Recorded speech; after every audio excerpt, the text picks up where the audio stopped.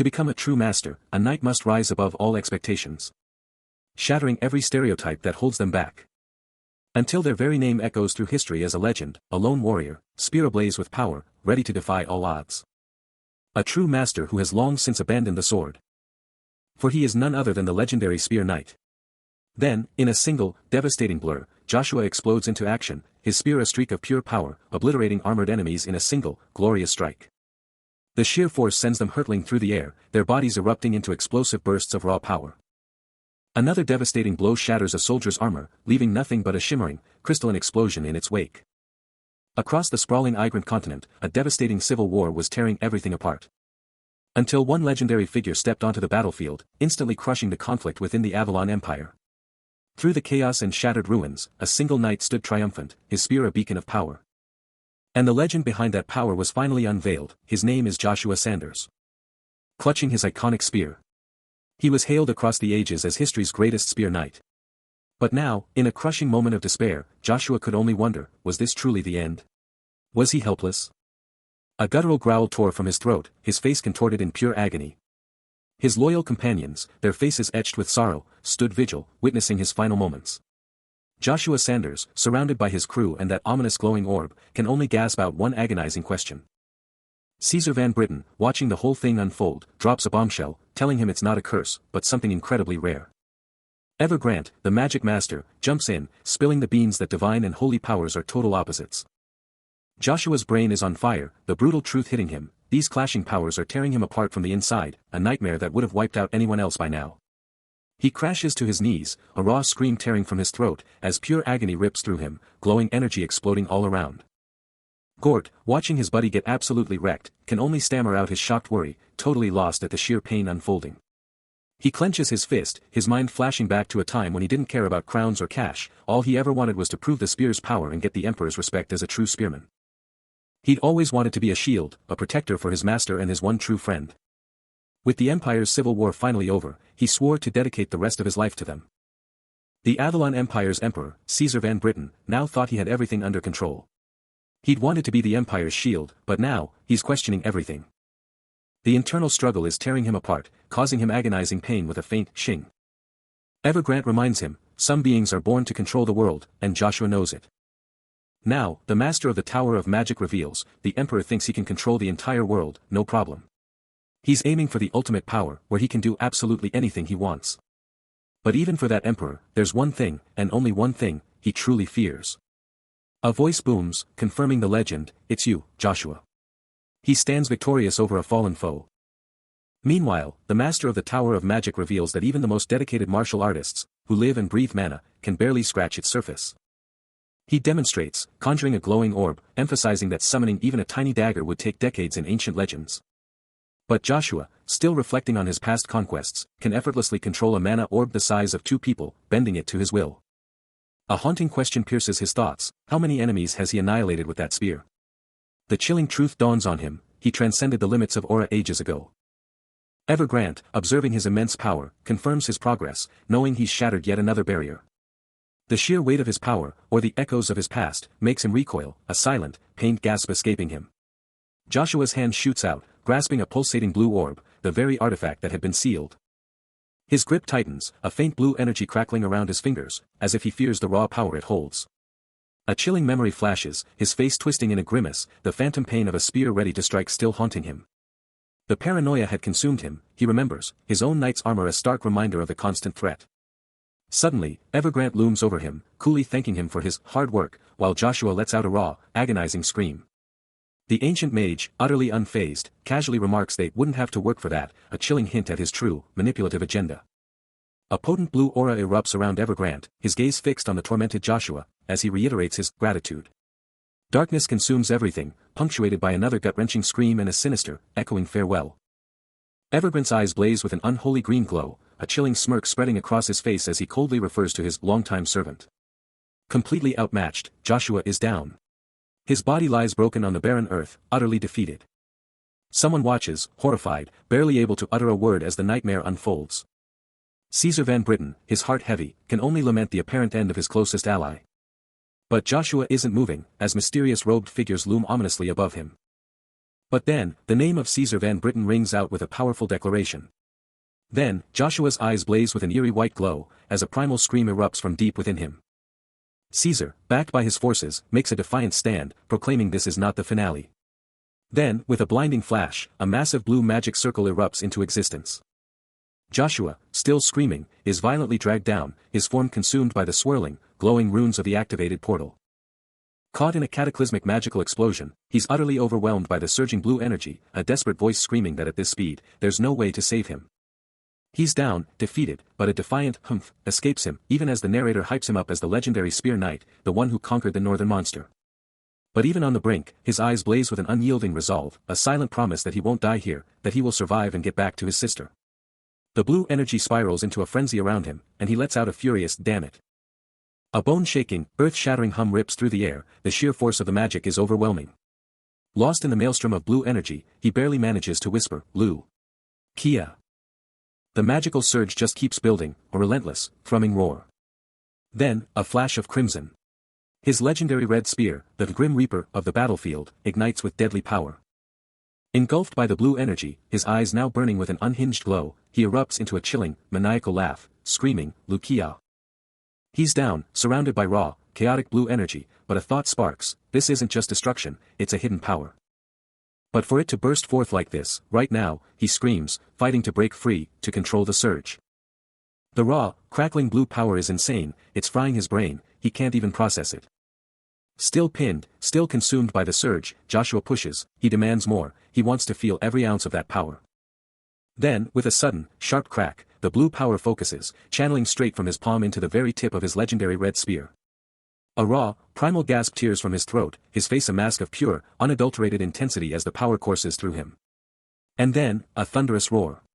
A colossal blue explosion rips from his body, tearing the earth apart.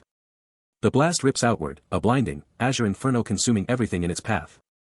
As the blinding blue finally fades, only the searing, crimson glow of his spear remains, pulsating with unleashed power. A vortex of raw blue energy, crackling with sinister orange rings, ripped through reality. While a blood-red moon glared down, a chilling omen for the Grand Duke of the Avalon Empire, the legendary Spear Knight. His name, Sanders, a whisper across desolate peaks. A chilling prophecy of an empty fate that dared to challenge his legendary status as the peerless Spear Knight.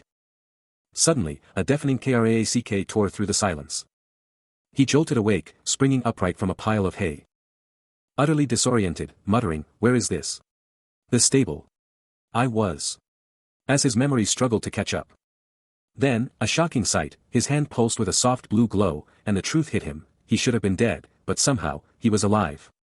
Joshua's eyes lock onto his hands, a jolt of confusion hitting him. What is happening to his body, and where is he? A sudden, sharp gasp rips from his throat, his eyes blowing wide in absolute shock. Desperate for answers, he bolts to a nearby well, staring into the murky water. His reflection confirms his worst fears, a completely different, younger face staring back. His mind reels. He's not just alive, he's younger. The truth slams into him, leaving him absolutely speechless. He stumbles back, a desperate "no" tearing from his lips as he stares out the window, a chilling memory sparking to life. This place, this exact spot, it's his old home. No doubt about it. The horrifying truth slams into him, he's been sent back to the past. A wicked smirk spreads across his face, a dark chuckle rumbling from his chest as he revels in this insane turn of events. This isn't just a second chance, it's a whole new game, and he's absolutely ecstatic. Purple energy crackles around him as he vows to confront Caesar Van Britten, declaring that this time, everything will be different. He's not just changing things, he's rewriting his entire destiny. Our hero, with his striking dark blue hair, is caught off guard, looking up in surprise. When a familiar voice snaps him out of it. He just scoffs, totally blowing off the other guy's worries about him still being here and telling him to head back to the duchy. His mind races to the knights, instantly knowing they're the Agnes Duchy's elite personal guard. But Lloyd's getting seriously fed up, complaining about all the monsters running wild and how his friend has zero protection. Joshua quickly reminds him that the mute guy can't help, and Lloyd has no choice but to agree. A flash of pure annoyance crosses Joshua's face, as he secretly wishes he could just get rid of Lloyd already. But Lloyd isn't backing down, still warning Joshua about the duchy finding out what he's up to, and what would happen if a certain name ever slipped out. He can't believe how recklessly everything went down, a past that still haunts him. His mind flashes back to his mother, Lucia, a vivid memory of her with fruit, his younger self right there. She was the Agnes Duchy's exclusive maid, and he was the illegitimate son. Born from the maid, he remembers those who took a twisted, vicarious pleasure in his very being. Even with Duke Agnes's help, the personal troops, knowing his noble lineage, savagely tormented him. As a child, he felt the brutal sting of their relentless cruelty. Those personal knights, standing right there, ready to take their revenge, a chilling thought that still echoes with Lloyd. Gort turns to Ralche, confessing he has this weird urge to see Lucia again, demanding agreement. Someone else presses Lloyd about the creatures, but he just brushes it off, telling them to chill out. Deep in a forgotten corner of the world, Gort and Ralche have cornered a young Joshua.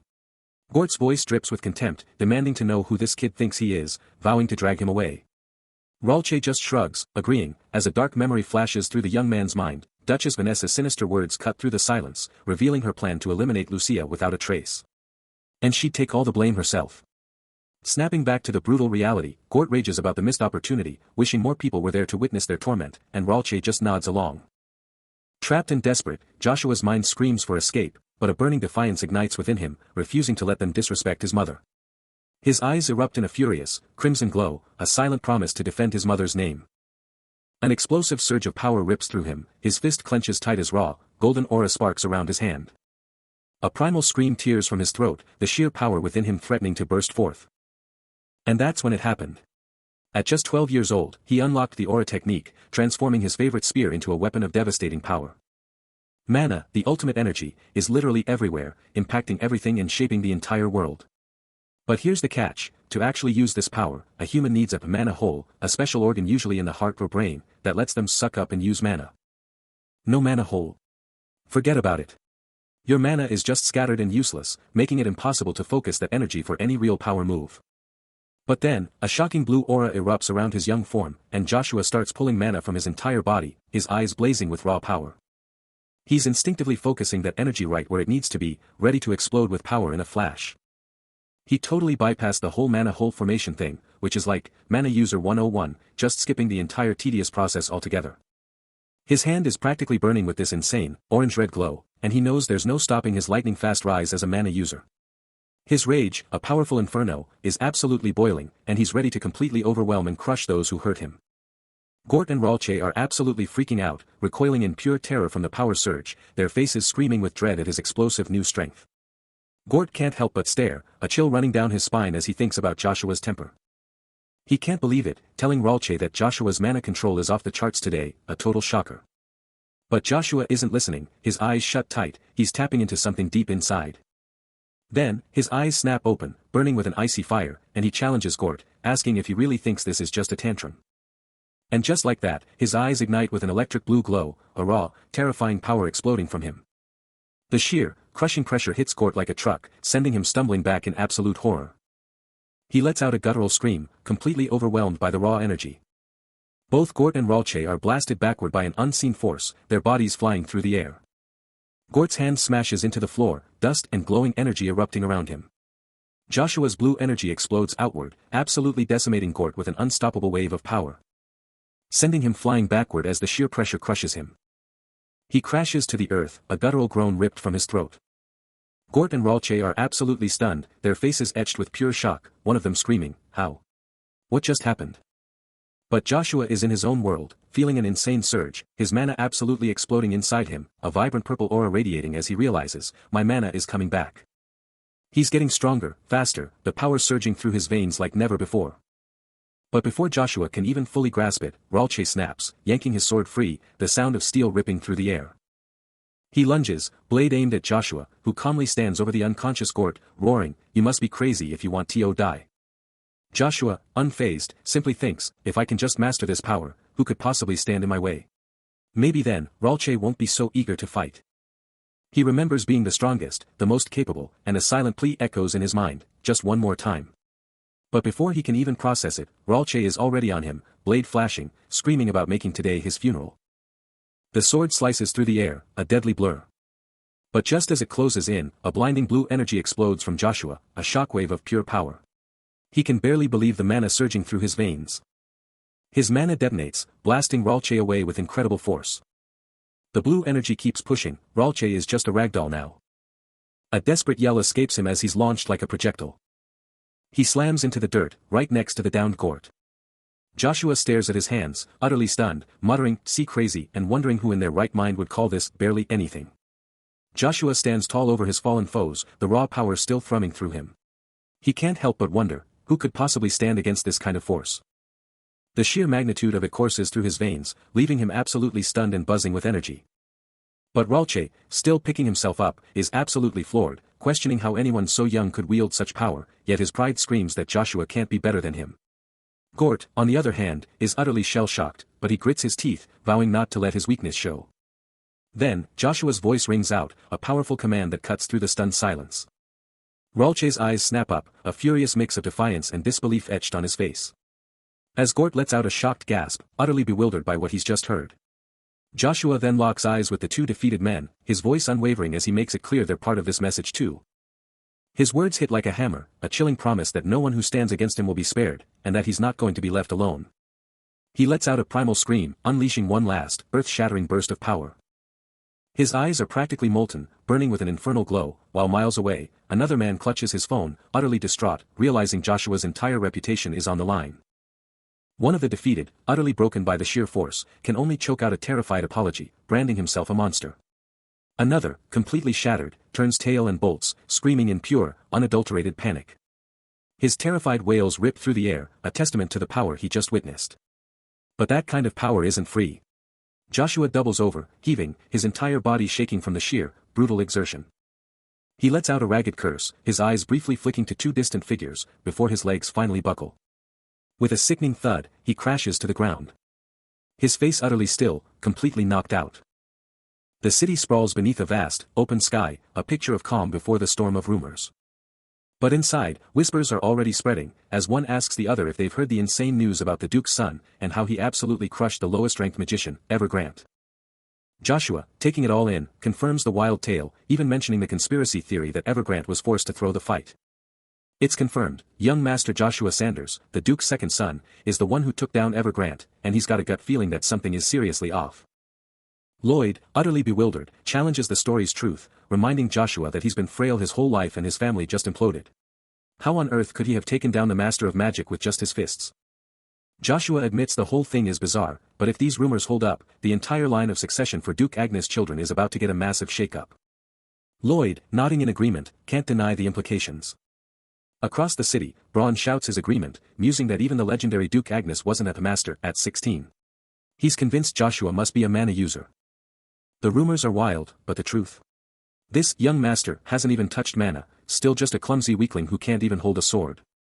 Back in the office, he's absolutely floored by the news, scoffing at the idea that the young Master could have taken down the Tower Master for succession. No way, it's impossible. Suddenly, a knock at the door snaps him out of it, and he demands to know if there's a report. The revelation hits him like a truck, his face contorting in pure shock. With eyes blazing, the attendant cuts him off, ordering him to tell the Duke that he has arrived. Joshua von Agnes is here. Joshua Sanders, the Duke's second son, is now kneeling before his father, in the lavish ducal office. The Duke, with a hard gaze, demands to know if these wild claims are actually true. Ralche, on his knees, spills the beans, confirming his identity and bowing down to Gort. Gort's jaw drops, utterly stunned, the 70th Battalion bombshell hitting him hard. Gort drops the bombshell on Duke Agnes, who's chilling on his bed, documents in hand. The Duke's mind is blown, the 70th Battalion, the one that took down Evergrant's crew, Chiffon. Joshua kneels, but the Duke's eyes are lasers, his voice like a whip as he confronts his own son. The Duke's question hangs like a guillotine, did Joshua really take down that entire battalion? No mercy in his gaze, the Duke demands answers, his disbelief practically screaming. He lays down the law, a chilling warning to Joshua, lie to him, and there will be hell to pay. Joshua locks eyes with his old man, no fear, no hesitation, declaring he's told nothing but the absolute truth. The Duke's still not buying it, demanding to know what chiffon even means, and Gort can only agree, this whole thing is just too wild to believe. Still reeling from the unbelievable report, he demands to know Joshua's exact age. Gort drops a bombshell, the young master is only 9 years old, yet he single-handedly crushed a battalion of over 200 of Chiffon's elite. The Duke, trying to rationalize, wonders if mana was involved. But Gort, visibly shaken, can only apologize for interrupting, vehemently declaring it utterly impossible. The Duke presses on, highlighting that no one in history has ever achieved such a feat at 9, proclaiming that an unprecedented genius has truly arrived. Gort counters, explaining that even a top-tier B-rank knight would struggle to imbue their bare hands with mana. With a thunderous slam of his hand, the Duke roars his disbelief. He simply cannot accept that a 9-year-old Joshua could have subjugated such a formidable force. A terrified Gort, sweating profusely, suggests a more logical explanation. Something else is at play, and the young master must have concocted some kind of deceitful scheme. The Duke's eyes blaze with terrifying red energy, a chilling warning echoing through the room. Anyone caught lying will face severe consequences, regardless of their status, as Gort frantically insists that everyone else corroborates the truth. The Duke, absolutely furious, spins on Gort, his voice like a whip, screaming for the real story. Gort, sweating bullets, swears he's told him everything, but the Duke just turns his back and walks off. Ralche, his loyal subordinate, is freaking out, asking how they can just leave Gort after he's been accused of lying to the Duke. The Duke keeps walking, absolutely certain that Joshua's story will expose the real truth. He's still reeling from the 70th Battalion's defeat, and he's not waiting around, he's going to see Joshua himself. Gort is still a nervous wreck, desperately hoping the Duke just wants to check the facts, not punish him. He declares he's going straight to the Duke's office, then immediately demands to know where Joshua is. Lloyd quickly confirms Joshua's location, saluting Gort as they all move out. The massive, empty halls of Duke Agnes's office stand ready for the confrontation. Caesar's jaw drops, a shocked gasp tearing from his throat. He corners a young man in the hall, furious about Joshua's presence, calling him a bastard. But the young man, with a chilling young master, throws the question right back at him.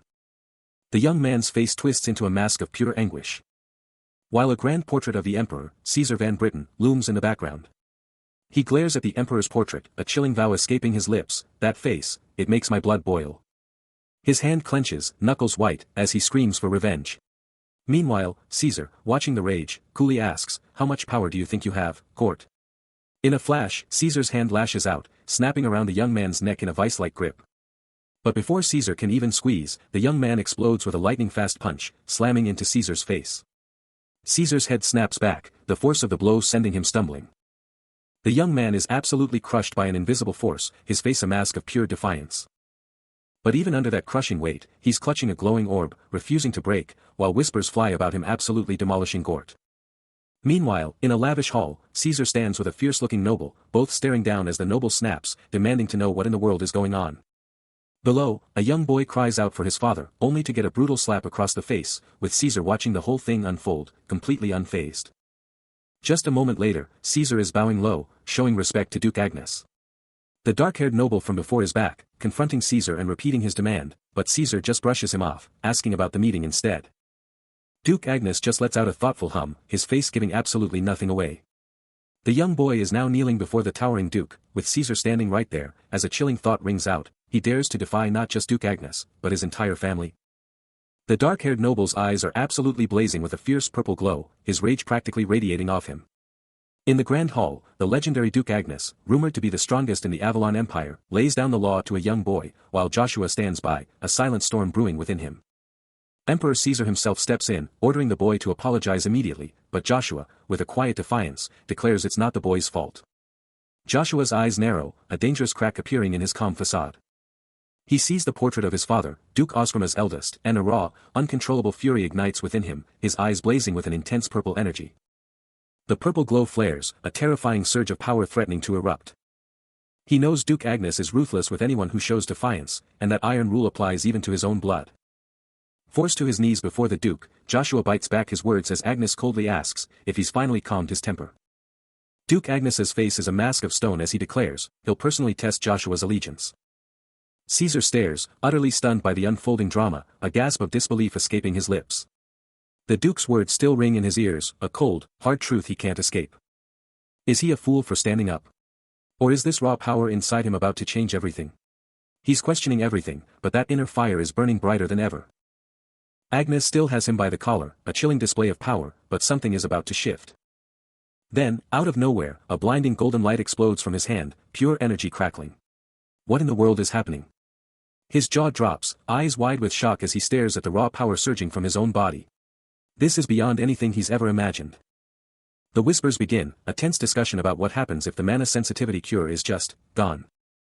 Lloyd, staring up at Duke Agnes, remembers hearing the guy was just a stable boy, and now he's asking if all of this can actually be fixed. Agnes's face tightens, grappling with the sheer absurdity of it all, barely able to articulate his disbelief. He holds up a tiny, complex gadget, eyes locked on it as he flatly states, "There's nothing." Lloyd watches, a mix of confusion and worry on his face, as Agnes keeps scrutinizing the thing. Lloyd confirms it, yeah, that's right. Later, Duke Agnes drops the bombshell to Emperor Caesar Van Britain, no mana detected in the guy. But the Emperor's response is chilling, he's never even seen him before. Then, out of nowhere, Joshua Sanders stands, hands blazing with a vibrant blue aura, announcing he can feel the mana, and even more intensely, he can feel him, leaving Duke Agnes absolutely floored. He's absolutely livid. How could this stable boy possibly wield mana? The very idea grates on his soul, amplified by the Duke's stunned realization, he can use mana. Agnes, ever the cautious one, attempts to calm the storm, pleading with his lord to drop the baseless claims. The Duke lays out the situation, revealing that whispers about the child's mana sensitivity are everywhere, but he insists most of them are totally off base.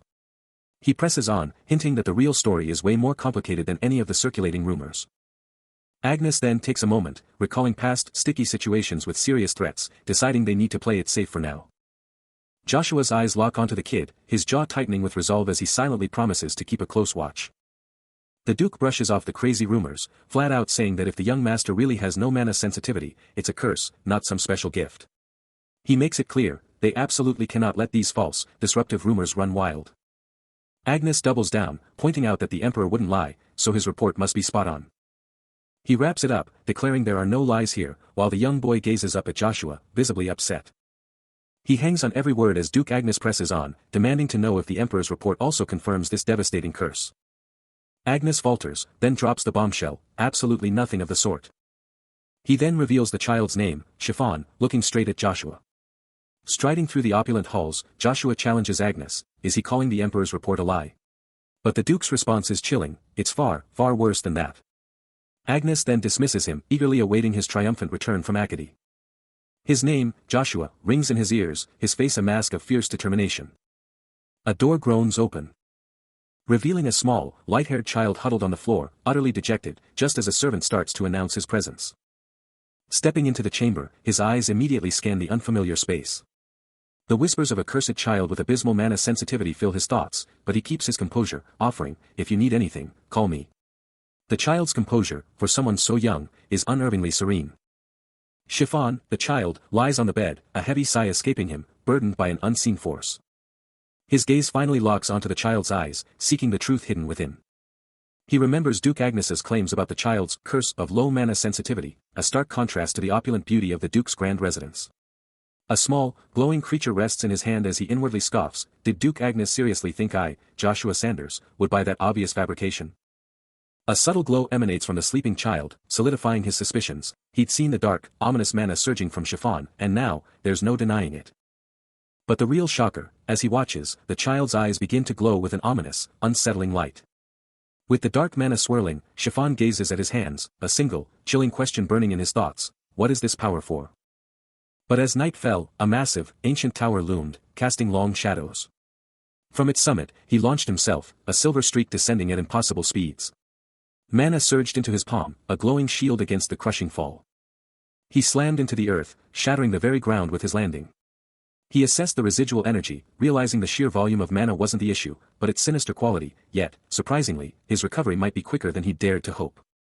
But pushing his limits, a raw cry tore from his throat as chaotic purple energy erupted around him. The corrupted energy within his mana core spiraled out of control, a terrifying, demonic surge threatening to consume him. Just as he was about to break, a tiny, radiant being, Lucia, materialized, siphoning off the destructive power with an ethereal, crimson light. A powerful, conflicting force rages within him, threatening to tear his very being apart. Meanwhile, outside the manor, Chiffon looks around nervously, wondering if he heard something, but the guards nearby are totally oblivious. The guards confirm they hear nothing, leaving Chiffon to his own unsettling thoughts. A sinister purple aura flares around the stable boy as he laughs to himself, believing the disturbance is just a sign of weak mana, and he's already plotting how to claim that power for his own. The manor stands silently in the distance. Before a sudden, violent tremor rips through it, shaking its very foundations with a deafening crack. Moments later, Chiffon is forcibly apprehended by two soldiers, pleading with them to let him go and demanding to know why they're doing this to him. As Lucia watches on, one of his captors questions his feigned ignorance, asking if he really doesn't understand the gravity of his actions. Joshua steps forward, spear in hand, his expression grim, declaring that Chiffon's actions have utterly ruined their reputation. Duke Agnes has Lucia in a vice-like grip, her struggles futile, as Lloyd and Gort maintain their iron hold on Chiffon. Then, with a brutal, unexpected shove, Lucia is sent flying, her body absorbing the shock. Lucia hits the ground, out cold, as the Duke looms over her, roaring, "I'm the Duke of Agnes. You think I'd let a stable boy trash my name?" But before he can unleash more fury, Joshua is there, clamping down on the Duke's arm, his voice cutting through the tension. "Silence, Duke Agnes." His eyes burning, he presses on, "How dare you touch the Agnes Duchy's exclusive maid? Especially with me right here." The Duke, absolutely livid, snarls back, "Don't you forget who you're talking to, Joshua. I'm the Duke of Agnes, and this manner is my responsibility." Joshua just holds his gaze, completely unfazed. Then, shifting his focus to the still restrained chiffon, he delivers a chilling command, "Why are we still here? If you're finished, get out." He just brushes it off, a subtle power surge in his hand, completely unfazed by the taunt. But before the Duke can even blink, he's already there, grabbing him by the collar, slamming the brakes on his arrogance. His own men, Lloyd and Gort, are instantly on him, begging for the Duke's freedom, but he's got the Duke locked down, not budging an inch. His eyes are practically blazing red now, showing just how serious he is. This isn't the same kid they remember. Then he turns to the kid, dropping a chilling warning, telling him his family name won't save him now. Lucia, nearby, is totally freaked out, her face a mask of worry, barely able to breathe his name. The Duke is still fighting his own guards, clinging to a desperate hope, believing they can still pull off a win. His face is twisted in pure fury as he screams, calling his rival a total coward. But it's all over. The Duke is down for the count as the stable boy makes his exit, leaving the victor to drop one last, bone-chilling order, calling for someone else to step up. He stands there, absolutely unbothered, just watching the kid. Joshua's eyes narrow, and he drops the hammer, "I told you to come out. This time, I'm sending you straight to hell." But the kid just throws his own words back at him, "I told you to come out." Suddenly, the kid's face twists in rage, spitting back, "What? What kind of trouble are you stirring up? No. How dare you?" Then, with a furious snarl, the kid just explodes forward, launching himself into the air with insane speed. Joshua's eyes widen just a fraction, a low growl escaping him, You dare." The kid's foot slams into Joshua's leg, and in that moment, his true name is revealed, Sir Knight Cain. But Joshua, the legendary Spear of the Empire and God of War, barely even flinches, his power on full display. And just like that, Cain is down, defeated, with Joshua standing tall over him. Joshua Sanders sizes up the kid, wondering if this is the infamous child of a concubine everyone's been talking about. He demands an answer, his stare intense. Cain holds his stance, radiating pure, unadulterated defiance. Then, with a burst of pure audacity, Cain spits out that any soldier without mana is just dead weight. But just as Cain runs his mouth, Joshua unleashes an insane, crushing force, a power so absolute that, by the Empire's own laws, it makes all those nameless nobodies, utterly irrelevant. The raw power slams into Cain, making him reel back, his face twisting in pure agony and disbelief. He clenches his fist, fighting against the crushing, undeniable power that's got him in its grip. Before Cain can even blink, Joshua's fist explodes forward with lightning speed. The hit sends the kid absolutely soaring across the room. Suddenly, a massive impact rips through the air, kicking off an insane showdown. Then, in a flash, Joshua Sanders goes all out, his spear a silver blur against the red trails of their insane clash. The opponent lets out a primal roar, launching a massive attack, but Joshua just shrugs it off. But before it can even land, he counters with a lightning-fast spear thrust, sending the knight reeling with pure, raw speed. The spear slams home with a deafening clang, sending sparks flying as metal meets metal. The opponent stumbles back, and Joshua just casually glances over his shoulder, hearing someone yell, "By Cain, wait." But without missing a beat, he unleashes another devastating strike, launching the knight clear across the room. The knight crashes down, totally defeated, and immediately starts begging, "I'm sorry. Please fork." Joshua's spear is a whirlwind of destruction, absolutely demolishing the knight. He's just too strong, forcing the armored foe to buckle and fall. Just as Joshua is about to finish it, a thunderous voice rips through the air, and a psychic shockwave blasts between them. Faster than thought, a golden-haired figure materializes, sword at Joshua's neck, delivering a lethal threat. Joshua is instantly on his knees, disarmed, as the man towers over him, a subordinate desperately trying to de-escalate, calling himself an immediate subordinate. The golden-haired man is absolutely livid, his eyes blazing with rage over the shame Joshua has brought. He's demanding answers, wanting to know who defied the duchy's orders, and especially his own. Joshua is utterly bewildered, as the man prepares for the big reveal. It's none other than Duke Agnes himself. A young stable boy, his face a mask of fury and disbelief, can't believe what he's hearing. Joshua Sanders, with an icy glare, makes it crystal clear he wants no loyalty from this lowly bastard, and he's absolutely banning him from ever becoming a knight or mage under his watch. A sharp click cuts through the tension, hammering home the absolute finality of his words. Joshua stands over the stable boy, who's now sprawled on the ground, offering a chilling "thank you for making things easy," as the boy can only gasp out a broken reply. Still reeling from the brutal takedown, the stable boy can only stare up in shock, wondering if this guy actually has mana. But even as he lies there, a defiant spark ignites inside him, a fierce belief that he'll crush these challenges and rise above every other soldier, even if he's missing one tiny piece of the puzzle. Joshua, his voice dripping with a chilling threat, swears he'll personally crush anyone who pulls a stunt like this again. The stable boy's jaw tightens, a silent, burning resolve hardening his face, the grinding sound of his teeth a raw echo of his inner storm. With a desperate, guttural cry, he scrambles up and bolts into the distance, leaving the whole nightmare behind him. Bruised and beaten, the stable boy lies motionless, a stark reminder of the brutal lesson just delivered. But he's not out. With a surge of inner strength, he pushes himself up, refusing to stay down. Joshua looms over him, his words cutting like a blade, scoffing at any defiance. Still, even Joshua can't help but wonder if this isn't the same weak child he once knew. The tension is palpable as the two lock eyes, one looking down in judgment, the other staring back with fierce determination. And then, a shocking blue light ignites in the boy's eyes, a silent, powerful declaration of his unbreakable will. Joshua, unfazed, simply challenges him, demanding to know what he intends to do. He lays down the law, decreeing that the boy can forge his own destiny, but only after a year of hard labor until he turns 15. And for that entire year, Joshua commands, the boy is to stay far, far away. He looks back, a haunting thought echoing, what if there's no future for him? He remembers being called eccentric. He remembers a figure, a woman, her back turned. "Mother," he cries, relief washing over him, asking, "You were safe, right?" She pulls him into a fierce embrace, a moment frozen in time. Even now, the memory burns bright, the warmth, the tears, the unspoken questions, as he wonders what she would say. The night sky looms, a silent witness over a lone building. But he's not just anyone. His eyes blaze with a soft blue light, a powerful aura swirling around him, a stark reminder of his unique nature. As he walks forward, a destiny intertwined with Joshua Sanders, the continent's greatest spear knight, awaiting him. Behold the majestic Agnes Duchy's mansion, a fortress of untold power. High above, a servant reports to a noble, chiffon's been delivered to the Duke's residence, straight from Court Rebekina's orders. The noble double-checks, is this really the Duke's place? The servant's answer is a resounding yes. Forget chiffon's struggles. Count Rebekina, a self-made man, rose to power through sheer grit, and he's got a secret connection to mana. But his daughter, Rebekina, is the real deal, a magic genius born with mana practically flowing through her veins. At only 9, she was already Class 2, effortlessly blasting monsters with a dazzling blue magical assault. Some are cursed with demon-infected mana, but Rebekina's got a secret mana that lets her control demonic power without turning evil. This power, this ability to control demon mana without corruption, is an insane, glowing blue gift, a true game-changer. And that, this incredible treasure, is why Count Rebekina is here, right at the Agnes Duchy's mansion. Walking alongside the Duke, Joshua can't help but remember the Duke's past, how he used to be annoyed by his constant hovering. But the Duke is clearly in his own head, muttering about how he's been on that throne for 2 decades, even before the official ceremony. A heavy sigh escapes him, his face etched with the burden of his past. Joshua's mind flashes to a portrait of Lady Charles, a ghost from the Duke's past, her regal image captured in gold.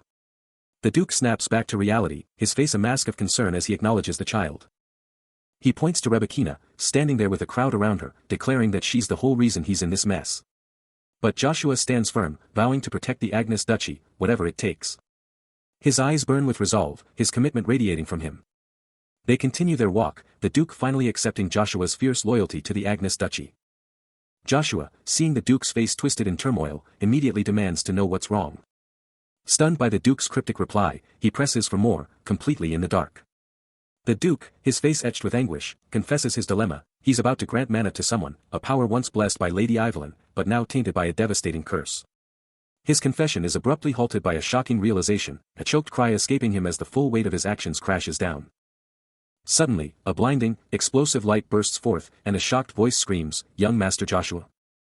And there, looking up with wide, innocent eyes, is a young boy, the very child at the heart of the Duke's agonizing decision. The view pulls back, revealing an awe-inspiring, ancient fortress, a colossal castle or temple dominating a landscape of brutal, towering mountains, a place of immense power and mystery. A furious voice erupts, seething with disbelief.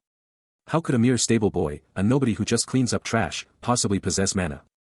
Duke Agnes's face twists in a raw, visceral shock, his mind screaming, he can use mana. He then tries to intervene, his words urgent, "My lord, you mustn't do such pointless." Joshua's hands claw at the sheer rock, muscles straining as he hauls himself up, loose stones scattering below. Gasping for air, he pushes higher, the ancient cliff face a secret, hidden gem north of the imperial capital. Finally reaching a hidden ledge, he pauses, a wave of nostalgia washing over him as he remembers escaping here in his youth to find peace. But as he moves deeper into the hidden crags, his steps falter, he's found something truly unexpected. He drops to his knees, eyes wide, staring at a small, radiant object in the grass. This is it, the legendary Luxel. His fingers brush the artifact and a subtle crackle of energy erupts, hinting at its immense power. Suddenly, a dazzling, intricate blue magic circle erupts from the ground, pulsing with raw, untamed power. The magic explodes, forming a colossal, shimmering blue sphere of light that hums with an ancient, overwhelming power, consuming everything. The artifact explodes with power, unleashing a massive blue magic circle that pulses with raw, untamed energy. And it just keeps growing, swallowing everything in its path with an intense, electric blue light. Then, out of nowhere, a colossal, ancient structure rises from the ground, a forgotten temple piercing the heavens. Joshua is just a speck in this newly revealed, epic landscape, a tiny figure facing an ancient, overwhelming mystery. Inside the temple, Joshua is just blown away by the sheer scale of the place, every crumbling archway screaming ancient power. But then, his gaze locks onto it, a legendary spear, chained to an altar, right in the temple's core. And a voice whispers, confirming the impossible, this spear, bound in chains, is the true origin of the power. The temple's main hall is just breathtaking, a silent monument to power beyond imagination. He plunges deeper into the ancient temple, his every step echoing with the weight of history against those intricately carved walls. He closes in on a central pedestal, only to find a simple, faintly glowing wooden stick, a total letdown compared to the legendary artifact he was expecting. "There is just a wooden stick instead of Luxel," he exclaims, utterly bewildered. The moment his hand brushes the unassuming object, a sudden, blinding flash explodes from it. He shouts, caught completely off guard. The light goes absolutely wild, engulfing him in a brilliant, pulsating aura, pure, raw energy coursing through his very being. His eyes snap wide open in pure shock, completely overwhelmed by the insane power flooding into him. The light around him explodes outwards, absolutely obliterating the ancient temple into a million pieces. He yells out in utter disbelief as his entire world dissolves, the ancient temple vanishing, replaced by an ethereal, blinding glow. He shouts, completely disoriented. Suddenly, he's standing alone in an infinite, pure white void, looking around, totally lost. "Where am I?" he demands, utterly confused. Then, a voice cuts through the stark emptiness, calling out, "Over here." Suddenly, he's in a blinding white void, and a mysterious voice booms, challenging his very existence. Totally disoriented, the voice then wonders if he's just some relic from the temple. But then, with a chilling declaration, the voice reveals its true identity, Luxel, the demonic god's own intent. Joshua's mind races, barely processing the name, demonic god's divine artifact, he thinks, as a fleeting image of Lucia, his constant companion in battle, crosses his thoughts, making him wonder where she could be. Luxel then drops another bombshell, questioning if its own form has somehow rewound through time with him, a thought that instantly transports Joshua's mind to his own past, to the days before he was a legend, when he was just a kid with big dreams. Then, a chilling question hangs heavy, as Luxel asks, "No time left?" Luxel lays it out cold, the mana in Joshua's body is fading fast, with only 30 days remaining, a brutal echo of his past as a struggling trainee knight, barely able to grasp the basics. The chilling words, "time limit is 30 days, reverberate, and a crack splinters across the void, a stark visual of the immense pressure, dragging his mind back to his days as a rookie knight, barely able to swing a sword. Then, it hits him, this whole mess is tied to the ancient spearman magic he was mastering, a power beyond comprehension. He understands this spear technique is his only path, the absolute bedrock for all his mana abilities. Across the Britain continent, every knight carried a spear, but despite their prevalence, spearmen were dismissed as utterly worthless. But his mana, it was different. He could channel raw magic directly into every devastating strike. While B-rank knights could barely conjure mana blades, the legendary A-rank was a private domain, a realm of true mastery. Even with spearman magic split into 8 formidable stages, he'd only clawed his way to stage 3 at that point. As a frail child, he was forced to learn the brutal magic of the spearman. But the real problem was. He flashes back to a moment when, in his current state, the future felt impossible to grasp. But then, a powerful voice cut through the doubt, promising him he'd be fine, that he could tap into mana with virtually no limits. His younger self's eyes practically popped out, utterly stunned by the sheer possibility. The mentor's voice, a relentless drumbeat, demanded constant, brutal self-improvement. He was promised he could achieve anything, but warned never to forget the sacred oath. So he pushed. straining every muscle, a raw, primal scream tearing from his throat. The mentor's ultimate vow fueled his ascent, reached the peak, and all his power would be his. The flashback shatters, and Joshua is back, standing on the broken bridge, utterly alone in the cosmic abyss. He clenches his jaw, a fierce determination burning in his crimson eyes. With a powerful grunt, he channels his energy, unleashing a thunderous cry, Lukia. His spear ignites with an ethereal blue light, obliterating a massive, shadowy bird-like construct.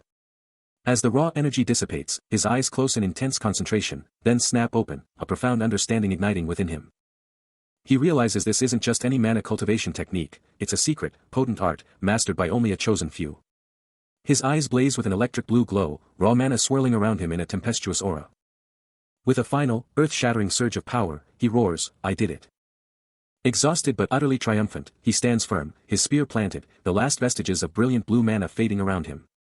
This is the Magic Spearmanship Stage 1, first form, now fully unleashed. The training was brutal, but he pushed through, channeling his raw power, forcing every ounce of mana into one explosive point. The energy crackled, primed and ready to unleash a devastating, piercing burst. Then, with a primal roar, Joshua lunged. His spear became a beacon of raw power, a vortex of blue mana ripping through the air. He was a blue streak, a force of nature tearing through the void. And then, boom! The spear detonated in a cataclysmic burst of mana, shattering the very air around him. The dust settled, revealing Joshua, his gaze sharp and unwavering, a silent vow echoing in his mind. This was just the start, and he'd train until he crushed everything Caesar had ever thrown at him. But as Joshua pushed his limits, the world kept turning. Elsewhere, a new stage was set, in the lavish Agnes Duchy's guest reception room. The massive dining hall gleamed, every detail perfect, as a sharp-eyed, older man surveyed the silent room. The Duke of Agnes, a figure of imposing presence, sweeps through his lavish halls, his attendant a silent shadow. He stops, a low HM, escaping him as he surveys a magnificent artwork, his mind already calculating the unusual quietness of his domain. Suddenly, a fiery red-haired woman, Chion, drops into a deep bow, her voice ringing out a formal greeting, but the Duke's response is a cutting question, demanding to know why she's so late. She offers a smooth apology, claiming excessive caution, yet the Duke's inner monologue seethes with suspicion, even as Chion declares her joy at their long-awaited reunion. His thoughts flash back to a past invitation, a distinguished guest, a polite exchange, a moment of calculated pleasantries. A hard glint enters his eyes, his internal verdict on the matter clear and unwavering. Chion's voice, now sharper, challenges him directly, asking if he had fun in her absence, but he counters with feigned worry, questioning her audacity. A slow, knowing realization dawns on him, his thoughts solidifying into a profound doubt about her trustworthiness. Her anger finally erupts, her accusations flying, tearing into his character and demanding to know her true intentions. She just keeps digging, hitting him where it hurts. The Duke's mind is racing, this low-level punk. He's just a stable boy, a nobody. His teeth grind with fury, barely contained, as she drops another bombshell, he can use mana. A beat of pure shock, then a low, almost mocking, goodness. Slips out. But he snaps back fast, throwing out a quick apology. My bad, Chion. Totally forgot you were even here. He eyes her, this Jocelyn Jean Rebecca, sitting there all prim and proper, but his mind is already spinning, what kind of chaos is she cooking up now? A mysterious blue-haired lady makes a dramatic entrance, bowing with an air of quiet intensity. Her arrival instantly sparks tension, as Chion and Duke Agnes lock eyes, clearly wondering what this unexpected visit could mean. Sensing the unease, the blue-haired lady probes their troubled expressions, then it hits her, the insane rumors about Duke Agnes's child taking down 3 centurions. Chion, absolutely buzzing with excitement, can't hold back and demands to know if the unbelievable story is actually true. But Duke Agnes is not having it, his face darkening as he shuts Chion down, ordering her to keep quiet. A visceral, BA dump rips through the air, revealing the Duke's explosive inner turmoil. The blue-haired lady tries to cool things down, warning Chion that spreading wild, unconfirmed rumors is a dangerous game. But Chion is relentless, openly challenging the impossible feat. How could the Duke's daughter, missing an arm, possibly defeat 3 centurions? Chion just can't let it go, her disbelief palpable as she presses on about the Duke's kid. But Joshua, overhearing her dismissive words, is absolutely seething, mentally tearing down her arrogance. Trying to shut down the drama, Duke Agnes pivots, demanding Joshua back him up and squash these wild tales. The Duke lays down the law, reminding Joshua that their family's name is everything in this empire, and one wrong move could shatter it all. Joshua gets it, the weight of his father's words hitting hard, and he just gives a silent nod. The Duke keeps pushing, stressing that Joshua's still a kid, not even a knight yet, so these rumors are hitting him extra hard. Then, the Duke drops a bombshell about Joshua's future, asking if his raw talent is actually holding him back from becoming truly great before he even hits the capital. Joshua confirms the rumors are everywhere, he's heard them too. The Duke, thinking fast, comes up with a plan, a public showdown where Joshua can absolutely dominate a night and shut everyone up. His eyes locked on Joshua, the Duke declares, just compete and end this ridiculous talk. Cheon, still reeling from the whispers of Joshua's power, can't help but wonder if he's truly as strong as they say, speculating that the Duke must be hiding him for some embarrassing reason. Joshua, catching her skeptical gaze, coolly retorts that she'd be utterly disappointed if she ever saw his true power up close. Meanwhile, the Duke turns to Joshua, acknowledging a report he'd received, but pointedly noting it contained no mention of any confusion surrounding him. Joshua, a confident smirk playing on his lips, boldly declares that the report is nothing but the absolute truth. But Cheon isn't buying it, her eyes narrowing as she presses, then who is this man? He's not the Joshua I was told about. They must be hiding him, perhaps he's even a lady of the Duke's. That last comment shatters Joshua's calm, his face twisting into a furious snarl as he explodes, what? These bastards. His fury ignites, absolutely unwilling to let such an outrageous insult to Lady Vanessa stand. He quickly corrects the assumption, realizing the Duke's words were about Lady Lucia, not Vanessa. Cheon gasps in shock, and the Duke drops a bombshell, Lucia is his broken wife. Then, the Duke makes his outrageous demand, telling Joshua to ignore her past and take her as a concubine. Joshua immediately shuts him down, asserting that Lady Lucia is a respected figure, not some pawn to be traded. His face contorts in fury as he continues, calling the Duke's actions a blatant insult and a total disgrace. With fierce determination, he declares that if his stand is a disgrace, then he'll embrace it fully. Joshua turns to walk away, but the Duke warns him of a price, and he coolly retorts, name it, Duke. The Duke's voice booms, declaring a spar between Cain and the young knight Joshua, a direct challenge thrown down. Joshua's eyes practically pop out, as he shouts, excuse me. Still reeling from the Duke's audacious proposal, he can't believe the sheer disrespect, thinking of the insult to Lady Lucia, a stable boy who cleans up crap all day. But the Duke? He's totally unfazed, just keeps talking like Joshua's defiance is nothing. Joshua's jaw clenches, pure rage boiling just beneath the surface. He absolutely refuses to be treated like some insignificant pebble to be kicked around. The Duke's face actually changes, a flicker of shock at Joshua's sheer, unyielding will. Then, out of nowhere, Cain steps up, his eyes blazing with electric blue mana, and the Duke can't believe it. He can use mana. Joshua stares him down, his resolve turning to solid steel. The shocking truth about Cain is laid bare, inject mana into him, and it becomes a deadly curse, a poison that will kill him in 10 days. Joshua instantly grasps the brutal reality, seeing the Duke's twisted game for exactly what it is. Joshua, reeling from the Duke's twisted game, throws down the gauntlet, demanding to know if the Duke himself plans to face him. He lets out a dismissive scoff, practically daring the Duke, calling out his intentions with a sneer. His inner monologue screams defiance, recalling his past life as the ultimate spear knight and swordsman, declaring he has no business fighting the Duke, his destiny is to be king. Then, a bold challenge, if the Duke wants a test, he should face him with his own blade, man to man. But the Duke just brushes off the challenge, coolly ordering the two young men, Joshua and Cain, to formally introduce themselves. The young boy, Cain, gives a quiet, respectful bow.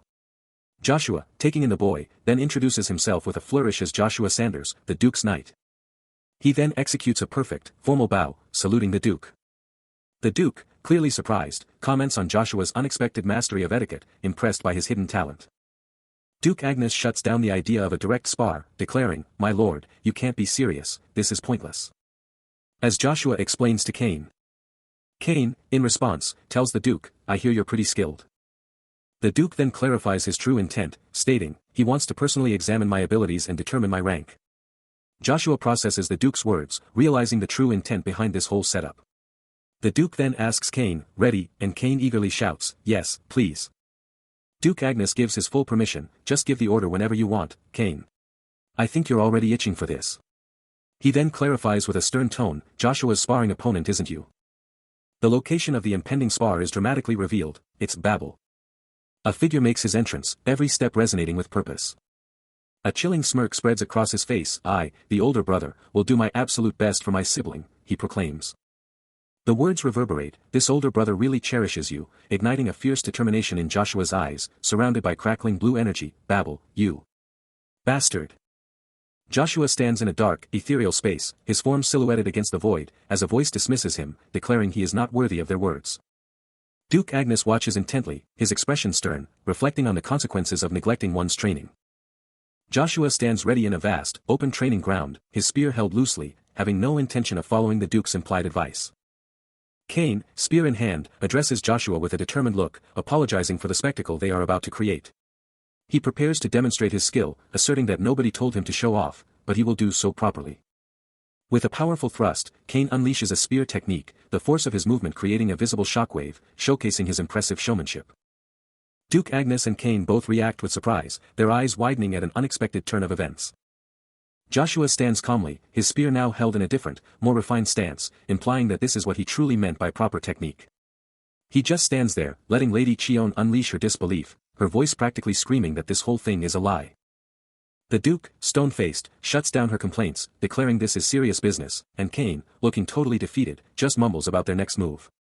Then, the Duke locks eyes with Joshua, demanding to know, is he absolutely sure about this? Joshua's eyes burn with fierce determination. Leaving the Duke to stew in silent contemplation, a heavy pause hanging in the air. Finally, the Duke gives the nod, telling them to grab their seats, and Joshua gives a quick, got it. But before anything else, the Duke lays down the law, a strict order, no mana for babble. Cain, though, just brushes off the warning with a cocky grin, telling the Duke not to sweat it. While all this goes down, Earl Joshua watches it all, his true thoughts locked away. Standing ready, he's hit with a verbal jab as Cain, with a sneer, writes him off as just a stable boy, totally useless and out of his league.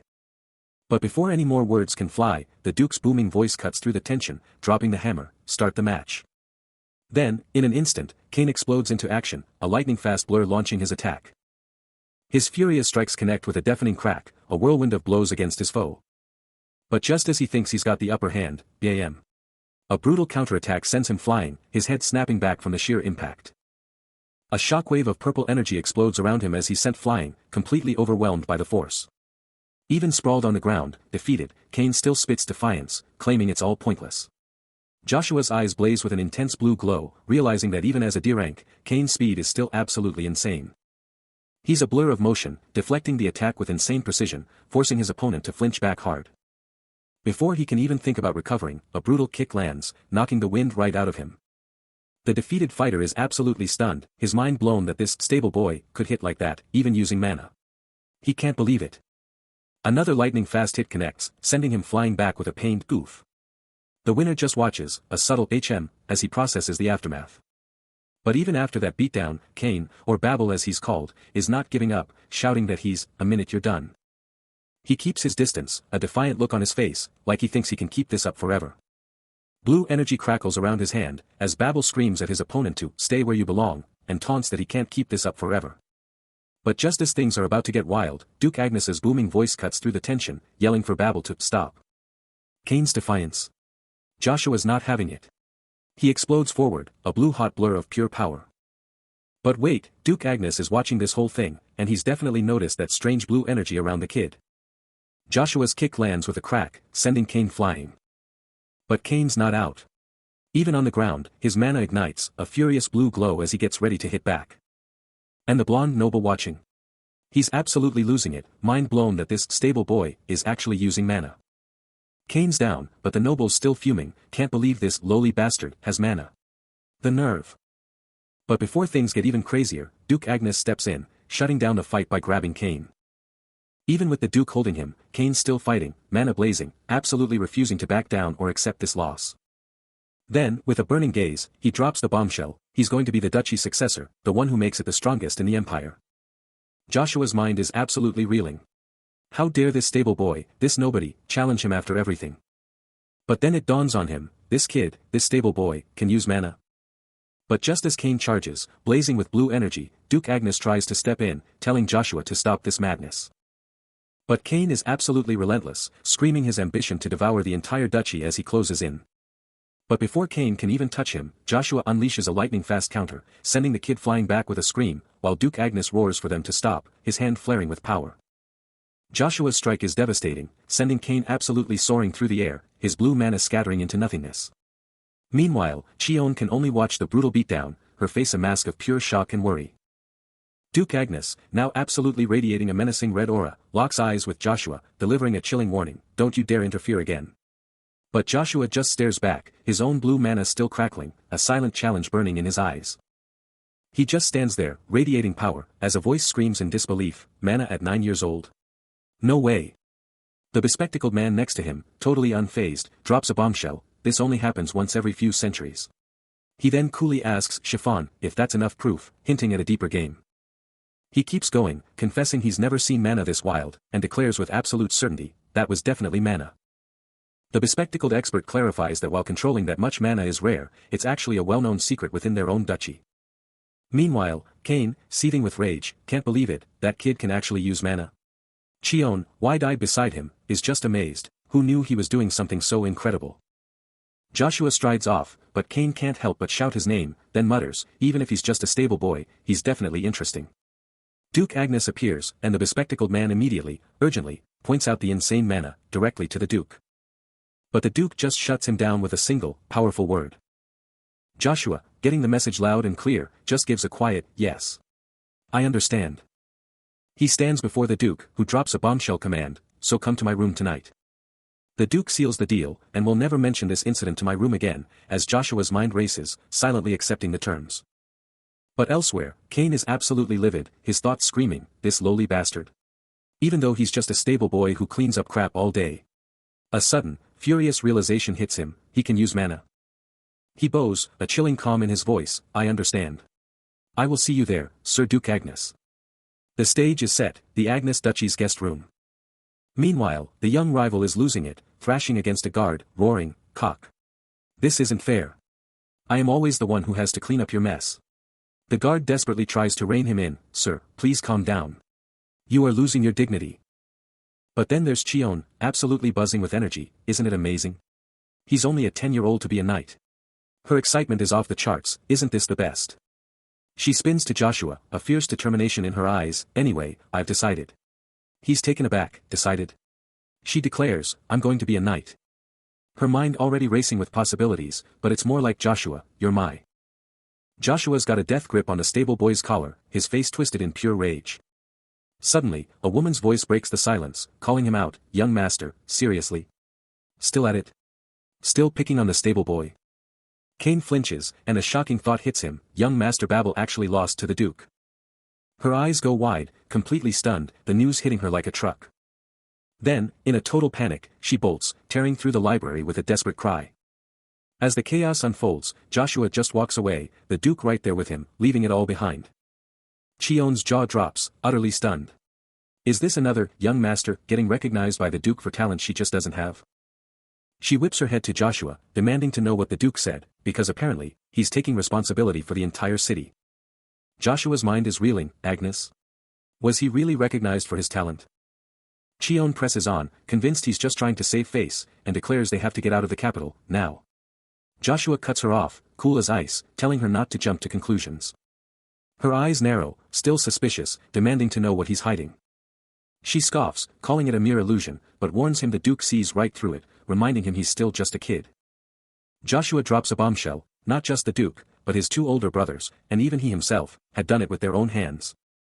Elsewhere, Kane is deep in thought, muttering that even without mana, he still made his own mana. Is this a test? A flash of Joshua in his battle gear. Meanwhile, Kane burns with a fierce resolve, vowing to shatter the image of a mere stable boy. Gazing into the cosmic expanse, Joshua processes the bombshell revelation, a chilling, is that so, his only response. Across the way, Cheon's gaze is fixed, her face a canvas of worry and dread. Still reeling, Kane agonizes over his decision, wondering if he botched the test by not calling his uncle, a pivotal moment heralding the young master's return. Joshua's hand shoots out, a surge of power glowing from his gauntlet, grasping at the unknown. Kane's eyes snap up, a flicker of recognition, it's Joshua, he exclaims, beckoning him in. Duke Agnes pivots, his eyes like daggers, just as Kane enters the opulent hall. The young boy drops into a deep, respectful bow, formally greeting the Duke. But the Duke's gaze is piercing, laced with suspicion, as he challenges the boy, who are you? The Duke's challenge hangs heavy, but the young man's response is swift and shocking. Dropping to one knee, he declares, I am Joshua von Agnes. A guttural rumbles from the Duke, his thoughts a whirlwind of shock. This stable boy, this nobody, claims to use mana. His eyes hold firm, a silent challenge, as if to say, a lot has changed since you last saw me. Staring up at the Duke, he cuts straight to the chase. Do you hate me? The Duke's stern facade cracks just a bit as he retorts, hate you? No. But with the royal castle watching, you can't expect me to just roll over. Ignoring the political maneuvering, he pushes forward, I have one request. A flicker of surprise crosses the Duke's face, as he demands, what is it? His mind races, connecting the dots, realizing, unheard of. A fake scent wouldn't fool anyone in the royal court. But the Duke isn't buying it. He just nods, confirming his resolve. The kid lays it out, I've got things to verify. Agnes's face twists. He keeps going, dropping another bombshell, he can't let the Duke go. Then he drops the bomb, if he could shut down the Duke's mana. The Duke's gaze turns to steel. Finally, the Duke cuts to the chase, are you threatening my son, Joshua? The Duke's eyes bore into him, but the young man stood firm, boldly stating he expected more from the legendary Duke. But the Duke's patience was wearing thin, a silent question burning in his mind, what fresh absurdity was this kid about to drop? Joshua, however, was already one step ahead, practically reading the Duke's mind. And then, the bombshell, he wanted to go to the academy. The Royal Academy, a 5-year grind for noble kids, starting at 10 and finishing at 15. But if you were a prodigy like Babel, you could fast-track it. The whole system was set up to funnel noble kids through, securing their loyalty. It was all about locking in noble loyalty and snatching up the best and brightest for the empire. But wait, he wanted to go to the academy? As a student? The Duke's mind reeled. Joshua, though, saw the bigger picture, a golden ticket to level up, to escape the suffocating influence of a great Duke, but there was a catch. Duke Agnes brushes off Joshua's worries, claiming everything's chill, but Joshua's not buying it, questioning the Duke's laid-back vibe. The Duke keeps going, dropping the truth bomb that even if Joshua's a sword master, he's still got a ton to learn. Joshua then points to a weapon rack, making his pick crystal clear. Agnes is totally shocked, asking, spears. A voiceover reveals he thought Joshua would pick a sword, the Duke's family weapon, but nope, it's a spear. With a fierce grind, Joshua kicks off his training, a sick blue aura exploding around him as he moves at insane speeds, his spear a total blur. The Duke's eyes can barely keep up, watching him, muttering how impossible it is to even see the guy. Joshua keeps up the non-stop grind, and the Duke feels like ages have flown by, totally mesmerized by the raw power. With blazing blue eyes and pure fire in his soul, Joshua screams that he'll obliterate anyone who dares cross him, with nothing but his spear. He doubles down on his loyalty, vowing that even if his enemies are the legendary 9 greats, he's still his lord's man. The Duke, stunned by the raw power, warns of destruction, but Joshua, absolutely fearless, dares him to witness the spear's true might. The Duke's eyes snap open, the sheer audacity of the challenge hitting him. His gaze hardening, he announces a test for the young warrior, because Agnes is no ordinary man. One of the legendary 9 stars. Joshua, with a confident smirk, knows this is his chance. In a tense meeting, Joshua boldly asks for aid, but the Duke, with Cheon watching, lays down a condition, and Joshua is all in. The Duke spells it out, pass his brutal test, and the spear is yours. He repeats the deal, success in the trial means the spear is his. And get this, the Duke sweetens the pot, he'll even grant Joshua's request. Joshua, a glint in his eye, drops his own bombshell condition, the Duke must accept his commands. He just nods, a confident smirk playing on his lips, fully understanding the weight of his words. No way he's backing down now. He's got zero intention of holding back his true power. Mana pulses, a soft, ethereal glow building with raw power. The energy solidifies into a shimmering orb, but Cheon's voice slices through the tension, warning the Duke against this pointless display. Duke Agnes just gives a curt nod, but young Kane steps forward, warmly greeting his uncle and checking in on him. The Duke, ever composed, reassures Kane he's doing great and welcomes him to stay. But Cheon? She's not having it. She calls out Joshua's impudent attitude, openly challenging his disrespect towards the Duke. Beneath that annoyed facade, Cheon's got a secret motive, she's planning to hit her uncle up for a favor. A mysterious, glowing device hums with a low, grinding sound, hinting at something powerful. Suddenly, young Joshua steps through a massive doorway, his every footstep echoing in the silence. He's now in a massive, dimly lit chamber, where glowing lines pulse with raw energy across metallic walls. His eyes widen slightly, as he thinks about the legendary Spear Knight, a true powerhouse. But then, a voice cuts through the silence, and he turns to face a blonde-haired man who's clearly got something to say. The blonde man stands directly before him, a challenging glint in his eyes, while another mysterious figure watches from the shadows. Joshua listens, hanging on every word the blonde man says. A fierce, almost desperate intensity radiates from the blonde man, his aura flaring with a vibrant purple, as he practically screams for another battle. The mysterious blue energy pulses, radiating an immense power. This feels like a mission for battle, a challenge never before encountered. He looks directly into the glowing abyss, a confident smile gracing his lips as he asks, "Are you confident?" Far away, the grand spires of the Avalon Empire's imperial palace rise majestically, a testament to its power and history. Within its opulent halls, a golden dragon statue stands guard, as a low, knowing chuckle echoes through the chamber, "Kohahaha." A figure kneels before a grand throne, asking, "So, it is all true?" The blonde knight, his expression stern, continues, "Another child born with the blood of a great hero has become a star." He speaks of the Avalon Emperor's imperial knight, Sir Kane, who has appeared from the Avalon Empire again. Kane confirms, "Yes, that is correct," as Duke Agnes listens intently from his throne. Joshua's face twists, a chilling realization dawning on him as he grapples with the shocking revelation, that is, it is not my child. Back in the imperial palace, Duke Agnes explodes with disbelief, his voice cutting through the silence. "What? An illegitimate child?" Sir Kane presses on, dropping the bombshell details of the child's scandalous origins. "They say that he is the child of the Duke's maid at the Duke's." A thunderous impact reverberates as the Duke's hand slams down, his fury palpable. He fiercely defends the true princes, proclaiming them the treasures of the Empire, while Kane's eyes gleam with an unsettling curiosity. "I'm really curious." Agnes vehemently rejects the idea that they are merely treasures of the world, his defiance absolute. "No." The Duke then unleashes a torrent of words about his own brutal, battle-hardened standards, declaring, "He's a man of battle forged." Kane reveals the Emperor's intense focus on the princes, stating, "The Emperor is valuing them highly." He continues, highlighting the current prince's formidable talents, explaining that the Emperor's impossibly high bar comes from his own destiny as a true master, concluding that his standards are extremely high. The revelation of the illegitimate child hits hard, sending Joshua's thoughts into overdrive, the sheer weight of it almost too much to bear. Sir Kane, ever the astute observer, sizes up the Duke, thinking there's no way a simple kid's words could shake someone so powerful. Then, dropping a bombshell on the kneeling Duke Agnes, Sir Kane reveals the shocking truth: this child is rumored to be the Emperor's own illegitimate son. And the kicker. Joshua hears, this powerful, illegitimate heir is just 9 years old. Sir Kane confesses the rumors have been swirling for ages, but even he's floored, calling it absolutely impossible and unbelievable. The Duke, still on his knees, confirms he's only there because Sir Kane demanded it. Joshua's mind races, realizing the child's immense potential, that he could be the only one capable of reaching the legendary status of a great hero. Sir Kane elaborates, revealing the child has been this powerful since birth, since the tender age of 9, a fact so chilling it gives him goosebumps. Sir Kane then questions if the Emperor himself will even be able to personally test the child, considering the Emperor's legendary, impossibly high standards. He presses on, stressing the urgency of the matter and his own eagerness to take charge. But the Duke, still kneeling, can only lament his inability to act, trapped by the Emperor's ironclad decree that forbids him from taking this chance.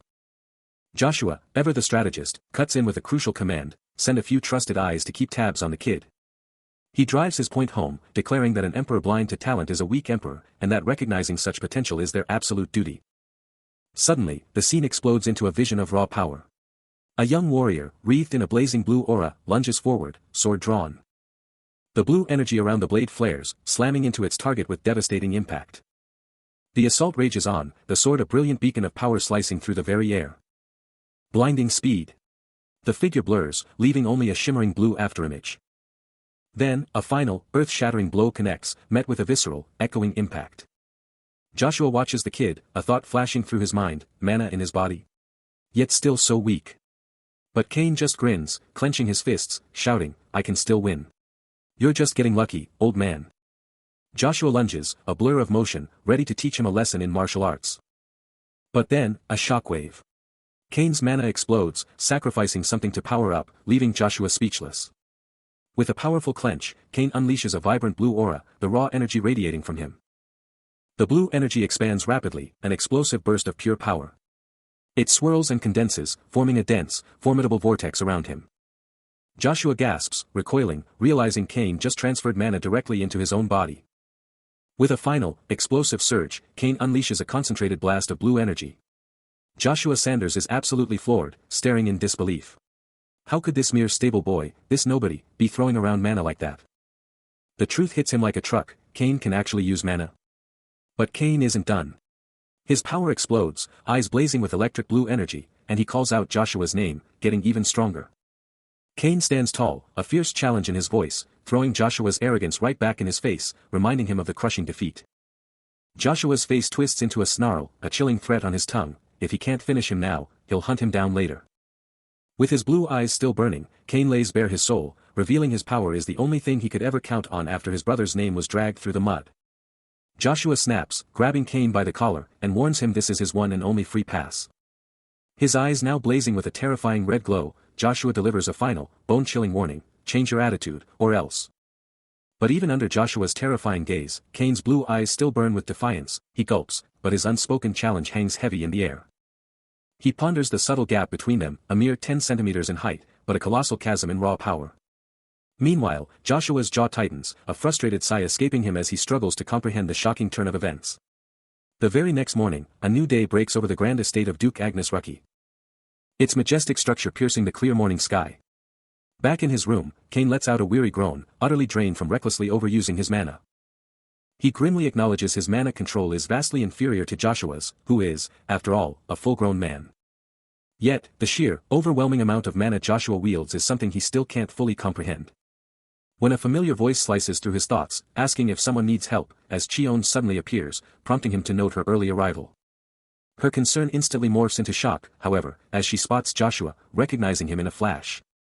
A mysterious figure, back turned, drops a bombshell, I'm Cain. I'm the one who came from the fronts. The fiery-haired woman, Cheon, can't hide her shock, muttering, I hear you're here because you're injured, but I can't believe you're so young. Noticing his intense gaze, she presses, you got a lot on your mind. Let's talk.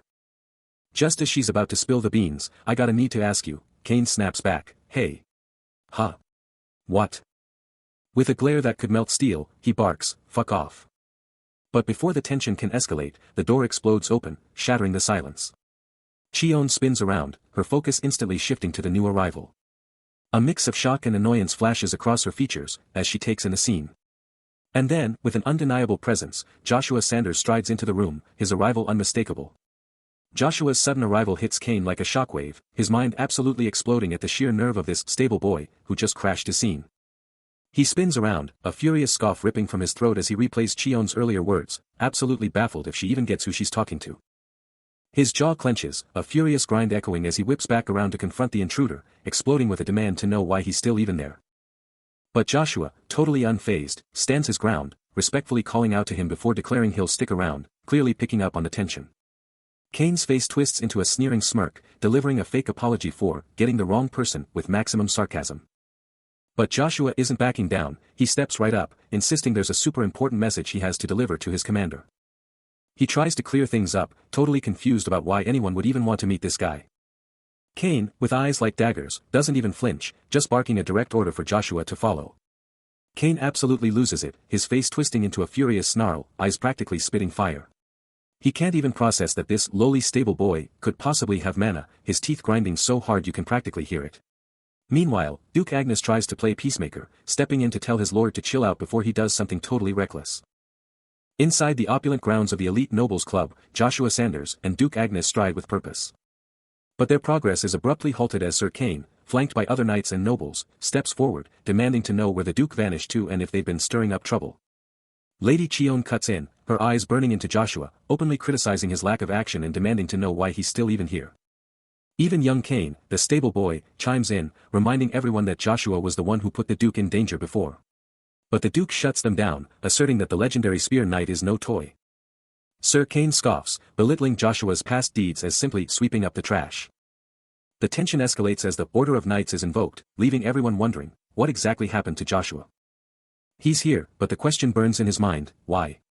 What's the real reason he's been brought to this place? Walking with Cain, the young prodigy, he makes his presence known, announcing his arrival for the day's intense training.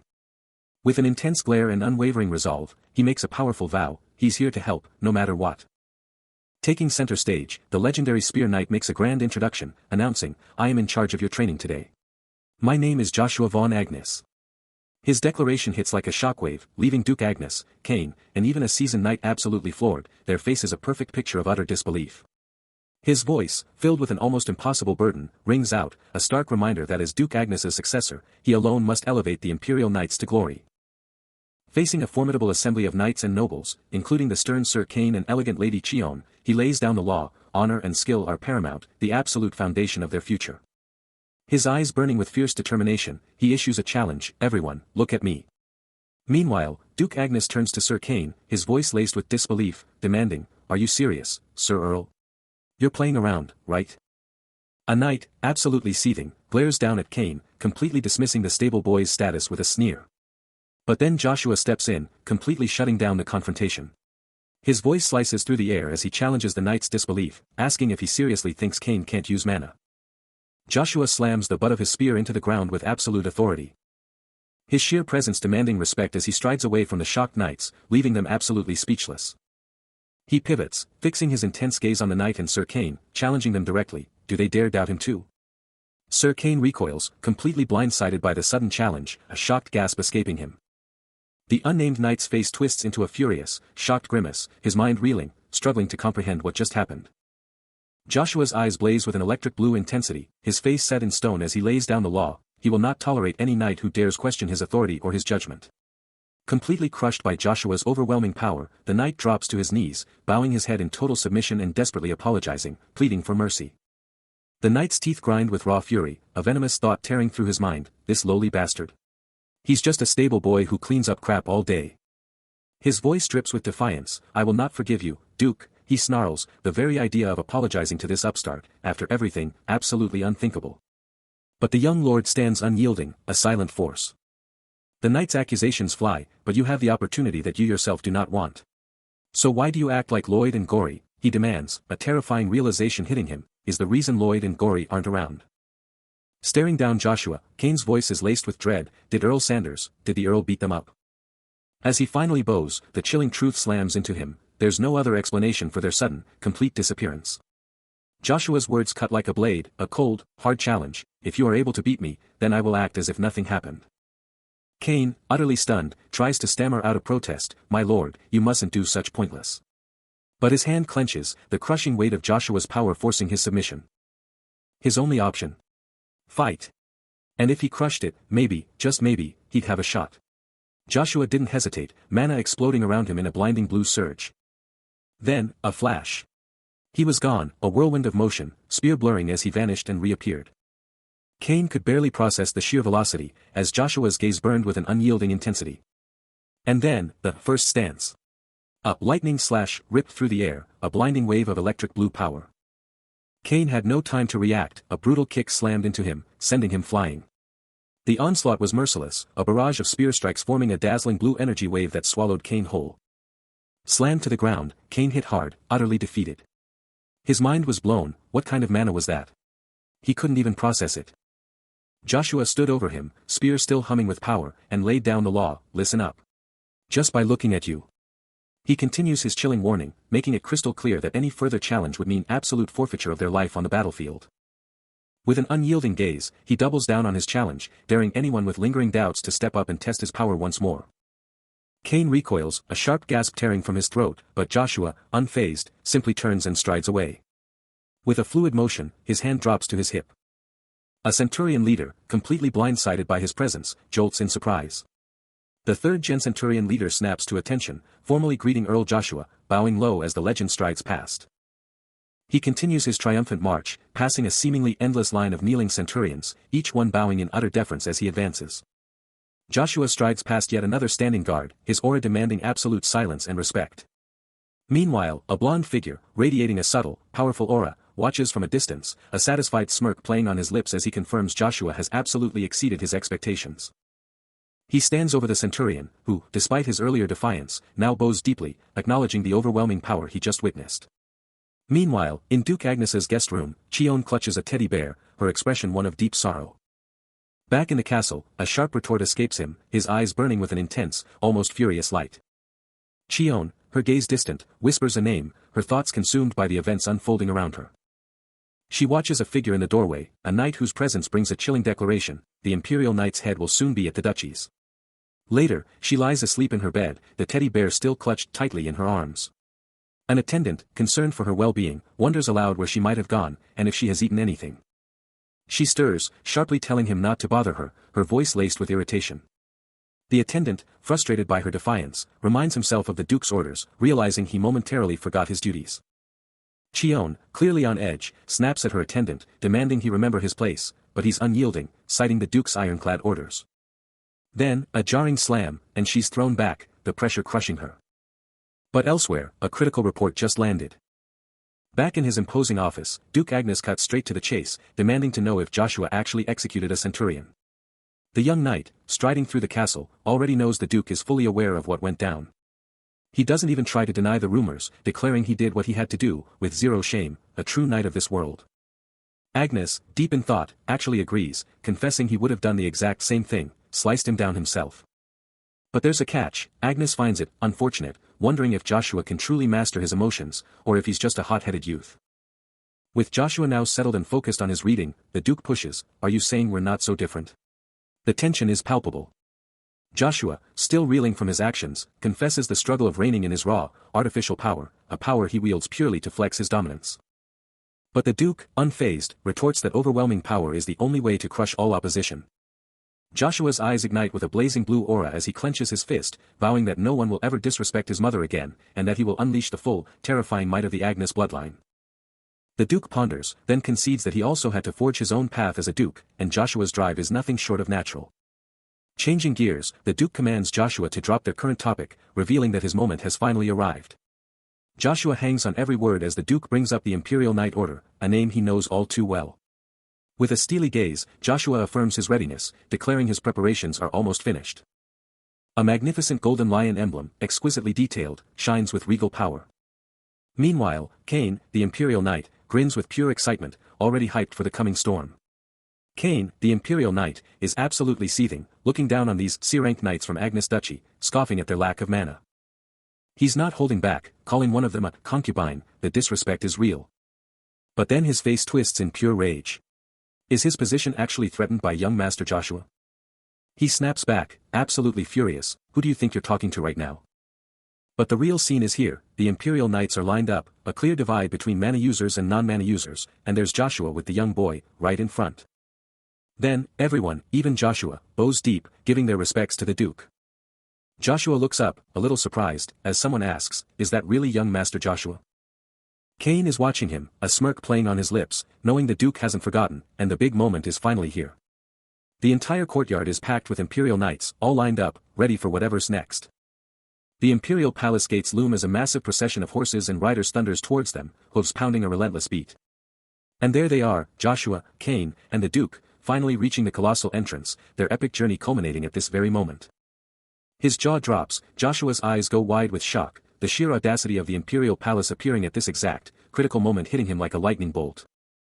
But inside, a foot taps, taps, taps, the silent, simmering impatience of someone watching, waiting for the show to begin. And there he is, the smug Lord, Cain, lounging like royalty, a wicked smirk playing on his lips as he sizes up the scene, already calling it one of the 9 stars. Then, another tap, tap, tap, and a voice cuts through the tension, dropping the name Agnes Duchy like a bomb. The Duke's face goes pale, his eyes wide with absolute disbelief, a name catching in his throat as he struggles to comprehend. And then, the bombshell drops, the name echoing through the palace, the 4th Prince, Caesar von Avalon. And there he is, Caesar himself, his eyes blazing with an electric purple glow, a raw, powerful aura radiating from him as he grapples with the sheer weight of this moment. Suddenly, a massive wave of electric blue mana explodes, hitting the ground with a devastating thump that shatters the floor. This raw power just keeps coming, blasting someone through the air with an insane KWAAGH.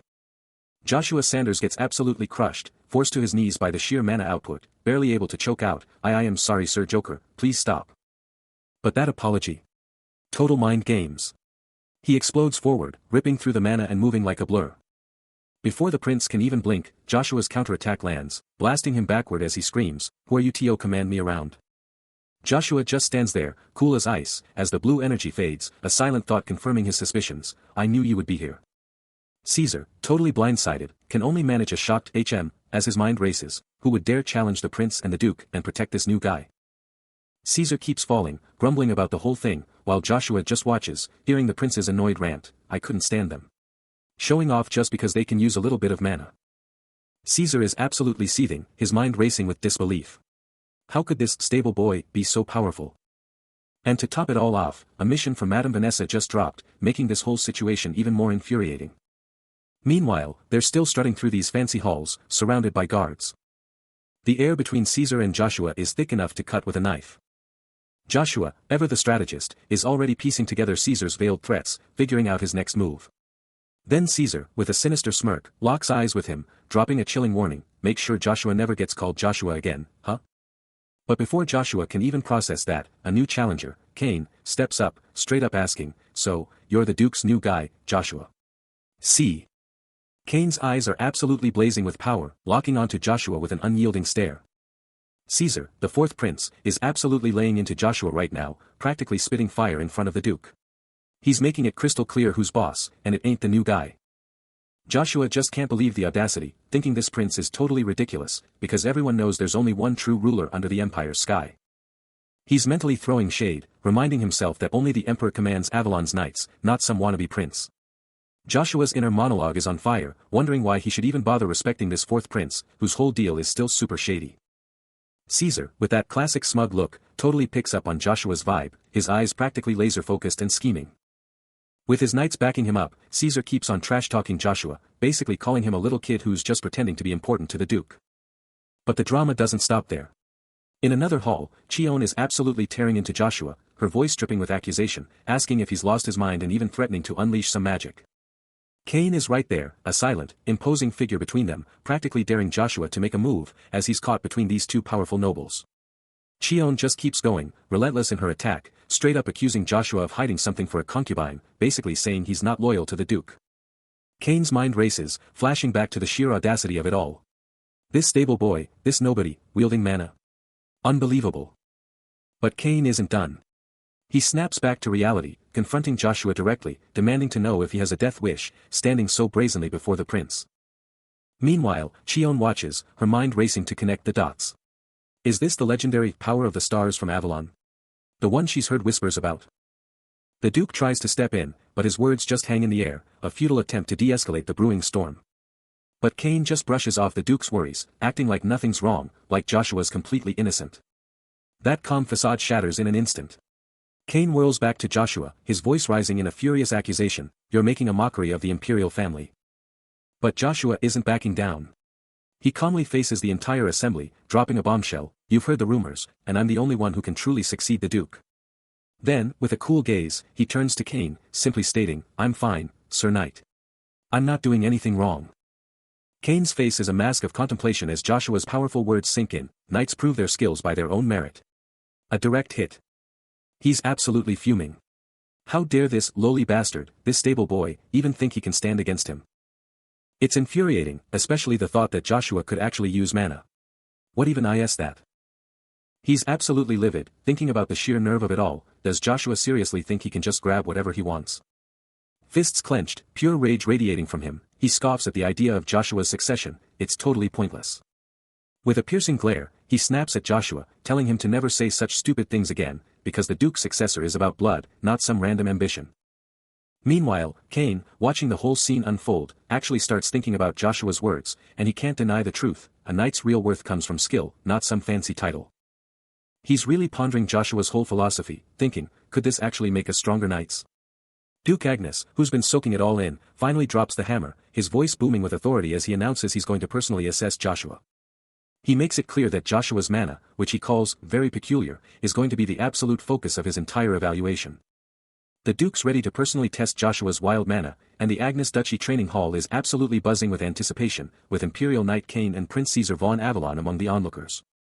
They're all locked in, watching every move with a mix of doubt and curiosity. But Caesar?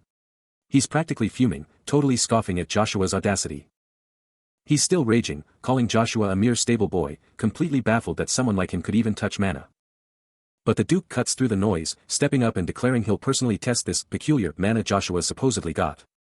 Joshua, now glowing with a faint blue aura, is absolutely ready, his resolve unbreakable. Then, with an explosive burst of energy, he unleashes a spear technique, a dazzling blur of motion and electric blue light. The sheer, crushing weight of his mana hits the Duke, making him grit his teeth in pure shock at its insane density. But just as fast as it came, the devastating attack vanishes, revealing it was all just a feint. He explodes into action, spear a lightning streak, a blinding blue aura erupting as he pushes himself, questioning his very core. This isn't just any move, this is a technique forged in the fires of time, a sharp, cutting sound ripping through the air as he moves. Then, with a devastating downward strike, he unleashes a roar, promising to unveil the true power of the Sanders family, the impact shaking the very foundations. He's a blue blur, a phantom of motion, the spear a continuous, shimmering line of pure, unadulterated force. This is it. The first form, lightning slash. He's pouring mana into it, creating a brilliant, focused attack that could cleave mountains. The speed is insane, leaving behind shimmering afterimages that barely register. And just like that, it's over, the residual blue energy slowly fading, leaving everyone stunned. Caesar, absolutely floored by the raw power, can only stammer that it's incredible how Joshua's holding his own with just B-rank mana, and at that age. But Cheon, ever the sharp observer, cuts through the noise, declaring that Joshua's mana isn't just power, it is his swordsmanship. The sheer intensity of the mana causes a ripple of concern among the onlookers, one of whom realizes that if this keeps up, the test is going to end way too soon. A cold sweat breaks out on Caesar's brow as he considers the implications, knowing that Lady Vanessa would absolutely snap if he messed this up. Meanwhile, the spearman himself remains laser-focused, his thoughts on the profound connection between mana control and the holy power that fuels his every move. With a guttural cry, he lunges forward, his spear a blur of blue light, striking with insane speed. Caesar's eyes widen further, a desperate thought flashing through his mind that he might be faster, even at this distance. The technique culminates in a powerful thrust, the spear connecting with an unseen force, followed by a solid thud. As the momentum carries him forward, he takes a decisive step. Grounding his stance with another powerful stride. Caesar von Avalon is absolutely losing it, shouting that Joshua has already blown past B rank. He's freaking out, thinking Earl Joshua is in serious danger. But Duke Agnes? Cool as a cucumber, he just tells everyone to chill and watch. Caesar, still totally wired, demands to know if the Duke even tried to block the mana, panicking that it's gone wild and their usual tricks won't cut it this time. But Joshua Sanders? He's not holding back. A massive, swirling torrent of blue mana explodes around him, roaring with a powerful WHOSH. He drops to a knee, pushing past his breaking point as the energy surges, shouting that there's no use holding back any mana now. Then, BAM. The concentrated blue energy detonates, exploding in a blinding starburst. Meanwhile, Cheon is absolutely stunned, yelling, "Joker! What are you doing? Stop right now!" The sheer power condenses into a focused, spherical blast, pulsating with raw, untamed energy. Even the unflappable Duke Agnes can't help but let out a shocked hup at the sheer spectacle. A hot-headed noble, restrained by Duke Agnes, can't believe a stable boy could be this strong, but Agnes is trying to cool him down. Then, boom! A massive crash rips through the air, as something explodes with insane force. Kane, ever the pro, instantly reacts to the mayhem, charging in with his spear ready to strike. Duke Agnes, meanwhile, is absolutely stunned, trying to figure out what insane power just got unleashed. But Caesar von Avalon isn't holding back either, unleashing a massive blue mana blast, and diving into the fight with his sword blazing. Then, a blinding explosion of white and red energy just detonates, as all that power smashes together. And right through that insane energy, a red blade just flashes, slicing through the air at lightning speed. The Imperial Knight's sword, Judah, is a total game-changer, absorbing every single attack. Joshua is getting pushed back hard, and he knows if this keeps up, he's going to take a hit. His enemy is relentless, mocking him for burning through his mana just to defend. Caesar grins, revealing his master plan, that sword Judah absorbs everything and always comes back. His victory is practically sealed. Joshua feels his body betraying him, like it's not even his own anymore, but he still answers the call. Then, with an insane burst of power, he unleashes a devastating counterattack, screaming Lucia, as pure energy erupts. The sheer power of that blast tears through everything, leaving nothing but a blinding, ethereal glow in its wake. Get ready for the next chapter in the saga of the history's greatest spear knight. A massive hall, scarred by battle, awaits its next confrontation. He lets out a primal scream, as Joshua Sanders unleashes a devastating, glowing blue spear strike. Elsewhere, watching intently, Kane and Duke Agnes realize they're looking at a powerful artifact. Caesar von Avalon, visibly agitated, gasps in shock. Kane turns to Cheon, asking if she's ready for the ultimate test, and she's just like, "Pardon?" She quickly catches on, realizing this isn't just any battle, it's an artifact-fueled showdown. Caesar, now face-to-face with Joshua, snarls, "How is it?" and unleashes a lightning-fast sword strike. But Joshua, with absolute calm, just smirks and says, "I blocked your attack." His focus is insane. Caesar's rage explodes, a fiery red aura engulfing him as disbelief twists his features. This lowly bastard. He's just a stable boy who cleans up crap all day. He can use mana. Boom. Joshua, with impossible speed, shuts down Caesar's divine attack, the clash sending shockwaves through the air. Kane can only gasp, "Sir." The prince is absolutely floored, his mind struggling to compute how his ultimate move was just casually swatted aside. Joshua's spear hums with power, a subtle glow hinting at the true force within, as he internally scoffs. He thought the Empire's best genius would be more of a challenge. But then, a fierce red energy ignites his spear, and Joshua's eyes sharpen. This guy. He's the real deal. Caesar is utterly paralyzed, his furious red aura flickering, completely unable to move past the shock. Joshua, with a knowing smirk, now sees the full picture, his wisdom cutting through the facade. The legendary second son of the Agnes Duchy, Joshua von Agnes, stands ready. Was Caesar just playing weak before, or has he been hiding this insane power all along? The Imperial Knight, Cain, watches the unfolding drama, making up his mind that he's ready to shut it down, if they push him. Caesar, utterly stunned by the sudden reversal, can only manage a frustrated TSK.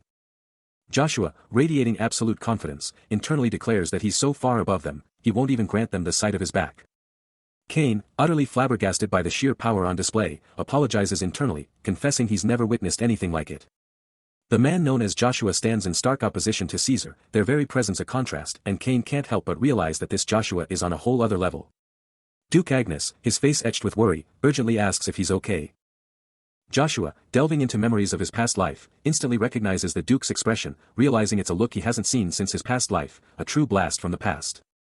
Chion watches Joshua's incredible evolution, realizing that with his growth, he's become unbelievably powerful, and Joshua calmly assures everyone, confirming he's absolutely fine. Unprecedented in Avalon's history, the sheer mana pouring from the rift has exploded, multiplying immensely. This explosive surge heralded the birth of the youngest mana user, a young prodigy wielding a glowing blade. The revelation of the youngest mana user sent shockwaves, and that very night, a critical conference was called at the Agnes Duchy. The Duke, a stern look on his face, took charge of the tense meeting. Inside the opulent Agnes Duchy conference room, a host of powerful figures, even the young mana user, were gathered around a massive table. An Imperial Knight, his voice cutting through the tension, demanded that everyone avoid any hostile actions. Count Arnold, an Imperial Royal Knight, delivered a bombshell report: the dispatched knights had returned suddenly, and the legendary Golden Knights were among them. He confirmed the Golden Knights were back from the Imperial Palace, a grim reminder of their past battles against terrifying monsters. The rift's mana had exploded, he warned, and with it, a terrifying resurgence of dangerous monsters. A new terror has burst forth from the mana rifts. Behold the Black Court monster, a Tinacris troll, a living nightmare born from the surging magical energies. These beasts aren't just tough, they're practically invincible. Their Black Court laughs in the face of normal attacks, forcing a whole new level of strategy to even stand a chance. Back at the Agnes Duchy, the tension is palpable in a high-stakes meeting, as one of the nobles voices a chilling thought, asking if even the orcs are now getting black cores. But Sir Cain, ever the rock, cuts through the fear, declaring he'll take care of any monster that dares show its face. The Duke, however, isn't letting them dwell, pushing them to get to the next big issue. Cain drops a bombshell, revealing the Imperial Royal Knights are in the middle of a massive operation, reorganizing the entire 5 duchies. Duke Agnes, with a heavy sigh, admits the 5 duchies are a nightmare to control. But Cain quickly sets him straight: it's not just about managing, it's about something far more critical. He then demands the Duke's undivided attention, telling him to hold his comments until the official report. Joshua's teeth grind, a furious thought burning through him: these pathetic nobodies, thinking they're hot stuff when he's just a stable boy scrubbing floors all day. Back in the present, Imperial Knight Cain is still laying down the facts, insisting the 5 duchies reorganization isn't just some paperwork, it's a massive, urgent deal for the Empire. A text box confirms this move has been brewing for ages. But Joshua's mind is miles away, lost in a flashback, a thought flashing through him: he'd totally forgotten about mana until just now. He remembers Caesar von Avalon, who once casually dropped, "You barely have any mana, right? So what? You're still a knight." A flashback label confirms this was from his past. His inner voice echoes, a painful memory of his younger self: "I'm a knight with mana, but I can't even use it." A text box drives home the point: he was a knight, but mana-less. Then, another memory hits: Count Arnold, then known as Sir Armstrong, dropping a chilling truth: it's not just monsters that get twisted by demonic magic. The flashback explodes into action, Joshua a blur of motion, his spear tearing through the air, crackling with vibrant blue energy, a raw display of his past grind. A text box drops some lore: Joshua's spear was infused with magic, and get this, his mana itself was like a spear. Another box reiterates the spear-like nature of his mana. Snapping back to reality, Joshua's face is etched with worry as he mutters, he can't even process it. That aura I felt from him. It hit my mana like a demonic magic blast. The tension in the room is palpable as someone dares to speak up: but wait, isn't using dark mana and demonic beings super risky? The imperial family totally hates that stuff. Duke Agnes, looking totally unbothered, fires back, Duke Agnes doesn't care about petty stuff like that. Shouldn't he be the one calling the shots? Then, some gray-haired dude chimes in, hold up, first things first, we gotta kick Earl Cromwell out of the duchy. Joshua, who's been soaking it all in, suddenly stands up, his gaze turning sharp as he connects the dots. His sudden move sends a shockwave through the room, making everyone flinch as he towers over them. Later, chilling by a huge window with Kane, Joshua just goes, creatures, huh? The gray-haired guy from before walks up, demanding, what did you just say? Joshua spins around, dead serious, you should know. I think I've actually seen one of those creatures. He keeps going, his mind racing about these things, if you fight me, you're toast, right? This pathetic stable boy. The one who just cleans up horse poop all day. He grits his teeth, a burning rage igniting within him. How could this lowly stable boy, this absolute nobody, wield mana? If this power is truly his, he's about to make a massive move. Suddenly, the fourth prince, Caesar, cuts through the tension, demanding to know what he means by creature and if he's calling Earl Cromwell one. But before Caesar can finish, a torrent of dark blue mana explodes from Joshua, crackling with untamed power, his eyes blazing with an infernal, primal glow. Sir Kane, the Imperial Knight, instantly steps in, his voice cutting through the chaos to remind Joshua that his words are being heard by Earl Joshua. A wave of whispers and gasps ripples through the stunned assembly, faces contorted in disbelief and fear, as they reel from Joshua's explosive display and the terrifying prospect of a mana incident. Then, from his imposing throne, Duke Agnes's voice thunders through the hall, a powerful command for both of them to cease their actions. Count Arnold, watching the chaos unfold, shakes his head in grim realization, muttering that there's no stopping Joshua once he truly loses his temper. He's absolutely seething, unable to comprehend how this lowly stable boy, this trash cleaner, could wield mana. But what if he's just a low-rank mage? Still, the fact he's been hiding his abilities sparks questions not just for the Empire, but for Joshua himself. To truly grasp the boy's power, Joshua realizes he has to uncover the truth in the Black Creature's forest. Prince Caesar von Avalon lays down the law to Sir Kane and his knights, telling them they're heading to Acadie and need to watch their health. Because he's got them slated for some serious danger. Elsewhere, Count Arnold is totally on board with Duke Agnes, stressing that if the Duke gets so much as a scratch, it's game over. The Duke takes it all in, his face a mask of intense focus. Then Cheon jumps in, telling the Duke he absolutely can't do anything stupid. The Duke fires back, announcing he's sending a letter to the Imperial Palace in the capital, whether anyone gets it or not. Meanwhile, Joshua Sanders is just chilling, thinking about how following the Duke's orders is his ticket back home. Joshua's mind races, he's kicking himself for letting things get out of hand, but then he snaps back, remembering to trust the general's call. But his thoughts quickly shift to his dad, Earl Babel, who's now caught in a brutal war for succession. Across the land, Prince Caesar, with a chilling glint in his eye, schemes to neutralize his opponent, deciding that outright murder is the only way to secure his position. Back at the Duke's place, Joshua looks at Duke Agnes, declaring he's got just one request, and the Duke's all ears, asking what it is. His face set, Joshua's about to drop his bombshell. But then, Kane, the Duke's knight, cuts him off, flat out telling Joshua he can't leave, demanding to know what would happen to the duchy without him, and what if she gets dragged into it. Joshua, eyes blazing, fires back, asking if they seriously think the duchy is so pathetic it can't handle anything without him. The whole crew, Cheon and Count Arnold included, are hanging on every word, their faces a blend of worry and deep thought. But Kane isn't backing down, insisting that if Joshua isn't there, no one else has the power to keep them safe. Still locked in a tense standoff, Kane doubles down, practically begging Joshua to stay. He's screaming that the duchy is on the brink, the Duke's fading, and Joshua's raw power is their only hope. Forget what anyone else thinks, this stable boy is their last line of defense. With unwavering resolve, Kane vows to become Joshua's shadow, his personal bodyguard, ensuring his safety no matter what. He's not letting him out of his sight. Suddenly, a booming voice from off-panel, the Duke himself, shuts Kane down. Hold up, buddy, you're going a little overboard. The Duke's presence is undeniable, and Kane immediately backs down, bowing his head. Joshua and the others just watch, the air thick with unspoken power. The Duke has spoken, and everyone, even Kane and Joshua, falls in line, murmuring their agreement. No one dares defy him. Joshua, face a mask of calm, still gives his yes, but you can practically see the gears turning in his head. He's not happy about this. It's settled then. Kane stands tall, a silent declaration that the Duke's word is final. Meeting adjourned. Then, a direct order, Kane tells Joshua the Duke wants a private chat.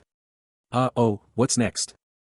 No arguments, no hesitation, Joshua just follows Kane, heading straight for the Duke's private room. The plot thickens.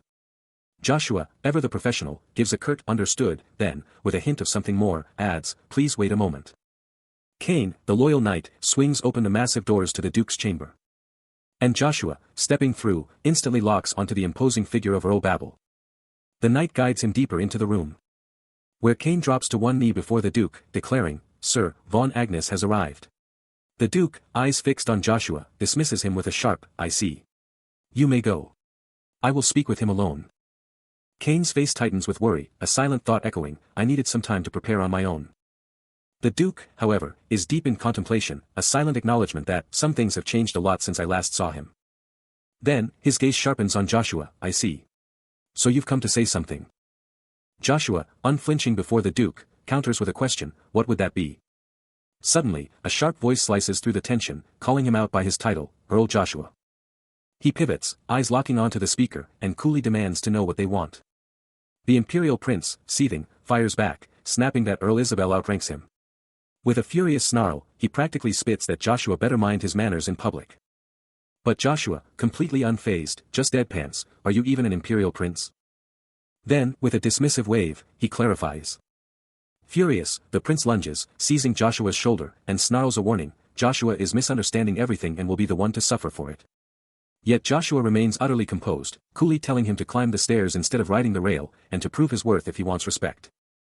The prince's face twists into a furious mask, as he challenges Joshua, demanding if his insolence isn't a violation of Agnes Duchy law. Joshua remains unfazed by Caesar's public outburst, even as the prince tries to assert his authority, but Joshua just throws it back, asking if Caesar even thinks he's strong. Meanwhile, the Duke watches, a cryptic thought crossing his mind about the child's growth and the time to mend what's been shattered. Joshua, with unwavering resolve, declares that true strength must be earned, understanding the prince's words but vowing to become even more powerful. He makes it clear, he won't just be a spectator. And with a confident grin, he accepts the challenge. The Duke signals Caesar to speak, and the prince immediately demands to find the Golden Knights of the duchy. Before Caesar can even finish, Joshua cuts him off, challenging whether he's truly ready to surrender his position. The Duke then lays down the gauntlet, asking Caesar if he's lost his nerve just because of a few setbacks, before giving his assent. Caesar, a chilling smile spreading across his face, announces his plan to abide by the Agnes Duchy's laws and engage in a fair, brutal competition. Duke Agnes, with a gaze that could pierce steel, weighs the heavy implications of the challenge, ultimately declaring, "I will consider it." Joshua, bowing deeply, expresses his gratitude, knowing this pivotal meeting has reached its end. Elsewhere, Imperial Prince Caesar, flanked by his loyal knights, smirks, gesturing to their position, a silent declaration of "Here." The Duke, lost in profound contemplation. His eyes reflecting a profound shift in power, pondering the very evolution of his own identity, as this place begins its transformation. Joshua and Caesar face each other, the prince radiating an unexpected confidence, proclaiming, "But I have a good feeling about this." The two continue their intense discussion, their path ultimately taking them to the intimate setting of Duchess Vanessa's room. Inside, Caesar, his resolve hardening, defiantly declares, "I won't give up his position to her," his mind fixated on his brother's fate. The last exchange still echoed, but Joshua's thoughts were already racing, burning with a fierce indignation. How could some lowly bastard, a stable boy who just cleaned up crap all day, even think he could stand against him? Then, a sudden, sharp thud ripped through the air as Duchess Vanessa, completely overcome, crashed to the ground. Her face twisted in pure anguish, all she could force out was a strangled gasp, a raw, desperate, "Duchess." Joshua's mind was a whirlwind of frustration, his thoughts screaming, "And now this? Babel is my everything, don't you know?" He loomed over her, and the Duchess, still on the floor, met his gaze, her voice soft but firm, "Yes, of course I do." Dropping her eyes, she pressed on, telling him, "No, Chion, I know how much you care about Babel. It's just like me." Joshua, his eyes fixed on her with a worried intensity, urged her, "My lord, you mustn't do such pointless." Meeting his gaze again, the Duchess, her voice firm, stated, "I will have to tell my man about our circumstances." Joshua's face set with grim determination as he averted his eyes, his voice resolute, "Do not worry, that won't happen." The blonde woman drops a bombshell, confirming the truth, but her eyes dart around, sensing a deeper meaning behind the gaze she's receiving. Joshua, ever the strategist, cuts straight to the chase, demanding to know what's next, and the shocking truth drops, the Duke is seizing the Loch territory. Her jaw drops at the mention of the territory, a desolate, forgotten wasteland, and the chilling realization hits, he'll be there in 2 months. But her real fear surfaces, a chilling question, does this mean the Duke will seize the Duchess and Lucia too? Joshua's grim expression confirms her worst fears, a single, heavy "I believe so," sealing their fate. A fierce determination ignites in her eyes as she declares, she'll move first, before he even gets there. The Imperial Knights move out, their heavy armor clanking with every powerful stride. As Count Arnold demands to know the holdup, pushing for their departure, emphasizing that the Imperial Knights are already waiting and the arrangements are set. The stable boy, standing by the carriage, quickly confirms their readiness. Then shouts for assistance, declaring he's on his way. He questions the logistics of moving so many horses, getting a quick directive to head over here. Meanwhile, Caesar von Avalon strides away from the bustling scene, his expression thoughtful. He quietly ponders the phrase, Dawn Zing. Joshua stares out the window, the weight of the future heavy on his mind. The Dawn Ring's forest cleanup is just the beginning, soon, he'll have to shed the name, Henry, and embrace a new destiny. But his thoughts are shattered as he sits across from the Duke, only able to stammer out a bewildered, huh? The Duke coolly slides a mysterious, ornate object across the table, revealing that the Dawn Ring holds unimaginable power and worth. And with a flourish, he announces that Joshua will wield this incredible artifact, its magic already shimmering in his grasp. Just pour in your mana, the Duke commands, and unlock its hidden potential. Joshua's jaw drops, his mind racing as he blurts out, wait, isn't the Dawn Ring a royal treasure? The Duke scoffs, explaining it's a treasure, yes, but Joshua can't truly wield it, it's just a temporary loan. He delivers a final, chilling warning, use the ring, and the Emperor will be furious. Then, he coolly asks if Joshua has anything else to discuss. A voice has haunted him since the day he was born into the Agnes family, a constant whisper in his mind. The Duke reveals the shocking truth, it's all to hide his real identity from any lurking threats, because he absolutely hates losing what he cares about. His fake identity, Henry, is ancient history now, and he commands the young man to forge a new, powerful name. Joshua ponders the deep reason behind this new name, and the strange belief that it would somehow remain the same. But then, the Duke drops a bombshell, apologizing that he can't use the Dawn Ring for the forest cleanup, even though he's been ordered to. He calls out to Joshua. The Duke sharply replies.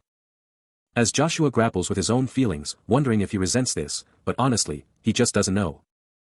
Even the legendary Duke Agnes never saw it coming, that he would fall so meaninglessly in that brutal war. A war destined to erupt 10 years from now, between the Empress and her enemies. If he had the power to choose his own name, he'd honor his mother's maiden name. Clutching a ring, he's haunted by his mother's death, a burning question of why searing his soul. They say time heals all wounds, but for him, that resentment. It's still there, a forgotten grudge now roaring back. Yeah, he's still holding on to that anger, and there's no denying it. Lost in thought, a voice snaps him out of it, demanding to know what's wrong.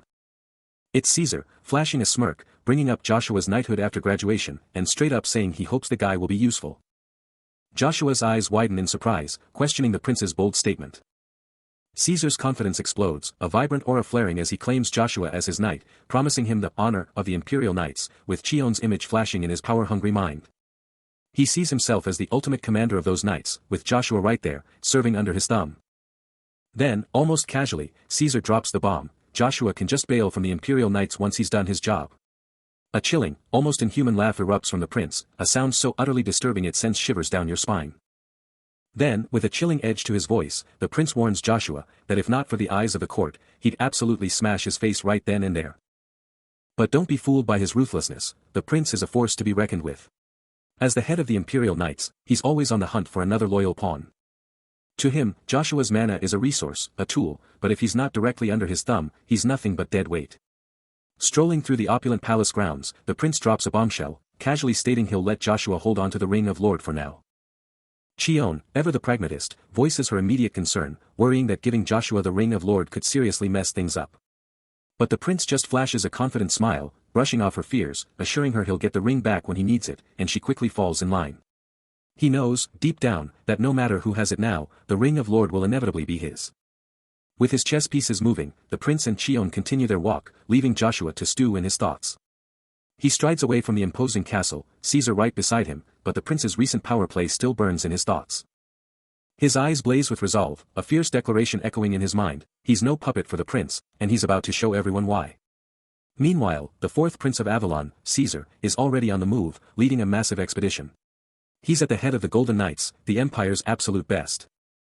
But this isn't just Caesar's show, the expedition also features a powerful knight group led by the Duke himself, their combined forces tearing across the landscape. And check this out, Count Arnold, an imperial mage from the Agnes Duchy, is also with them. He's a royal knight and the only A-class wizard around, a total powerhouse outside the Golden Knights. From afar, Joshua watches the prince, his mind racing back to Babel, and he can't help but wonder what's behind that smug look Caesar's giving him. The expedition charges forward, a thunderous "all rise" ringing out, as the knights push their relentless advance. Count Arnold, ever vigilant, keeps a stern, focused gaze, his very presence a statement of the immense power they command. He watches as the massive procession rolls up to the castle gates, the crowd buzzing with anticipation. Prince Caesar, leading the charge, gives a nod to Cain, a clear sign of their long-standing connection. This is Cain, a former Golden Knight, now an Imperial Knight of the Avalon Empire, and he's ready for anything. He quickly expresses his thanks, clearly feeling much better. Joshua, keeping his distance, takes it all in, every detail. Then, a sudden shout cuts through the air, announcing the Duke's arrival. And the entire expedition dismounts in the castle courtyard. Stepping forward to greet them is Lord Ian, the local Viscount, with a young girl by his side. But Joshua just scoffs, thinking Ian's a complete idiot for venturing this deep into the forest. Viscount Ian, practically groveling, tries to smooth things over with the stone-faced Sir Cain. But Cain isn't buying it, his mind already dissecting Ian's every move, seeing through the facade. Then, switching gears, Ian pivots to the main event, bowing dramatically to Prince Caesar. Grinning like he's won the lottery, Ian practically throws himself at Caesar's feet, promising all the help he can give. Caesar, watching the whole cringe-worthy performance, is already calculating the angle, wondering what Ian's really after. He gives a cool, measured reply, keeping Ian at arm's length despite the gushing welcome. Ian, completely missing the subtle cues, lets out a booming laugh, already plotting how to deal with the idiot who crossed him earlier. Then, he drops Joshua Sanders' name, calling him Earl Joshua, but scoffing at him like he's just some stable hand. Caesar's eyes snap open, a clear shockwave hitting him at the sudden mention of that name. Viscount Ian, trying to play it cool, leads the way but can't help but look back at the prince and Sir Cain, clearly annoyed about something. Trying to keep up appearances, Ian forces a smile, but his words betray his disdain, scoffing at the notion of Joshua Sanders having any real connections. But then, his face totally contorts in shock, he can't believe what he's hearing, utterly flabbergasted by the name and the sheer audacity of it all. Caesar, however, isn't having any of it, his eyes burning, he shuts down Ian's nonsense, hinting that Joshua's background is way more complex than some noble thinks. Ian, completely thrown off by Caesar's stare, can barely get out a question, totally shocked that that boy is actually the one Caesar's talking about. Caesar's eyes practically ignite with raw power, his face turning to stone as Ian's insults about Joshua hit a nerve. Meanwhile, Ian, completely missing the danger in Caesar's eyes, just keeps shaking his head, totally convinced he's right and everyone else is wrong. Caesar's face contorts in pure rage, absolutely fuming that this lowly bastard, a stable boy, no less, is somehow getting under his skin. He's absolutely losing it, his mind racing with one impossible question: how in the world does this guy even use mana? The scene shifts to a lavish hall where Duke Agnes is talking to Joshua Sanders, with Imperial Knights Cain and Count Arnold watching the whole intense situation unfold. The Duke, looking super serious, tells Joshua he can't just brush this off, even if he wanted to, because the Emperor himself dropped a direct order. Then, he tells him to chill out for a second, like, dude, you should really get some rest. The Duke then complains about how weak his knights are, saying they got totally clobbered on the way over, making this whole mess even worse. Over with the knights, Count Arnold is like, seriously, is there anyone here who can actually fight, as he scans the whole group. But then, out of nowhere, Caesar storms forward, eyes practically on fire, and shouts a defiant "No," right at Joshua. After his explosive declaration, Caesar spins away from Joshua and Duke Agnes, barking orders for his entourage to follow him out. He storms off, leaving the Duke to stare after him, a palpable tension hanging in the air. Joshua, ever the proactive one, steps up to the Duke, practically begging to go with Caesar. But the Duke, his face a mask of frustration, can only shake his head, trapped by forces beyond his control. His fist tightens, a Duke's fury and a leader's helplessness warring within him, as he declares he can't just watch, knowing his loyal knights feel the exact same way. Meanwhile, from the shadows, Imperial Knights Cain and Count Arnold, with another knight, watch the drama unfold, their comrade practically shouting his desire to fight alongside the Duke.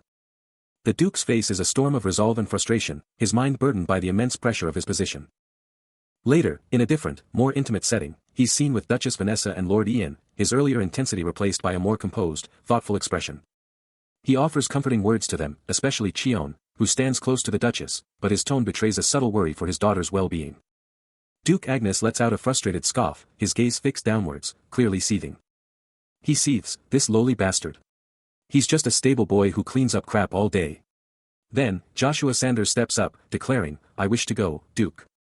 Suddenly, a young girl with light blue hair, Lucia, unleashes a burst of vibrant blue energy from her hands, shouting, HAA. Both the Duke and Joshua are stunned, witnessing her raw power as a voice booms, SYLPH. Blue particles erupt around her, swirling into complex, glowing patterns. Her eyes blaze with the same ethereal blue, a mirror of the immense power she now commands. A white-haired young man's eyes go wide with shock, blurting out, a spirit. Lucia, still faintly glowing, stands next to Ian, who clarifies, he recently discovered he can use the spirit arts, like magic.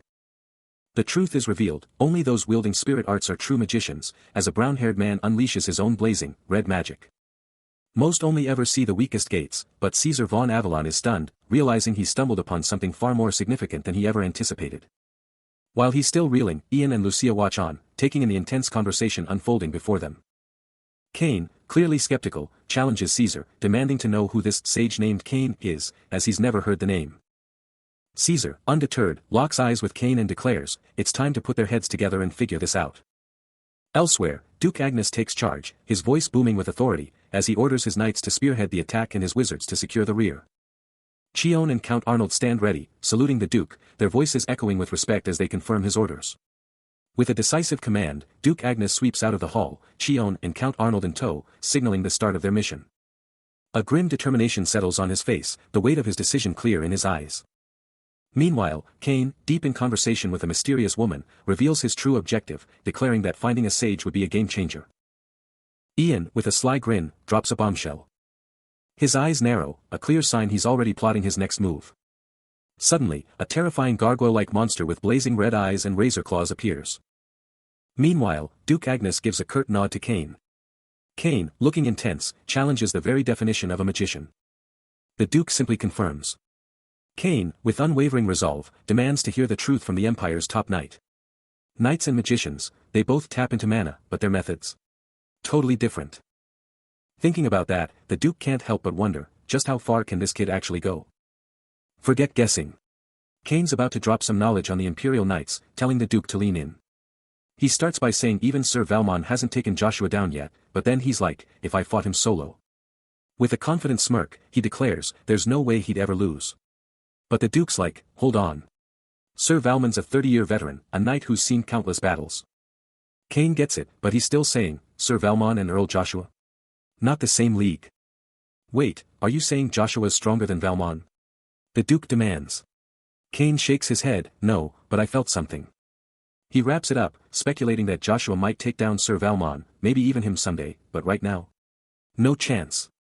From his imposing throne, Cain's thoughts echo, just one more thing. If I faced you alone, who would truly emerge victorious? His eyes gleam with an unspoken challenge, the question hanging heavy in the opulent chamber.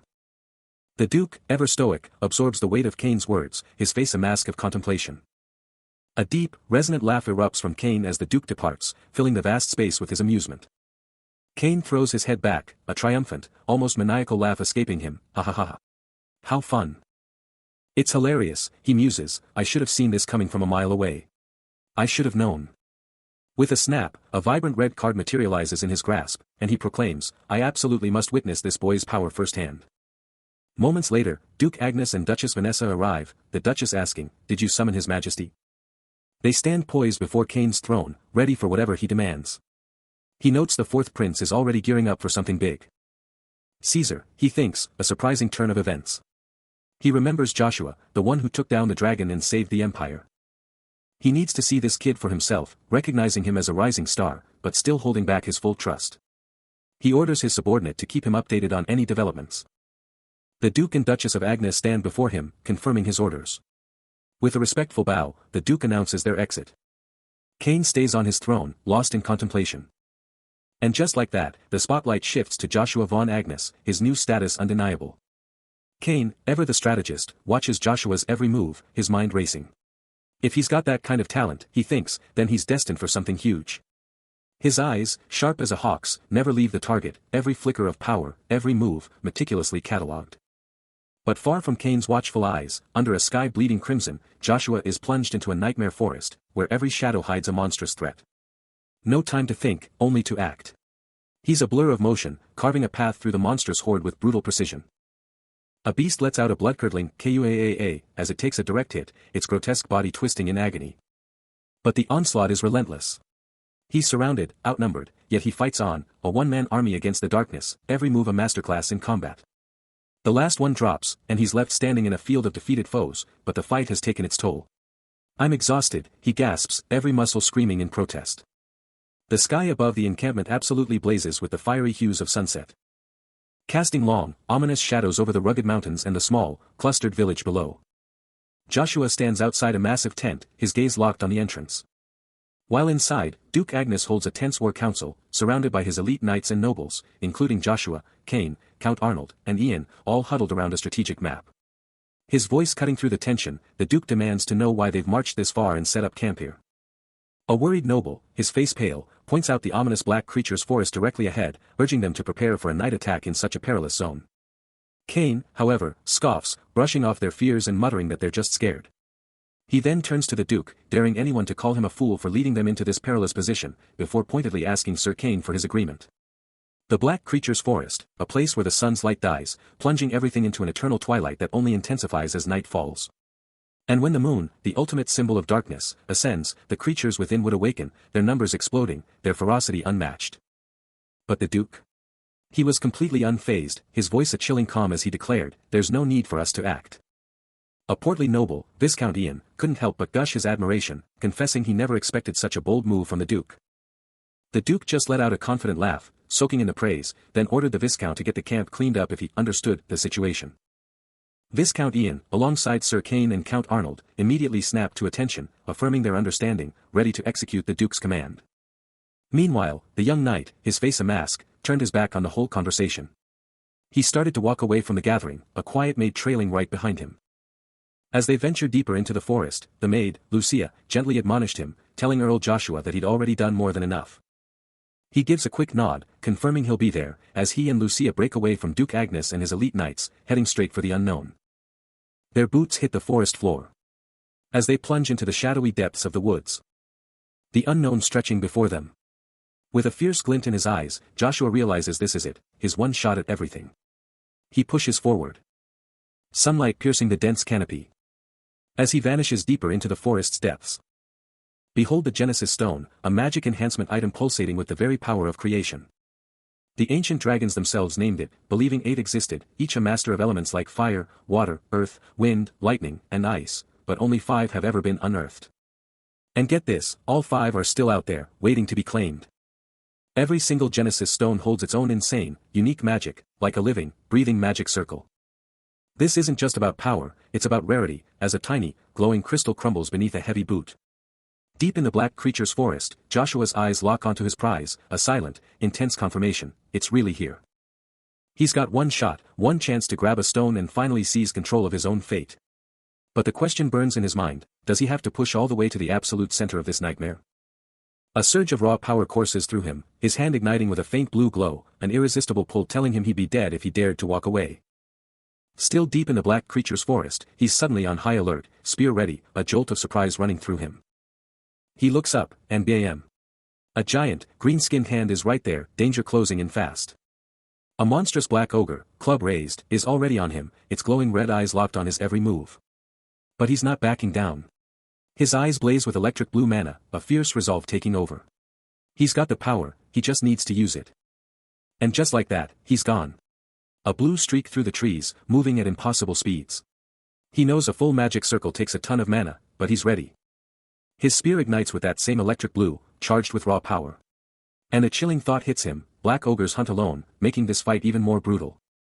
He keeps moving, low and fast, every step a calculated risk. He can't afford to fall behind, not when the stakes are this high. A shimmering blue aura cloaks him as he closes in, knowing he's got to stay outside the 10-meter detection zone. But then, the ogre lets out a monstrous roar, its red eyes blazing, sensing something is definitely wrong. The black ogre lets out an earth-shattering roar, unleashing a torrent of dark energy. Joshua is blasted backward, sent flying through the air. His barrier shatters, but he's not giving up. This ogre's power is insane. The beast is stunned, its red eyes wide with disbelief as Joshua, engulfed in a blazing blue aura, prepares to strike back. He locks in, knowing this is a fight for his life. Then, in a flash, he strikes. His spear rips through the ogre's hide. A monstrous shriek of agony erupts as red energy explodes from the wound. And he pulls back in a blur, leaving a trail of pure mana. The very ground cracks and explodes from the sheer force of the blow. The black ogre unleashes a ferocious lunge, its crimson eyes burning as a razor-sharp claw rips through the air. The sheer force of the blow sends Joshua flying back, his spear barely deflecting the attack, but the impact still rattles him to the core. He quickly regains his footing, his eyes burning with fierce determination, fully aware that one mistake against this beast means instant death. Then, with a furious roar, the ogre stumbles back as Joshua's spear connects. A lightning-fast counterattack, and he's gone, sliding back to safety. After the battle, Joshua meditates, realizing the brutal truth: he has to get stronger, and fast, or he'll face the same deadly threat again. His solution? Unleash the mana stored deep within him, a power from the Agnes Kingdom. It's been a while, but he's ready to push his limits. Forget pinpoint attacks, now, he's manipulating mana to blanket his entire body, a protective, flowing aura of raw power. He's learning to merge with his environment, a constant cycle of releasing and absorbing mana from everything around him. His eyes blaze with a fierce blue glow, a sign of his unwavering resolve and surging power. Joshua stands ready against the monstrous ogre, its glowing red eyes locked onto him, a formidable foe that's anything but a pushover. The colossal beast charges. But Joshua, with an explosive burst of speed, outflanks it, a triumphant thought echoing, push. It worked. He unleashes a devastating spear thrust, crackling with vivid purple mana. The sheer, brutal exertion of channeling power at such velocity hitting him hard. Man, it's tough on the body to use mana while moving at the center of the power. But he grits his teeth and pushes through the pain, unleashing another furious strike. A massive explosion of energy erupts from the impact, sending him spiraling backward. Until he crashes hard onto his back, a surprised, pained grunt escaping him. Whoa, a trip. My back. Ouch. He hears a faint rustle, a primal growl echoing through the dense undergrowth. Only to find himself completely surrounded by a horde of monstrous goblins and a towering ogre, their guttural roars filling the air as he realizes he's utterly trapped. The ogre unleashes a deafening, blood-curdling roar, its massive fangs bared in pure aggression. But instead of fear, a confident smirk plays on his lips, a dangerous thought forming in his mind: is this the perfect opportunity? As he leaps fearlessly into the fray, his spear blazing with nascent power, ready to unleash a new technique he's been itching to test out. He lands amidst the chaos. Mana swirling violently around him as he channels raw energy into his spear, unleashing the devastating gust form, which erupts in a massive, ground-shattering vortex of destructive force. The spear's energy expands outwards, utterly engulfing his helpless foes. Joshua Sanders is a whirlwind of motion, his spear a deadly blur as it connects with the first goblin. He doesn't let up, plunging the spear deep into the monster. Blue energy explodes from the impact point, a clear sign of his overwhelming power. But he's not done. Joshua unleashes a flurry of attacks, taking on a whole horde of goblins simultaneously. The sheer brutality of his assault makes one goblin shriek in terror, "Kuu, Kyu." Meanwhile, Caesar von Avalon, with his signature electric blue hair, observes the chaos, a serious look on his face. His electric blue eyes blaze with power, locking onto the monstrous threats. Then, with a powerful surge of mana, he raises his staff, prepared to unleash absolute devastation on the goblin horde. He thought he had them handled, but these monsters. They'd already blown past the first line. Clenching his spear, a surge of power coursing through him, he knew he had to go all out, unleashing every ounce of his knightly strength to crush the rest of them. No time for explanations, not with the knights on their way and the monsters about to hit the base before they could even link up. Every second was critical. Meanwhile, a knight swiftly drew his blade, a single thought burning in his mind: find Joshua Sanders now and get word to the Golden Knights. Beneath a chilling, blood-red moon, the camp was eerily quiet. The knight strode purposefully through the tents, his eyes scanning. Then, a sudden rustle. His head snapped up, eyes wide with alarm. The knight explodes into pure chaos. A grotesque monster charges, slamming into a soldier's shield with brutal force. The camp is getting swarmed. Screams rip through the air as more beasts flood in, crushing the human lines from every direction. They've broken through. The monsters are tearing through the defenses, their sheer numbers just too much to handle. Another hideous beast lunges, its terrifying roar fueling the panic. Soldiers are dropping like flies, wounded and desperate. Medic, screams echo as they try to hold the line. Even more enemies burst from the shadows, a relentless tide of pure destruction. But then, a blinding purple light erupts. A blade flashes, slicing through the pandemonium. Joshua is a whirlwind of death, tearing through the monster horde. His weapon leaves searing trails of purple energy in its wake. Every single strike is a kill shot. The beasts shriek in agony as he cuts them down without mercy. He moves with blinding speed, his blade a blur of purple energy, carving through the first monster with a sickening crunch. His gaze remains sharp, unwavering, even as the chaos of battle rages around him, a true warrior's focus.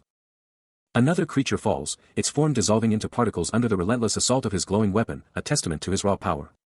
He spins through the air, a whirlwind of destruction, striking down multiple foes in a single, fluid motion, an absolute massacre.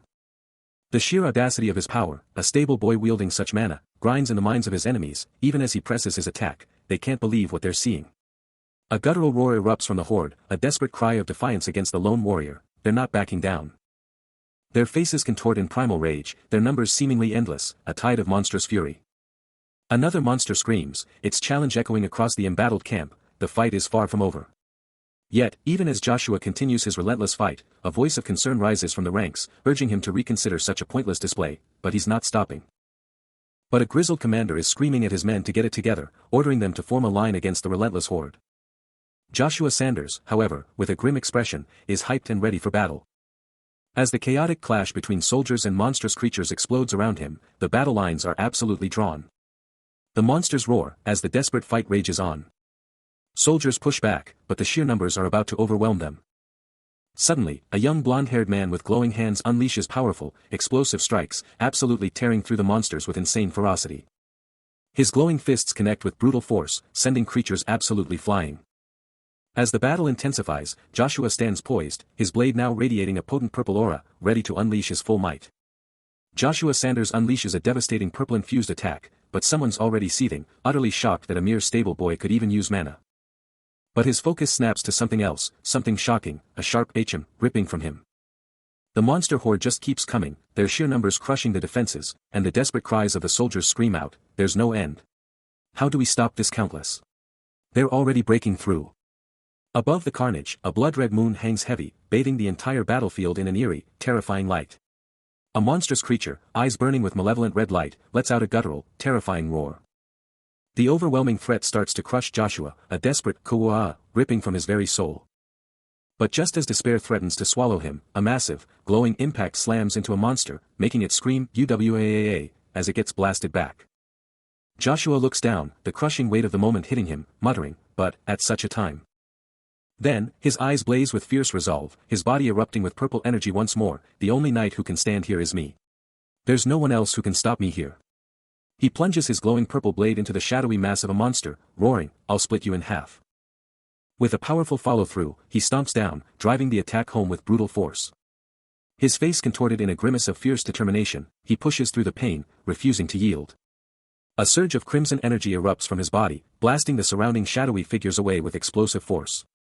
Yet, the sheer number of enemies proves too great, and he's finally overwhelmed, forced to his knees amidst the relentless assault. From a distance, Chiffon watches the unfolding chaos, a worried question escaping his lips as he observes the battle. Commander Chiffon. Joshua, now joined by an Imperial Knight, continues to fight fiercely, even as a voice screams, the Black Knight is going this way. Run! The Imperial Knight, fending off the relentless monsters, urges, you'll get drawn into the fight if you get caught. Despite their efforts, the sheer number of kobolds shows no sign of decreasing, forcing a desperate call to retreat and withdraw to the back. This is bad. From a distance, Chiffon watches the unfolding chaos, realizing the knights are now facing an even greater problem. Meanwhile, Duke Abanus, his voice firm, declares, we must take care of this now. He stands resolute as the battle rages around him, the clash of steel and roars of monsters echoing across the field with a resounding quang. The kobold horde, a sea of glowing red eyes and snarling maws, surges forward with a terrifying kuaaa. Duke Abanus and his knights meet the onslaught head-on, their weapons clashing against the monstrous tide with a fierce quang.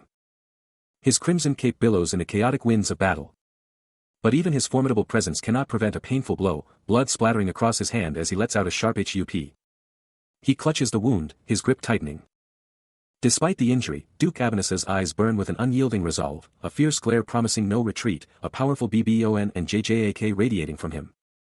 The Duke is absolutely unleashing, a whirlwind of steel against the endless kobold horde, their screams barely audible over the sheer force of his attack. He's not just fighting, he's dominating, a crimson storm of pure power ripping through everything in his path. That blade, dripping with monster blood, is a terrifying blur, a testament to his absolute, brutal efficiency. Perched on a rocky peak, he surveys the devastation, that raw red power still radiating from him. Even the kobolds are stunned. Their savage growls turn into confused whimpers as they witness his sheer, terrifying power. Duke Agnes, eyes blazing, vows to teach these pathetic creatures what a real monster is. But then, a sudden shift, Joshua, looking utterly serious, is hit with a bombshell. The only way to banish an evil spirit, is to kill the host. Joshua, sword ready, stands firm, but you can see the weight of that impossible choice in his eyes. Caesar pushes onward, his boots grinding against the crystal-laden floor. He navigates the treacherous cavern, spear at the ready. A faint red aura ignites around him, casting an ominous glow on the jagged purple crystals. Then, an explosive force detonates, and his eyes snap wide as the surrounding crystals violently shatter and burst, sending brilliant, deadly shards flying everywhere. The cavern erupts in blinding light and the deafening roar of shattering rock, leaving behind a dark, fragmented void. The world itself seems to scream in agony, a desolate, crimson wasteland where a solitary figure surveys the destruction. The sheer force of it all leaves a chilling echo in the air, a silent scream of devastation. Meanwhile, the formidable Duke Agnes watches with an intense gaze, his thoughts a mystery. But Joshua Sanders is visibly shaken, trembling with an undeniable fear, his eyes reflecting pure terror. Inside a lavish hall, the unnamed commander beams at Caesar von Avalon, declaring, "That is your son, Caesar von Avalon. I'm glad you're finally becoming the man that I've always dreamed of. My son, my heir." The pride is undeniable. But beneath the surface, the commander's true feelings boil, a bitter jealousy. No matter how talented he is, I'll be the one who gets the recognition. His fixation on someone else is palpable as he grumbles, "Why are you so obsessed with that child? What is it about him that you like so much?" An Imperial Knight steps up to the commander, dropping a bombshell about the child in question. "Commander, you know that child is Imperial Knight Joshua." The commander's reaction is a stunned, "That child?" A sneer crosses the commander's face as he finally spits out the name of his real rival. "I'm talking about that illegitimate child, Joshua." He absolutely rages, utterly baffled that a mere stable boy, a literal dung shoveler, could possibly wield mana. A desperate plea cuts through his fury, warning him against any foolish moves. The two men exchange frantic glances, bewildered by the stable boy's sudden disappearance, realizing they hadn't seen him since the chaos began. The bearded man's face twists in pure fury, questioning how this stable boy could be so different, even with the Duke's own blood coursing through his veins. He roars, demanding action, reminding them with a fierce shout that the battle is far from over. Suddenly, an invisible, crushing force slams into the trio, sending them violently recoiling with a collective cry of shock. A hand, blazing with raw purple energy, thrusts a sword forward, a defiant roar tearing through the air, "May Agnes royalty glory be with us." The stable boy explodes into motion, a lightning-fast blur streaking across the battlefield. He unleashes a devastating strike, smashing into the two men with bone-jarring impact. The stable boy's assault is relentless, their terrified screams echoing as he continues his brutal attack. After Chiffon's explosive attack, Joshua, Duke Agnes, and an Imperial Knight were on the run, tearing through the forest, Joshua's spear blazing with a fierce purple energy. But the chase was on, and their pursuers were relentless, a monstrous horde of shadowy figures screaming as they gained ground. A grotesque goblin, all fangs and fury, let out a blood-curdling shriek, its eyes burning with savage hunger. Joshua shot a grim look over his shoulder, the monsters were gaining, their speed unnerving. This couldn't last. But Joshua wasn't backing down. He spun, meeting their charge head-on, his spear exploding in a devastating purple-red blast, obliterating the first wave. He was a whirlwind of motion, his spear a deadly blur, tearing through the monsters. Then, a colossal goblin beast lunged, claws extended, but Joshua met it with a thunderous parry, spear flashing. The monstrous beast roared, a guttural sound of pure rage, its red eyes blazing with fury. But then, a chilling detail caught the eye on the forest floor, a sinister black puddle, spreading like a dark omen. He's a whirlwind of destruction, his spear a crimson blur, tearing through the goblin horde as he commands his allies to spread out. A devastating blow erupts, unleashing a primal KUAA. Meanwhile, the Imperial Knight is a force of nature, his blade flashing with a sharp KW, slicing through another grotesque beast. His sword pulses with an electric blue, a shield against the endless tide of monsters. Each strike a thunderous KUAA. The Duke, a bastion of power, unleashes a furious red blast, roaring at his men to hold the line, the battle a chaotic URGH. But then, a chilling white glow erupts from Joshua's hand, and a terrifying truth hits him: this wasn't just a horde, this was a breach, a hole in black obsidian. The aura shifts, crackling with electric blue energy and lightning, and he instantly recognizes its terrifying power. In a flash, the world collapses, and he's swallowed by a swirling vortex of darkness and raw lightning. He unleashes a devastating attack, a surge of raw power erupting from his core. With a thunderous roar, blue lightning crackles around him, illuminating the dark cavern as he channels the full might of his new ability. The bolt strikes true, impacting the monster's head with an explosive force. A blinding flash of azure energy engulfs the area, shattering the ground and sending debris flying. The monster is hurled backward, its massive form engulfed in the lingering blue aura of the attack. Behind him, the Imperial Knight and Duke Agnes watch in stunned silence, their faces etched with disbelief at the raw power they just witnessed. The Duke's expression hardens, a mix of AWE and concern clouding his features. With a decisive step, he advances through the dissipating smoke. Standing amidst the fading blue glow, Joshua surveys the destruction, his eyes still alight with power, as the Imperial Knight calls out his title in astonishment. After that insane display of power, the Imperial Knight is absolutely floored, thinking, he just obliterated that monster with pure strength and speed? No mana. What even is this guy? The monster's dead eye stares blankly, but the question echoes, who is this Joshua, and how did he pull that off in a single hit? Duke Agnes, absolutely speechless, can only stammer, what was that? What kind of trick did he just pull? Joshua casually strolls away from the annihilated beast, leaving the knight to wonder if he'd been holding back this whole time, his true power finally unleashed. Still trying to process it all, the Duke remembers he's the one who brought Joshua here, and it hasn't even been that long. And those rumors about him being ungrateful? Totally irrelevant now, given what he just witnessed. The timing was perfect, but it just doesn't add up. Joshua's only a C-rank knight, yet he just one-shot a black orc, a beast that gives B-rankers nightmares. Snapping back to reality, the Imperial Knight shouts, alright, let's go. The monsters won't wait, and the whole squad charges. Joshua, with a quick look back at the charging knights, just smirks, thinking, guess I'll have to try a little bit harder. Mana exhaustion. Who cares? Joshua was ready to go all out, knowing these monsters would push him to the brink.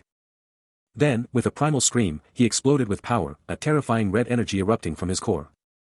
He was a lightning bolt, smashing into a black orc before it even knew what hit it. Afterimages were all that remained, as Joshua tore through the horde, a one-man army. Then, bam. Another orc went flying, blasted back by a shockwave of pure, electric blue power. His eyes burned with electric blue fire, power surging through him as he locked onto his next target. One more down. Another orc was sent flying with a brutal, precise strike. And then, the ultimate move. He roared, Thunderbolt Wind. A colossal storm of wind and lightning exploded, wiping out the remaining orcs in a single, devastating blast. Pure, unadulterated power explodes from him, a blinding white flash. Then unleashes a torrent of devastating blue and white energy. It absolutely obliterates the monstrous black orcs, ripping through them with explosive, concussive force. One of the beasts lets out a primal, enraged roar, its eyes blazing crimson. But Joshua stands triumphant, spear grounded, the battlefield his, the victory absolute. The commander, utterly floored by the sheer spectacle, drops to his knees, barely able to whisper, that's ridiculous. The narration box confirms, the Black Ogre, a creature that shrugged off Master Knight's blades, was just wiped out by Earl Joshua. Caesar, witnessing the impossible, is left speechless, declaring he's never seen an A-rank knight's skill with such raw elemental power. After that insane power flex, the stable boy is absolutely floored, questioning how he's even alive. The commander's jaw drops, utterly baffled by how he's still on his feet, even though he knows it's impossible. An Imperial Knight is freaking out about the Black Ogre's impossible defeat, but the commander, totally convinced he's a monster, just shrugs off the ogre's demise. But hold up, Caesar von Avalon, the fourth prince and a magic master, wields the royal mana, enough to wipe out half the continent. But even with all his power, he's never seen mana like this, totally stumped by what it could be. With his eyes still blazing, Joshua is barely holding on, pushing past his breaking point. His vision goes fuzzy, the sheer exhaustion hitting him like a truck. The Black Ogre is down for the count, its massive body a monument to the epic fight. And then, Joshua Sanders hits the deck, his body completely spent after that insane power-up. He lets out a primal scream, and suddenly, a devastating wave of crimson energy explodes from his clenched fist. The sheer power of it just detonates, ripping through everything in a blinding storm of red light and shrapnel. He's fighting against the sheer, raw power, his mana output pushing him past any known breaking point.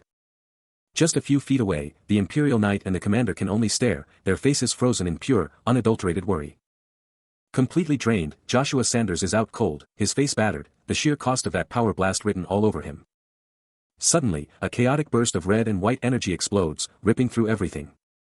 And Joshua Sanders is sent absolutely plummeting, blood exploding around him in a gruesome display. But just before impact, Duke Agnes makes a lightning-fast move, snatching the battered knight from the air, his voice a desperate plea. Joshua, battered and bleeding, can only gasp out a choked, "This isn't." Agnes's face twists with raw concern as he retorts, "My lord, you cannot do such pointless." Then, the very air is shattered by a raw, agonized scream. Chaos erupts as a monstrous fire tears through the night, screams of "fire" and "help me" ripping through the air. The flames devour a magnificent building, and a horrifying reality sets in. It's the Abennis Duchy, engulfed. Caesar von Avalon stares, utterly aghast, his mind reeling at the sheer scale of the inferno consuming the duchy. Pure pandemonium grips the streets, as terrified citizens scramble to escape the raging inferno, their cries for help echoing everywhere. Then, a cataclysmic explosion detonates at the core of the fire, blasting flames and wreckage skyward. Caesar tracks the escalating devastation, the inferno's furious glow dancing in his stunned gaze. Clutching his head, a chilling thought pierces his mind: is this nightmare real, or just a twisted dream? While Caesar is still reeling from the fiery pandemonium, a powerful silhouette steps out of the gloom, blade already drawn, heading straight for the heart of the blaze. It's none other than Duke Agnes, his fierce resolve a stark contrast to the raging inferno. Engulfed in furious flames, a blonde-haired noble absolutely rages, utterly disgusted that a lowly stable boy dares to stand against him. But then, Caesar von Avalon's vision shifts to a massive, glowing blue monolith, and he gasps, "It's Babel. Is this the ultimate treasure everyone's been searching for?" In another startling vision, a brown-haired man confronts someone, his voice sharp with accusation as a building burns behind him, demanding answers about what's been hidden. Suddenly, Caesar is jolted by an immense, flashing surge of power, his eyes wide with shock as he screams, "What is this power? Is this a premonitive dream, a vision of Joshua's chest?" If it's the Genesis Stone, Caesar knows he absolutely cannot miss this chance. The Genesis Stone, a shattered, crackling blue crystal, is revealed to be an artifact of unimaginable power, capable of overwhelming even the strongest mages. Caesar's hand glows with swirling blue energy, his mind racing as he demands, "What is this mana?" Then, with a deafening whoosh, a blinding torrent of white energy explodes from his hand, unleashing a colossal, roaring blast that slams into its target with a bone-shattering thud. The blonde-haired noble seethes, his face a mask of pure contempt. How could this lowly stable boy, this mere peasant, even dare to exist? But wait, a brown-haired figure, engulfed in shimmering energy, can't believe his eyes. Mana? From him? His gaze intensifies, the sheer audacity of it all sparking a furious debate in his mind. A hand reaches for the colossal, glowing blue of Babel, as a voice echoes, "My lord, you mustn't do such pointless." Caesar von Avalon, radiating an electric blue aura, is utterly stunned. The spirit wind, he realizes, is not just a force, it's alive. Standing with the brown-haired man, Caesar's mind races, convinced there's a hidden truth, a secret connection between them. The blonde-haired noble, with his massive wolf companion, is absolutely certain, the Genesis Stone is here. Amidst the burning ruins, the brown-haired man makes a chilling discovery: the Genesis Stone is here too. Caesar's eyes blaze with fierce resolve. The Genesis Stone's magic, he confirms, has been unleashed. The blonde-haired man is absolutely livid, his jaw clenching so hard you can practically hear the grind, utterly baffled by what's happening. He's absolutely floored, thinking, how can this pathetic stable boy, this guy who just cleans up crap all day, actually use mana? But before the chaos fully erupts, Duke Agnes, standing right next to Caesar, tries to step in, pleading with him not to do anything so pointless. Then, out of nowhere, a massive, blinding wave of electric blue energy explodes, ripping through the air with unbelievable power. The sheer magnitude of it is insane, and someone screams, "It's a spirit wind." Caesar's eyes snap open, blazing with the same electric blue as the storming energy, and he understands, the spirit wind isn't just power, it's alive. He becomes the epicenter, a colossal pillar of blue light exploding behind him, the Genesis Stone's magic now fully unleashed through his very being. With an intense, focused gaze, he speaks a single, powerful word: Babel. Energy swirling around him, he looks up, straight at the colossal, glowing structure now dominating the sky, the Tower of Babel. The blonde man explodes forward, his sword a crimson streak of death, cutting through the air with terrifying speed. But in a flash, he's utterly decimated by an invisible counter, blood erupting from his mouth, his face a mask of pure disbelief. Yet, he's back on his feet in an instant, sword still gripped tight, as his furious thoughts scream, "This lowly bastard. He's just a stable boy who cleans up crap all day." But Duke Agnes, his face etched with concern, tries to cut through the chaos, pleading, "My lord, you mustn't do such pointless." But the true spectacle is Caesar von Avalon, still plummeting, now a beacon of pure, pulsating blue energy, his eyes blazing with the unleashed might of the Genesis Stone. His descent is a cascade of power, prompting a stunned voice to gasp, "He can use mana." Then, a blinding, world-shattering flash of white light. The energy explodes. And from the heart of that chaos, a colossal, dark circular structure emerges, a terrifying silhouette against the sky. Meanwhile, in a completely different scene, a battered Draxia Vel Grace, head bandaged, screams out a name, Draxia VL Grace. He stirs, a low groan escaping him as consciousness slowly returns. It was. He realizes, definitely closer to a nightmare than a normal dream. A sharp exhale escapes him. Rather, he wonders, how much time has truly passed. A sharp pain lances through him as he pushes himself up from the bed, a choked gasp escaping his lips, leaving him to question if he is still unable to endure it. He has entered the second stage after the first awakening of the Genesis Stone, but the sheer power of this second stage is proving too much for a mere 2-rank knight's body. Perhaps, he muses, it's because the Genesis Stone he possessed was a fake. No, that's probably not it. The Genesis Stone he possesses is a genuine one, its power simply too much for his body to handle. He knows he has to dive deeper into the Genesis Stone. As a small, glowing particle floats by his window, making him question, is that mana? Suddenly, a familiar voice cuts through the silence, Duke. The Duke reveals that just hours ago, the Red Hook Imperial Knights were everything. But now, Draxia is trapped in a stunningly beautiful prison. A soft gasp escapes Draxia as the words sink in, ah. The Duke presses on, declaring they're off to the academy the moment they're back in the duchy. He lays it all out. Draxia's true identity isn't Agnes, as previously stated, but he's now the son of the Alan Frederick Viscounty. This new identity is a deep secret, a move by someone secretly boosting the Duke's power. He can only manage a choked sound, his mind reeling from the bombshell revelations. The Duke's words reverberate, solidifying the Duke of Avalon, or of No Shop, as the ultimate power player. But for now, the academy is the only destination he can even comprehend. As the Duke presses on. Then, the Duke drops another bomb, revealing he heard him muttering a very interesting name in his sleep. Draxia of El Grace, the Duke declares, and the young man snaps, demanding to know how he dares utter that cursed name. The injured man, Draxia of El Grace, is finally revealed. He's bandaged up, but his eyes hold a deep secret.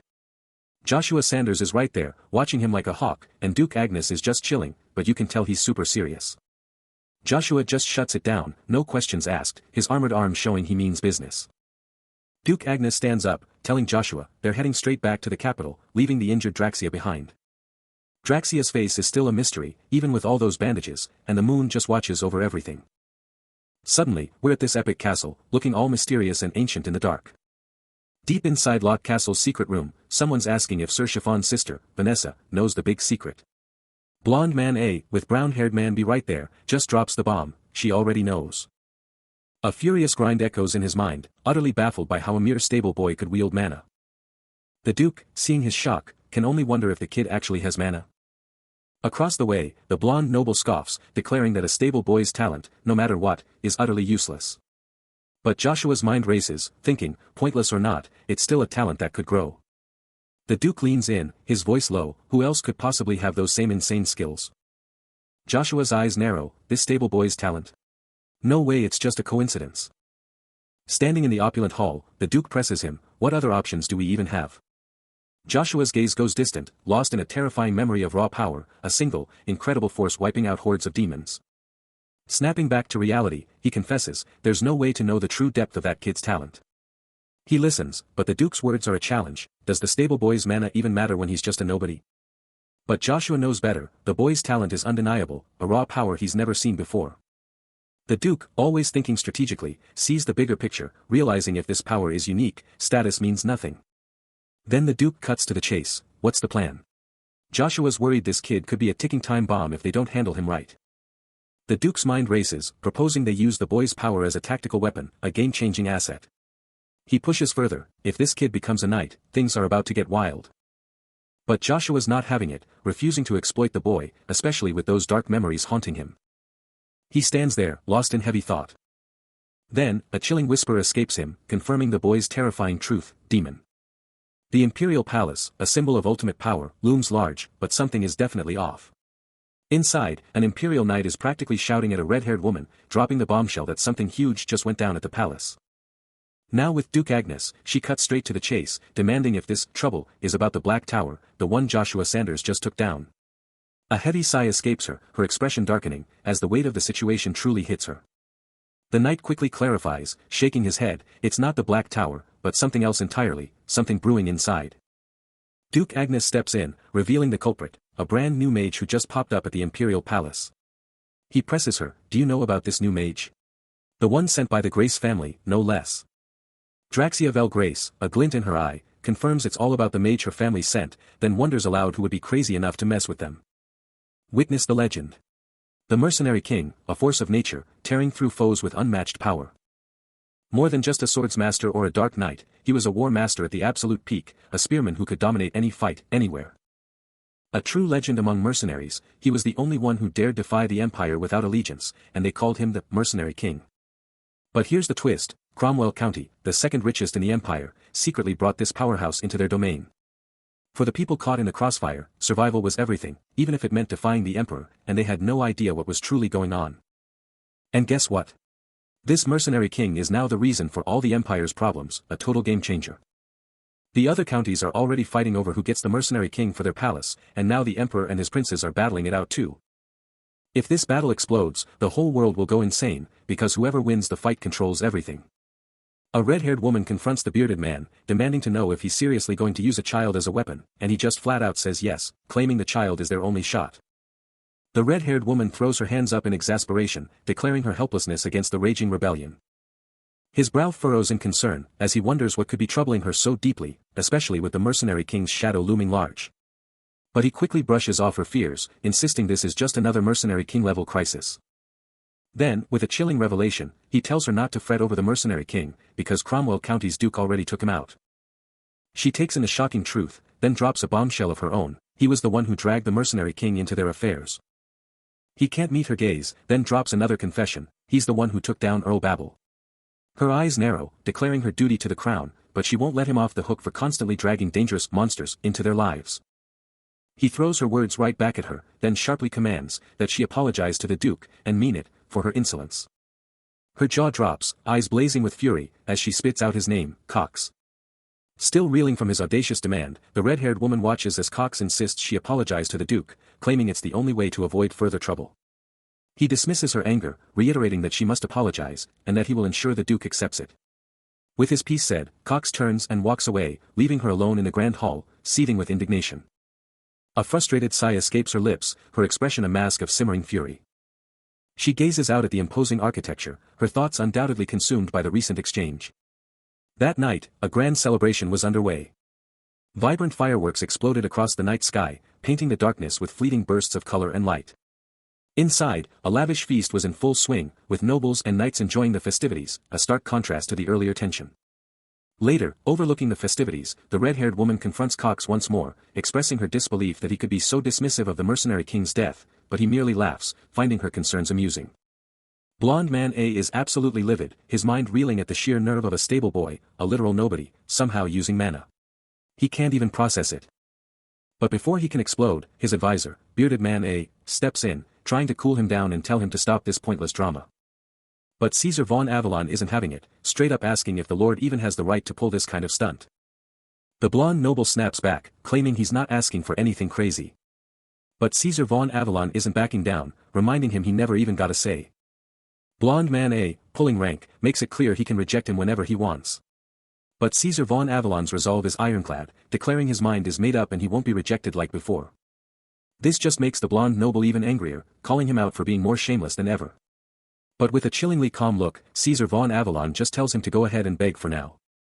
He's coming down the stairs, and his mind is made up: anyone who stands in his way, they're going down. Reaching the bottom, he confronts the knight, dropping his full title with absolute confidence: I'm the fourth prince, Caesar von Avalon. Joshua watches him, thinking about his whole life, how he's never seen a prince this wild. Now, he's actually getting curious, he wants to figure this guy out. He thinks about how everyone else calls him by his title, but for this prince, it's just his name, Caesar. Just him. Suddenly, a memory hits Caesar, the mercenary king, holding Draxia Grace, demanding, how did you know that cursed man's name was Draxia Grace? Joshua's mind drifts back to his own past, the crushing truth that all the support he thought he had was a total lie, leaving him completely isolated and with no one to trust. Later, Caesar's talking to an old doctor, asking if he's okay, but quickly gets to the real reason he's there: he wants to know about the guy who was here before. The doctor brushes it off, saying it was nothing big, just that the guy wanted a meal, since everyone was waiting for him. Then, the doctor gives Caesar a knowing look, saying he's seen that exact expression before, on Caesar's own father, the last Duke of Avalon. A blonde noble absolutely loses it, scoffing at some lowly bastard who's just a stable boy. But Joshua, ever the voice of reason, steps in, trying to cool things down and stop the madness. A soft creak cuts through the silence of the ducal estate. As the fourth prince, Caesar von Avalon, bursts through the heavy doors into a grand chamber, his arrival instantly seizing the room's focus. Inside, Duke Agnes, his wife, and Joshua Sanders, flanked by their loyal retainers, are already assembled, bracing themselves for his arrival.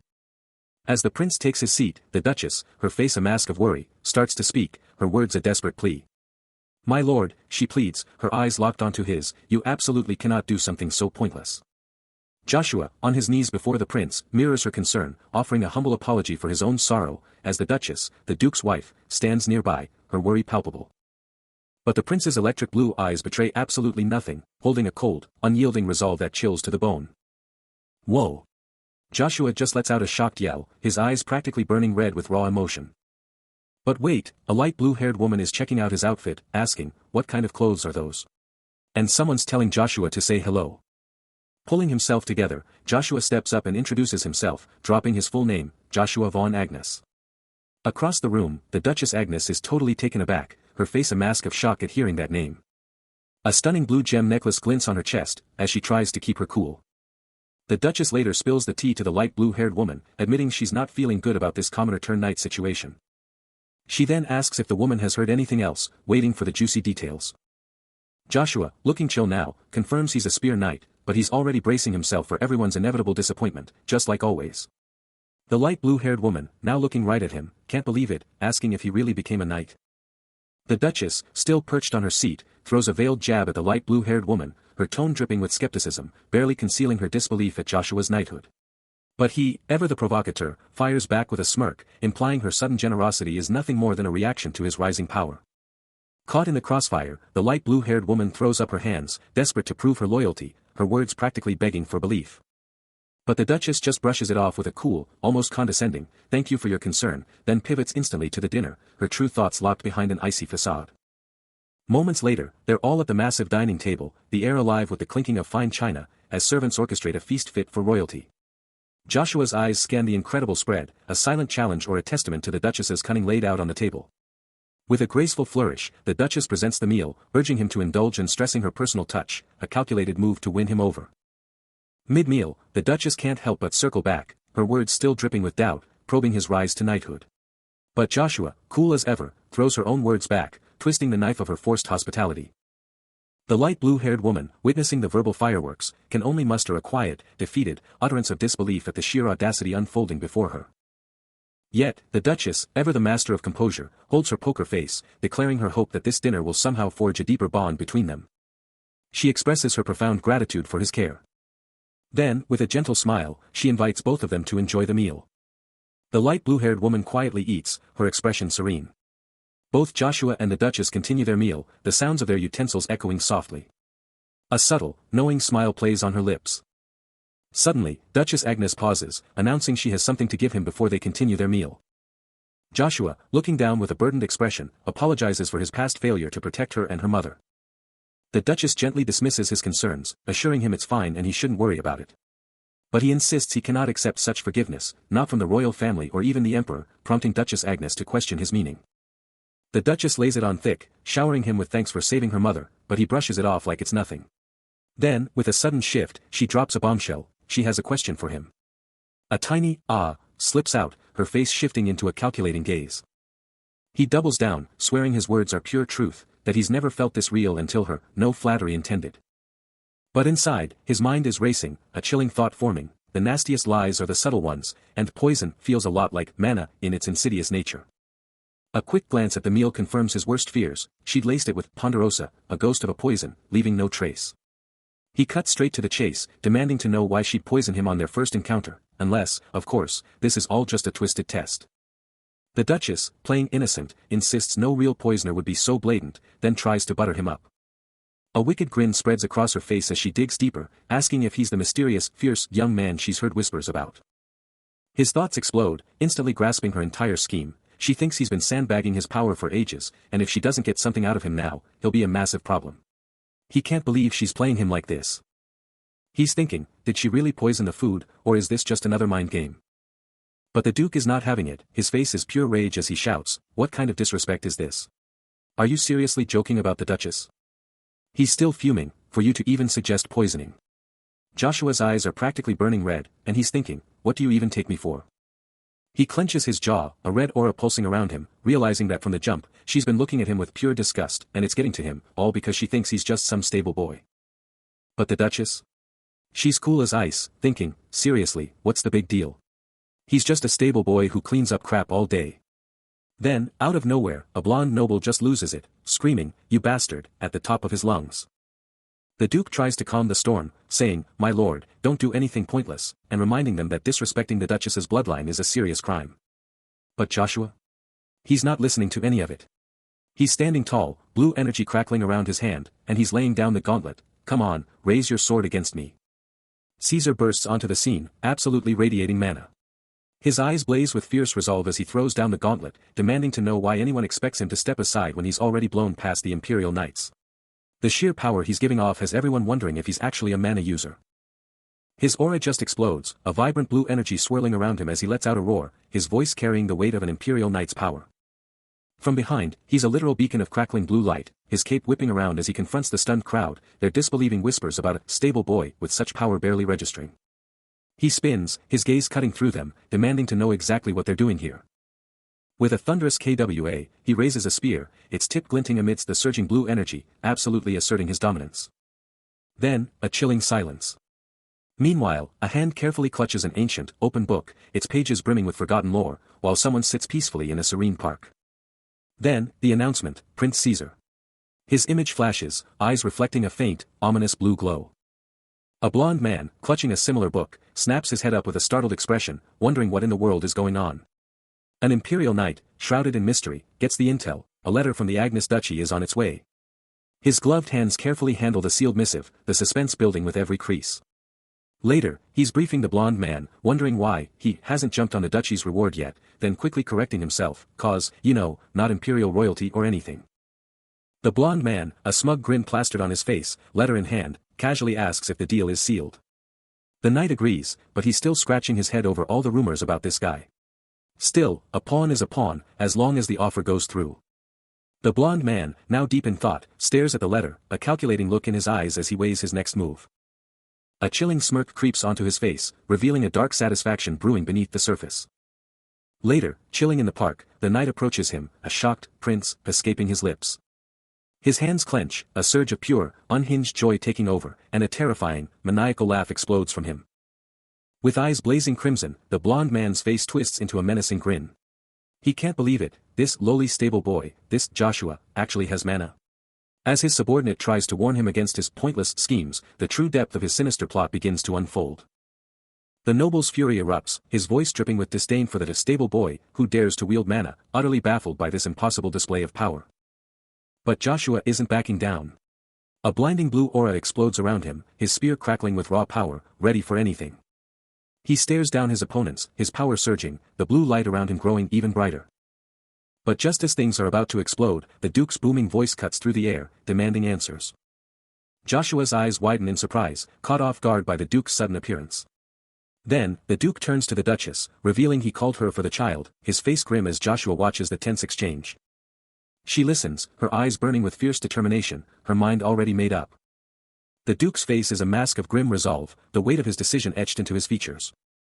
A flashback hits, revealing a young Joshua at a lavish dinner, with a child Duchess Agnes by his side, and a young Duke Agnes watching over them. The table groans under a magnificent feast, a golden roasted bird dominating the spread, a stark, almost painful contrast to now. Back in the present, Duke Agnes confronts Joshua, demanding to know how long he'll stick around, clearly wanting him to stay. A scroll snaps open with a sharp rustle and whoosh. And then, a raw burst of blue mana explodes around a phantom figure's midsection, radiating immense power. Duchess Agnes locks eyes with Joshua, her gaze intense, demanding to know if he's truly the one to save their duchy, and his response is a decisive, "Let's go." With a unified, resolute stride, Joshua, the Duke, the Duchess, and the red-haired woman move through a massive doorway, their footsteps a rhythmic beat. The Duchess, her face a mask of deep worry, doubles down on her commitment, vowing to do whatever it takes if Joshua can save their legacy. Then, Duke Agnes confronts Joshua, his stare intense, dropping the bombshell question, "Do you hate me?" Answering the Duke's challenge, the Duchess's face twists with pure fury, her words cutting like a knife as she screams her hatred.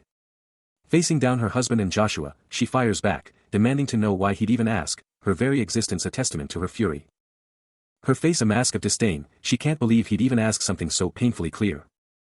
Spinning away from him, the Duchess storms off, her voice dripping with venom, accusing him of never lifting a finger for her, only trapping her in a miserable marriage because she was foolish enough to love him.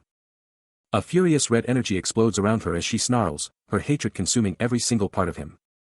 The Duke, watching her storm off with Joshua beside him, issues a chilling threat, declaring that if she keeps this up, he'll take it as a refusal to help Joshua.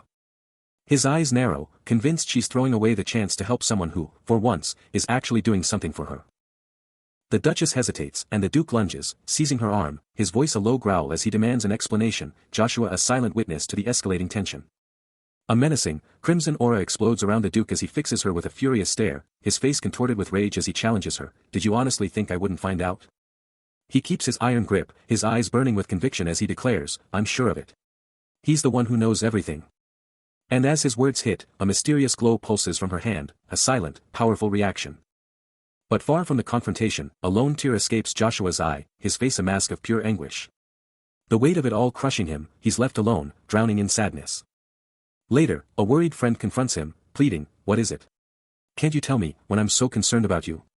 He can only stammer, the thing is. His face a picture of regret, he bitterly admits, I'm still making the same mistakes in this life, too. Suddenly, a voice cuts through the silence, calling out, Earl Joshua, it's Cain. Cain appears, his eyes locking onto Joshua, and drops a bombshell question, you knew? Cain's jaw clenches, his thoughts a furious storm, this lowly stable boy, who just cleans up crap all day, can use mana. Just then, a subordinate tries to interject, my lord, you mustn't do such pointless. But Joshua's gaze is fixed on the grim reality, declaring, seriously, Manhwa's decay has infected every corner of this duchy. As he walks away, Cain clarifies his earlier provocation, I asked because you were clearly out of your mind. He then reveals, he said you left to become a knight. Joshua, undeterred, retorts, the duchy's people are suffering. I can't just stand by and watch. Cain then turns to his two men, delegating, the rest is up to you too. The imperial knight asks, what is it, as the bearded man immediately responds, yes, my lord. In a shocking turn, Cain drops to one knee before Joshua, proclaiming, everything I said before was absolutely sincere. Will you grant me the honor of serving you? Joshua's expression shifts, pondering the gravity of a knight's vow, a knight serves his lord and follows his word. Cain elaborates, you're coming to the duchy's residence. I don't just want to be your knight, I want to be your sword and shield. Joshua, still skeptical, challenges him, even after all that, you still want to serve me? Cain meets his gaze with fierce determination, reiterating the knight's sacred oath, a knight serves his lord and follows his word. He knows the path ahead is fraught with tragedy, but it's the only way he can truly embrace his destiny as a spear knight. Cain extends a gleaming sword towards him, and Joshua's breath hitches, a silent please echoing in the tension. Is this a test? A challenge to his very core, demanding unwavering loyalty. With unwavering resolve, Cain's, of course, rings out as Joshua's hand decisively takes the blade. The sword's weight settles in his grip. Now wielding the blade, Joshua's voice rings out, commanding Cain to open your eyes, a fierce resolve burning in his gaze as the imperial knights watch on. He turns to Cox, asking if he'll be okay, only for the grizzled man to declare, this is enough. Cox, scrutinizing the young lord, can't help but think Joshua looks like a fool, yet acknowledges he still needs more experience. Lost in deep thought, Joshua wonders if he's just stepping into a power struggle with a single knight, questioning if he's forgotten his own humble beginnings. Joshua's departure is met with the piercing gaze of the Duke's son, Caesar von Avalon, a silent judgment from atop his steed. Joshua strides away, his words cutting through the air with unwavering resolve, follow my path well. Cain, ever the pragmatist, watches Joshua vanish, a cynical question escaping his lips, does this really change the Duke? But the red-haired woman can't hold back, her voice sharp with worry, while Caesar, Cain, and an imperial knight simply watch the scene unfold. Joshua doesn't falter, his stride unwavering as he leaves the worried woman and the aloof Cain in his wake, a figure of determination fading from view. The red-haired woman can't shake her apprehension, confessing, I didn't feel good about the Duke's sudden decision. From his vantage point on horseback, Cox, ever perceptive, reads the silent anxieties of the onlookers, stating, you didn't say anything, but I can tell by the look on your face. The Duke and Evelyn are leaving. Cain, flanked by the red-haired woman and Duchess Agnes, cuts through their worries with a dismissive wave, I have a lot better things to do, my lady, then adds, no apologies for making you worried. But Cox, ever the strategist, ponders the Duke's audacious gamble, the Duke was too careful. This was the only way to make him a prince. Maybe. While the noble scheme, a devoted servant drops to his knees, exclaiming, "Ah! My lady! But Evelyn, the fiery noblewoman, calms her worried attendant, Saladin, telling him she's just popping over to the capital for a few days and will be totally fine, because she's not going solo. Saladin, however, isn't convinced, pleading with her to be careful because the capital is a total war zone these days. But she just brushes him off, her dress swishing as she strides away. Next thing you know, she's on a horse, riding right next to Joshua, and she shoots him a look, teasing, "I told you I'd come back, didn't I?" Joshua, looking totally exasperated, grumbles about this insane situation, but she just smirks, telling him not to worry, she's not gonna give him something. He's completely taken aback, shouting, "What?" A sly grin spreads across Evelyn's face as she drops the bombshell, "This is our family's town." And back at the estate, Cox, the bearded advisor, is absolutely floored, gasping, "Yuhaya." Saladin's hand shoots out, a desperate plea tearing from his throat as he tries to stop his lady from making a reckless move. An Imperial Knight drops a bombshell, revealing that Duke Agnes and his second son, Joshua, are on their way, expected to arrive within 3 days if they push it. From his imposing throne, the blonde royal, Cain, cuts straight to the chase, demanding, "And?" The knight presses on, revealing that if Joshua had just been acknowledged as the Duke's son, he could have been a contender for the throne, but the Imperial Knights shut him down. Cain's face darkens, correcting the knight with a furious edge, roaring that the continent's greatest spear knight was rejected by the Imperial Knights for his own position. He then ponders the absurdity, pointing out that it's not like the Duke's second son, the legendary spear knight, wasn't even given a shot at becoming an Imperial Knight. A kneeling subordinate meekly agrees, grumbling about the sheer arrogance of those Imperial Knights. But the Imperial Knight counters, arguing that Joshua has zero reason to join the Imperial Knights, he's already the Duke's son and the greatest spear knight. Then, he reaffirms his absolute loyalty to Cain. Cain accepts the oath, asserting that they will all follow his commands. A dark thought flickers across Cain's face, would Joshua really break the rules for his own ambition? And just how powerful is this Imperial Knight's order, anyway? The Duke's face is a mask of intense anticipation, his thoughts a whirlwind of expectation. For days later, the Capital Academy's Duke Agnes residence is absolutely stunning under the sunset, a massive estate ready for a game-changing moment. An Imperial Knight drops the bombshell, confirming this is the exact spot where Joshua von Agnes, the continent's legendary spear knight, is about to crash. Inside, Prince Caesar gives a smooth, polite, yes to the Duchess, keeping it classy. The Duchess breathes a sigh of relief that the Duke's doing great, and Cox, the attendant, confirms he's totally fine and currently chatting with her. Caesar, though, is still deep in thought, admitting Joshua's skill but clearly holding back a major but. Strolling along, the Duchess gushes about Joshua's insane skills, convinced he'll be an empire-saving hero, but Cox cuts in, pointing out that if Joshua truly hated the Imperial Knights, he wouldn't have even been rejected in the first place. Cox keeps going, totally baffled that the Duke would let Joshua just mess around in the capital, then doubles down on his promise to Caesar, he'll turn him into an incredible knight when he gets back. Meanwhile, Cain, absolutely fuming, brushes off his past loss to Joshua as pure luck, and totally scoffs at anyone calling Joshua a hero. Joshua and Caesar are making their way through the lavish estate, and Caesar is absolutely blown away by Joshua's insane ability to sense mana, not just nearby, but across the entire empire. He then tells Joshua they need to rush to the Duke's residence, which is super secure thanks to all the guards the Duke stationed there.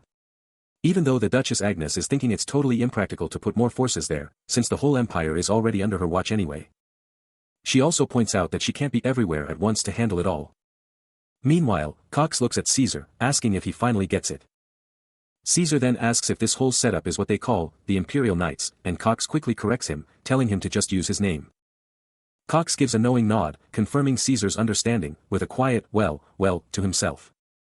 The story jumps back in time, 1 month ago, to the capital, Agus, where a window offers a perfect view of the city, a secret spot to stay hidden from all the nosy people.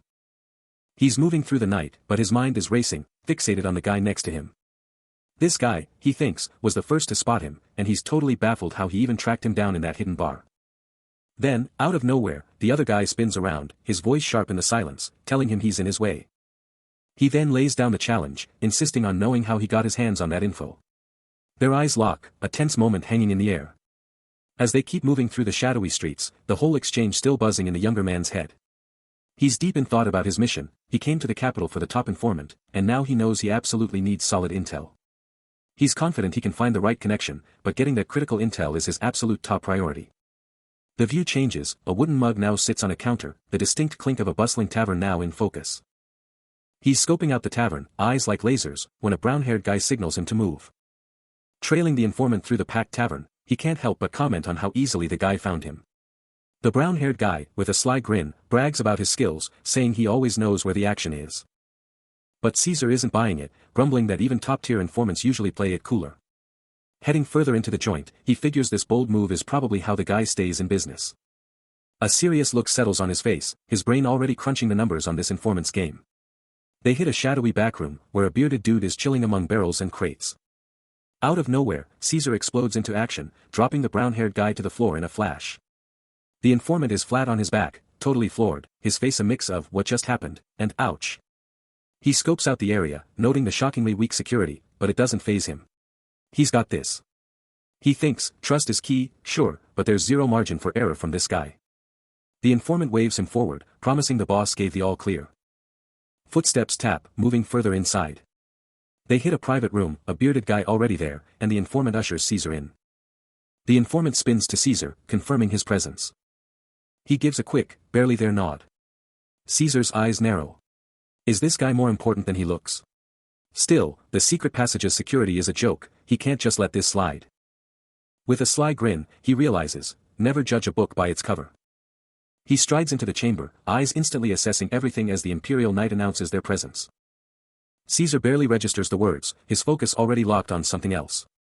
The knight, ever the professional, gestures to a seat, a silent invitation. His gaze locks onto a strange contraption on the table, a high-tech info transmitter.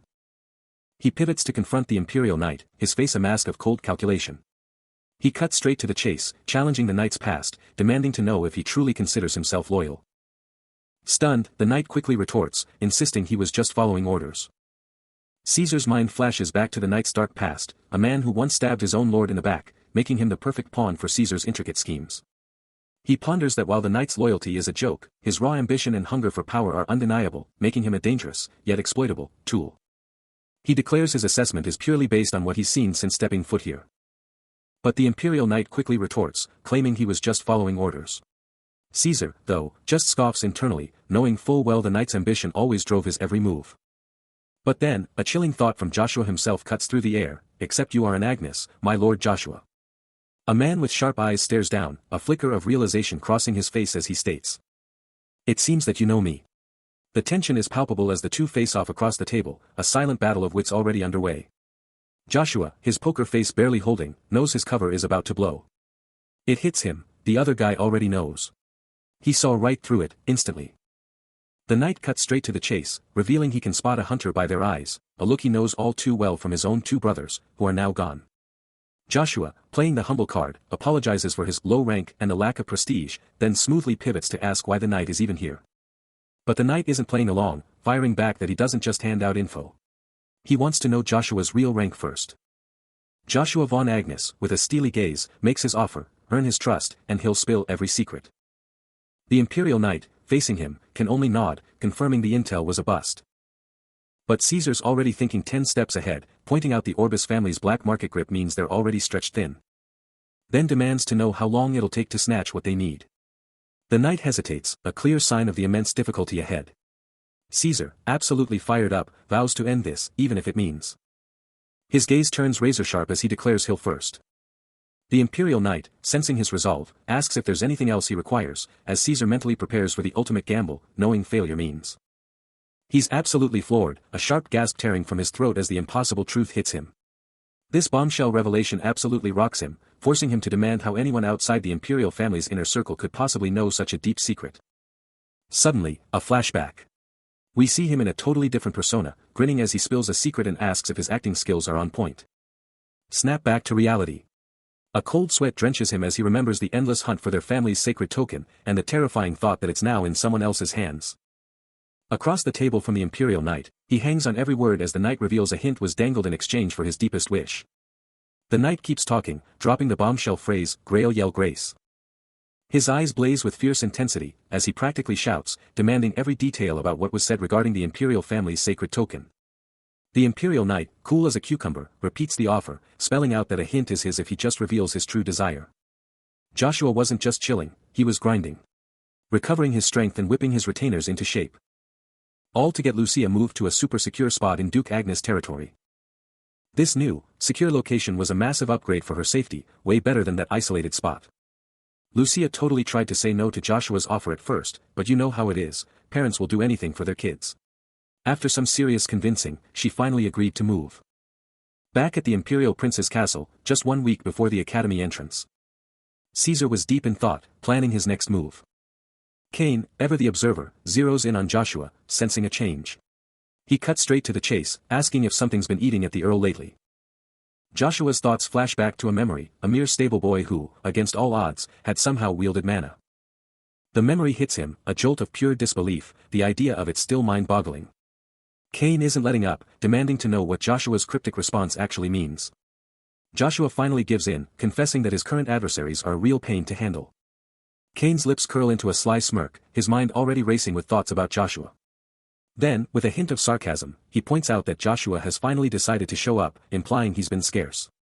Joshua gives a respectful nod, but Cain's already plotting, his mind on the crucial intel he needs. Elsewhere, gloved hands meticulously work on a tiny, complex artifact, the Imperial family's token, a secret power known only to the elite.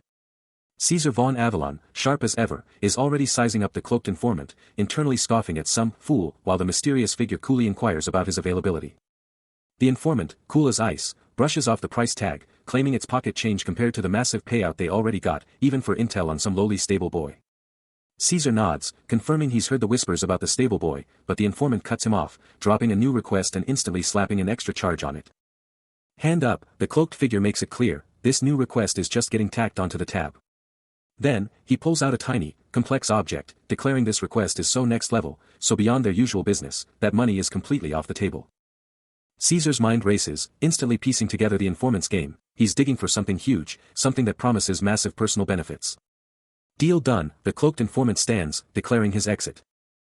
Later, chilling solo in his room, Caesar grabs a bite, but his brain is still buzzing from everything that went down.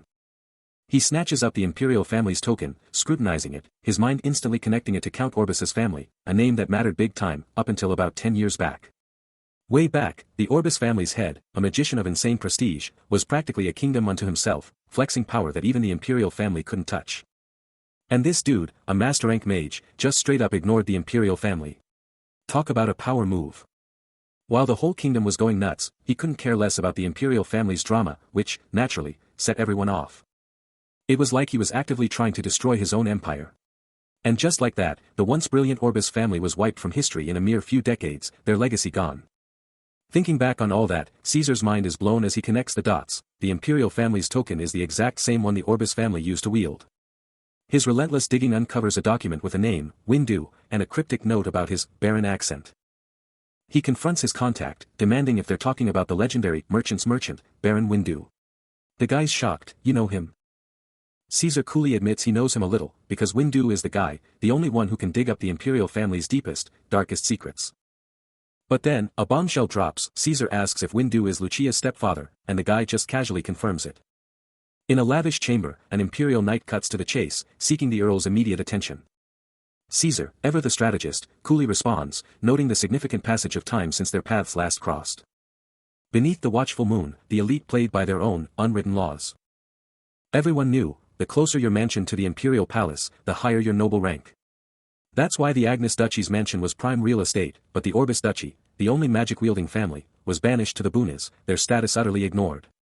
It was unbelievable, because their mana reserves were off the charts, shattering all notions of status.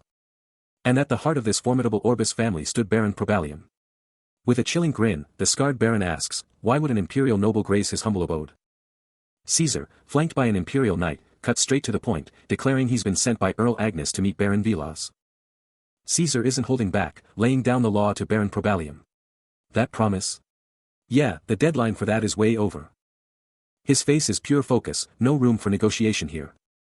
A silent suspicion points to the Duke's involvement, just as Duke Agnes confronts Baron Probalium, declaring, you promised me this, Baron Probalium. Elsewhere, Caesar von Avalon lays it out for Joshua Sanders, getting rare lives is a massive challenge, you know how it is, rare lives are already super rare, so even we struggle to get our hands on them.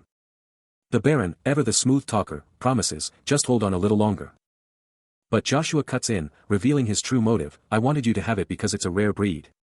Then, with an intense stare at Baron Probalium, he demands, 1 week should be plenty, right? The Baron, caught off guard but desperate to comply, stammers, oh of course, sir, then quickly adds, as you wish. Joshua, ever the pragmatist, admits the challenge, look, I know getting a rare breed is tough, but then, with a determined glint, he vows, but I'll get it for you. Cain drops a bombshell on Caesar, revealing a critical message he has to deliver. Baron Probalium's face hardens, the pressure mounting. But Caesar just shrugs it off, annoyed that he can't live his life how he wants. But an elder statesman is already questioning the impossible deadline. Is 1 week even enough? Probalium, fueled by desperation, vows to make the impossible happen, knowing his entire world hangs on finding that rare life. Across town, Lucia stands by Joshua, fiercely defending his loyalty to the Duke. And then, a mysterious figure with blazing eyes makes a chilling promise: he'll kill anyone who stands in his way.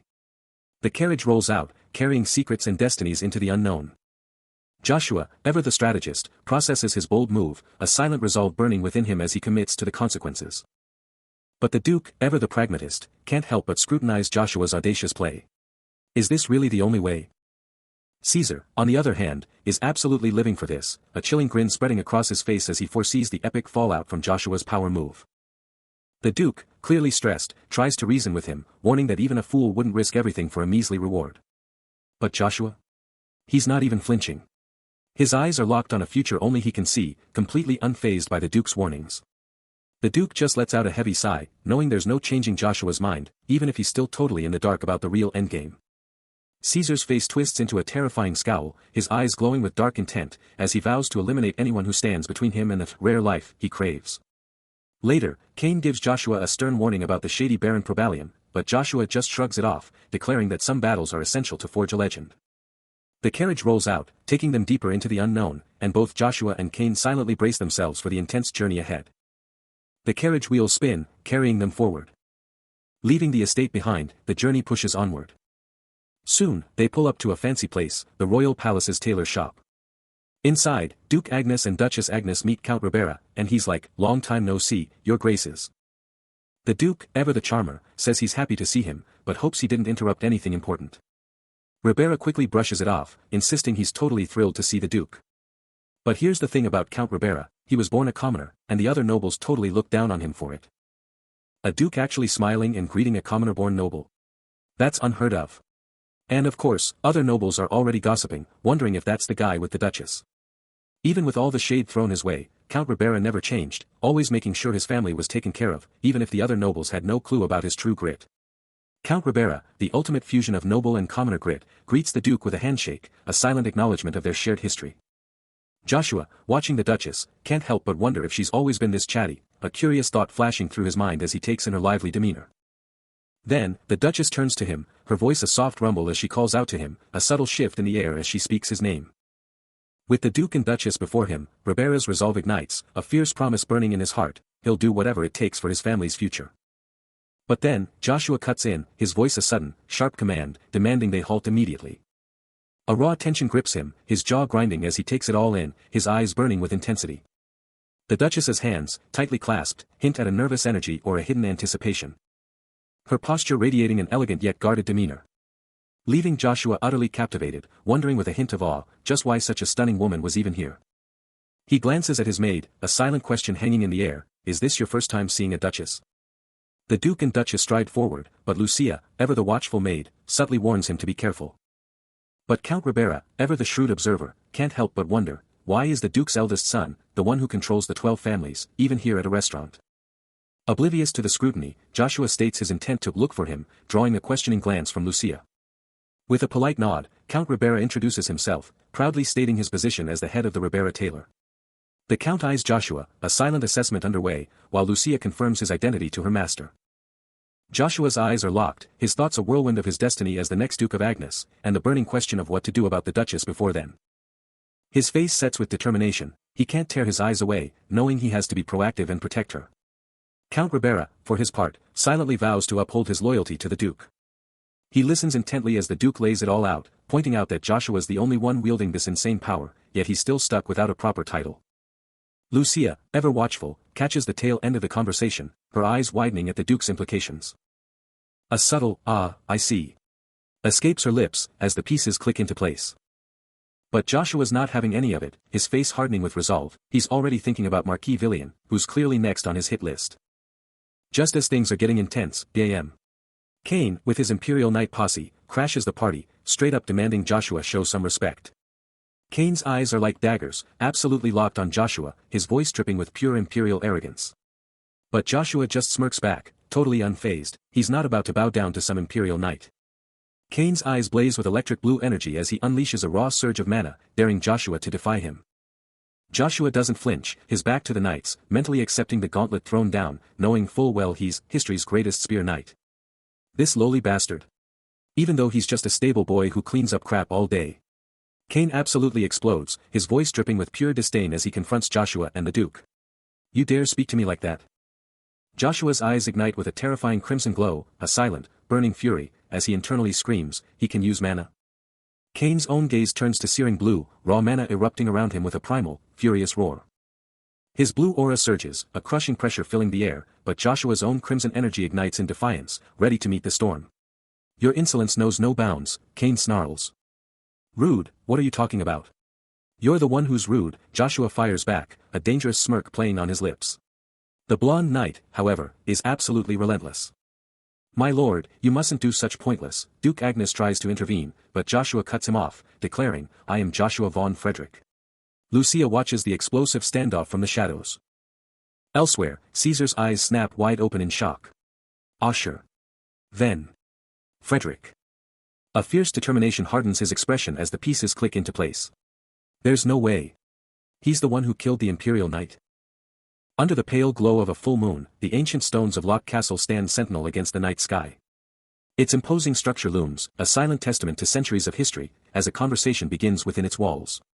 An older man, with a kind face and a neatly trimmed mustache, listens intently to the young woman across from him, who seems to be mid-sentence. Her blue eyes hold a thoughtful expression as she continues, remarking that she sees he is doing quite well, better than expected. Meanwhile, in a shadowed, unknown location, a hooded figure with piercing yellow eyes speaks of a hurried summoning, wondering if something unexpected has occurred. Back in the castle, the young woman looks down, her expression serious, as she reveals that a new, unforeseen variable has appeared in the Avenue room. She considers if Caesar von Avalon has simply grown stronger, but quickly dismisses the thought, clarifying that he is still the same as before, except for one crucial change, he now possesses a new aura and the power of a dragon. A mysterious cloaked figure, eyes blazing with an ominous purple glow, ponders the unforeseen variable that just erupted in the Avenue room, all thanks to their rushed summoning. At a tense table, a young woman with glowing green eyes and an older man hang on every word as the hooded figure reveals the summoning worked, but the variable was totally not what they expected. The hooded figure stares out at the city, pondering the imminent explosion of conflict across all nations, questioning if this is truly the moment for such chaos. Elsewhere, a massive force of armored knights stands poised, a chilling reminder that for years, these nations have been stockpiling power. Now, with all that power unleashed, a massive crowd of nobles and soldiers gathers, hyped to see Caesar von Avalon return, believing he'll bring joy to their lands. But the brutal truth is, distributing that power only meant one thing, war. The young woman, her green eyes burning with fierce intensity, declares that the variable's mana proportion is absolute. The hooded figure confirms it, Caesar von Avalon now wields a new aura and the power of a dragon, leaving the older man and young woman exchanging worried looks. The young woman, deep in thought, realizes no country could possibly stand against such immense power. With a determined gaze, a young woman vows that everything will be fine, demanding absolute trust. She doubles down, her voice firm, proclaiming she'll put her very life on the line. Caesar von Avalon, ever vigilant, stands ready, his eyes piercing. Inside a lavish hall, the young woman's fervent declaration hangs in the air, while Duke Agnes, ever the pragmatist, dismisses it as utterly pointless. Caesar, a storm brewing behind his eyes, silently questions the true importance of it all. Meanwhile, a furious green-haired man, practically spitting venom, can't believe a mere stable boy could wield mana. He rages on, his contempt palpable, insisting such a lowlife should know their damn place. Duke Agnes observes as the green-haired man, practically vibrating with rage, promises to teach him a brutal lesson. A bald, powerful figure, crackling with blue energy, confesses his shock at the sheer dragon's power, but quickly dismisses its wielder as merely a child. The arrogant noble, towering over a downed Joshua, mocks his humble origins, but his sneer falters as he senses an impossible surge of mana from the stable boy. Suddenly, Joshua erupts, a blinding blue aura exploding around him, stunning both the arrogant noble and a hidden green-haired observer into shocked silence. Before his attacker can even blink, Joshua unleashes a devastating wave of azure energy, blasting the noble backward with a guttural cry of pain. The arrogant lord crashes to the ground, utterly defeated, his cries of "impossible" ringing out as Joshua stands triumphant. Joshua then delivers a chilling ultimatum, threatening to expose the noble's actions directly to the Duke. A challenge that ignites pure fury in his opponent, who demands to know his name. I told you, Joshua calmly declares, I'm Joshua von Agnes. The green-haired observer, reeling from the revelation, struggles to comprehend how this stable boy could be connected to the Duke's bloodline, his mind racing through the family tree. A devastating blow connects with the arrogant noble's face, sending a spray of blood into the air. The force of the impact sends him reeling backward, his body flying across the polished floor. From a distance, the green-haired noble watches, a look of utter disbelief on his face, muttering that this situation is far from good. The arrogant noble lies defeated on the ground, while Joshua stands over him, the fallen man's thoughts consumed by confusion over how a lowly bastard could possess such power. Joshua pins him down, ignoring the green-haired noble's plea to stop, and declares his true identity, Joshua von Agnes. As blue mana flares around him, the green-haired noble gasps, the name Joshua von Agnes echoing in his mind. A stern-faced Duke Agnes confronts Joshua, his gaze piercing as he questions if the young man believes he can deceive him. The Duke's thoughts race, finding it illogical that this lie could be maintained by someone who appears to be at least an A rank, a powerful young kid. He concludes that if things continue this way, the truth will soon be impossible to conceal from the world. Duke Agnes, his mind racing, grapples with the sheer force Joshua just unleashed, a chilling reminder that taking down a knight comes with a heavy price. But the green-haired noble's mind flashes back to the arrogant noble's sneering contempt, mocking Joshua as nothing more than a stable boy. The arrogant noble's own disbelief rings in his ears, a stunned realization, he can use mana. Elsewhere, a blonde subordinate drops to his knees, a desperate plea on his lips. He begs his lord to stop this madness, while Joshua is held captive, dangling by his hair. But Joshua, eyes blazing with defiance, snarls his promise to show them a real knight, shattering his bonds. A blinding blue aura erupts around him, and he explodes into action. The blonde subordinate crumples to the floor, utterly defeated, as Joshua's voice cuts through the air, declaring he has no time for weaklings. All that's left of his capture is a shattered chain. Back at the capital, the blue-haired noble is on the comms, making it clear he's staying put. But elsewhere, Joshua stands victorious over the downed knight, his restraints shattered, while the Duke and his maid watch, stunned by his raw power. The Duke can barely believe it, muttering about how a stable boy could possibly possess such mana. Back to the capital, the blue-haired noble's face turns grim as his call continues. Joshua walks off, and the maid tries to speak up, clearly worried, but the Duke shuts her down, lost in his own thoughts. You can practically feel her worry radiating off her, her eyes wide with unease. Then, out of nowhere, the maid bolts, screaming, "Isabel Lynn," with pure desperation. That sudden scream totally catches the blue-haired noble off guard, leaving him wide-eyed. After all the chaos, an imperial knight is left kneeling over the unconscious blonde, who's still out cold on the floor. A sharp-dressed, bespectacled figure steps forward, a confident smile playing on his lips. "Sir Muku," he declares, "I will personally guide you to the nearest doctor." Inside a massive, opulent hall, sunlight blasts through an epic stained-glass window, lighting up every insane detail. And right below it, a solemn stone statue, hands clasped in prayer, just chills there, a silent guardian in this huge, empty room. The hall just keeps going, totally empty except for a few robed figures chilling respectfully before the giant statue. They look tiny compared to this massive room. Meanwhile, a blonde noble is absolutely fuming, jaw clenched, eyes bugging out with pure rage and disbelief, a bandage screaming on his cheek as he grinds his teeth, spitting out, he can use mana. He touches the fresh wound, the sting of humiliation practically screaming in his voice as he curses, "This absolute lowlife did this to my face." His anger is absolutely boiling over, his face a total mask of fury and indignation, that bandage just screaming about his recent, humiliating defeat. He spins to face an imperial knight, waving his hand dismissively, his pride absolutely shattered as he just flat-out admits, "I cannot win." The knight's eyes just pop open in total shock, a silent, "what?" hanging in the air as he tries to process this insane confession. The arrogant noble is absolutely fuming, unleashing a torrent of rage and disdain for the one who dared to best him. He spins around, demanding they return to their master, promising the knight a brutal punishment. All while still ranting about how he couldn't even defeat some random kid who clearly isn't from a proper family. But the imperial knight is not having it, his mind already calculating the sheer absurdity of the noble's plan. There's just no way to justify that kind of move. The noble, with a dismissive "as you wish," quickly pivots, demanding to know what justification the knight is even talking about. His temper flares again, as he practically screams, "And you don't think it's justified?" The knight, cool as ice, lays out the cold, hard truth, even if someone else was to blame, the Duke's reputation would absolutely tank, no matter what. The noble's face twists in confusion, his anger giving way to bewilderment as he tries to process the knight's heavy words, stuttering about how important it all is, but clearly not getting it.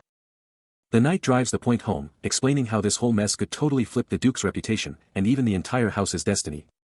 He keeps laying down the hard truth, hammering home that the Duke's rep is on the line in these rumors. Gotta vanish, ASAP. But the arrogant noble?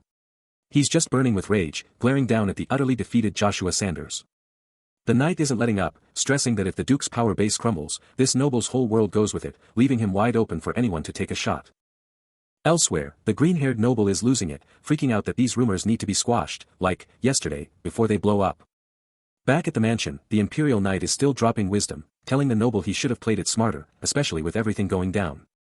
The green-haired noble's mind is reeling, a text box dropping the bombshell that Osher von Frederick was just a throwaway piece, nothing more. He snaps his head up, eyes blazing, barking out, "What are you even talking about?" His eyes dart around, and it hits him, the full weight of what's happening finally sinking in. Then, pure shock explodes across his face, his eyes bugging out as he screams, "What? It's not here." Meanwhile, the Imperial Knight, cool as ever, just repeats his point, making sure the noble gets the big picture of his screw-ups. The arrogant noble is absolutely livid, still raging about Joshua Sanders, calling him a lowly bastard and a stable boy. But his Imperial Knight tries to cut through the anger, warning him about the massive political fallout. Across the city, the green-haired noble's eyes practically pop out of his head, as he gasps, he can use mana. But the arrogant noble isn't listening. He's just going to send a substitute to handle it, completely ignoring the knight's warnings. The Imperial Knight, though, isn't giving up, pushing him to see the real danger. The green-haired noble is absolutely floored, his mind racing as he realizes Osher von Frederick was just a token, and the real it is nowhere to be found. The Imperial Knight, clutching a mysterious ring, wonders if the Earl would even care enough to come get it.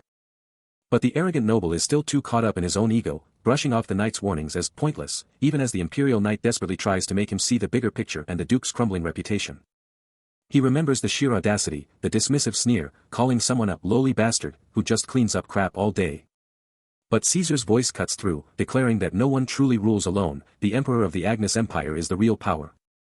The knight's mind races, a shocking realization hitting him, he thought Caesar was acting on his own free will, all for the successor of one of the 10 great houses. But the bitter truth? It was all just a calculated move, a desperate bid for the Duke's recognition. His fist slams the table in frustration, a desperate hope flickering, maybe Caesar could become better, even better than the Duke himself. His intense thoughts are shattered by a gentle, "Excuse me," pulling him back to the present.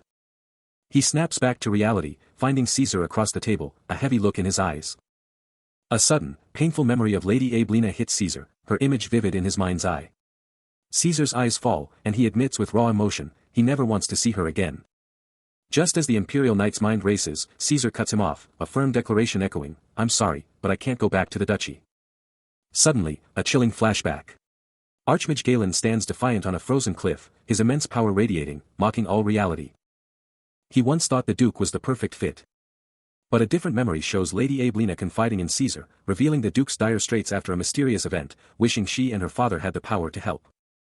Abelina's worry is palpable, but Caesar calmly reassures her, "Don't worry about me, Lady Abelina. If you are worried." He then makes a surprising request, "It would be better if you would grant me one request for the future." A sharp click punctuates Abelina's stunned expression. Back to reality.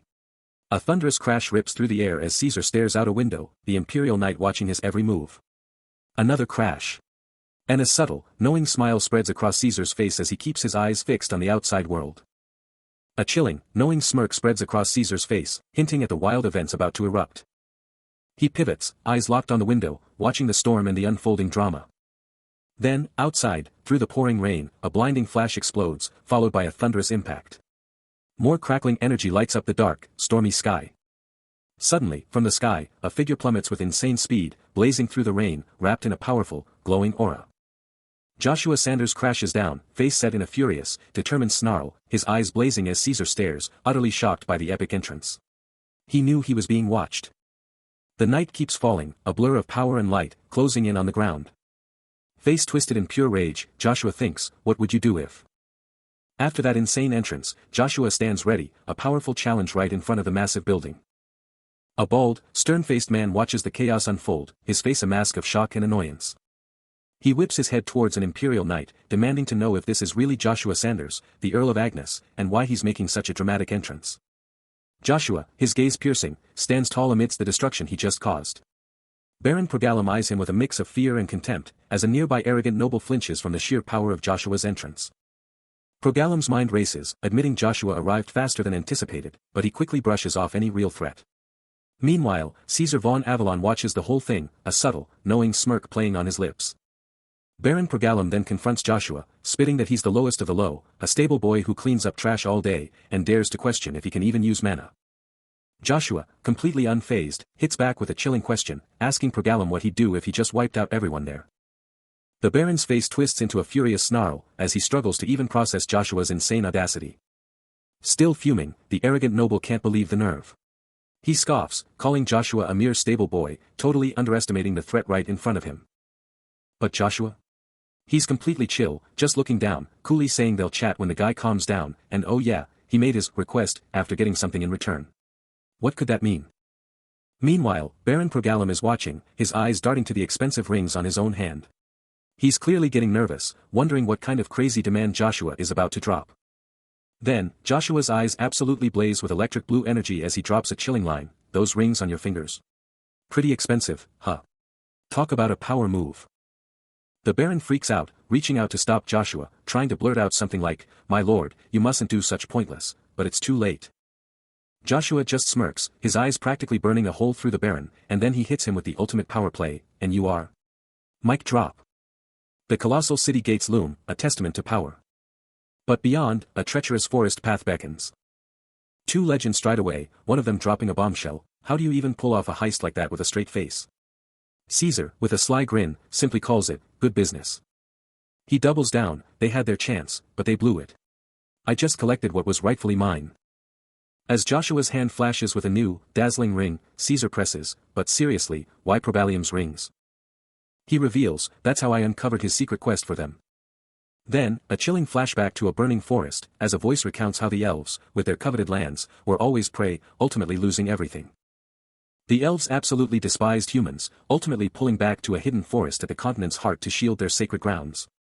This became the legendary Elves' Forest, and the High Elves poured all their power into a massive barrier, locking themselves away from humanity.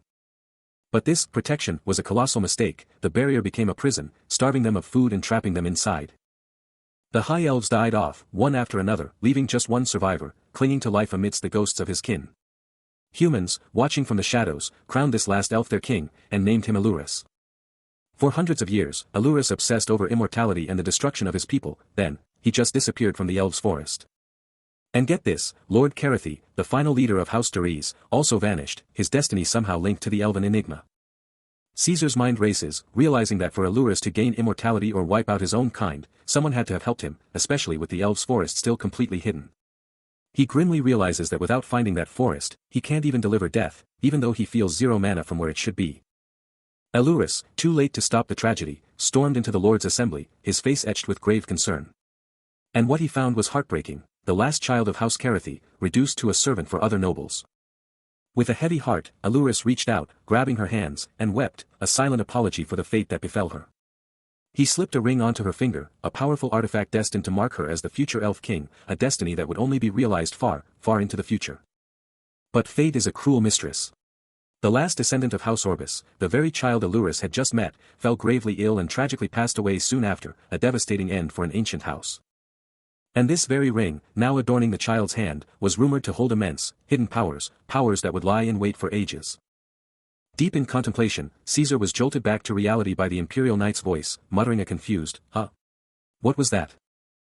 Their journey concluded, the knight declared, "We have arrived."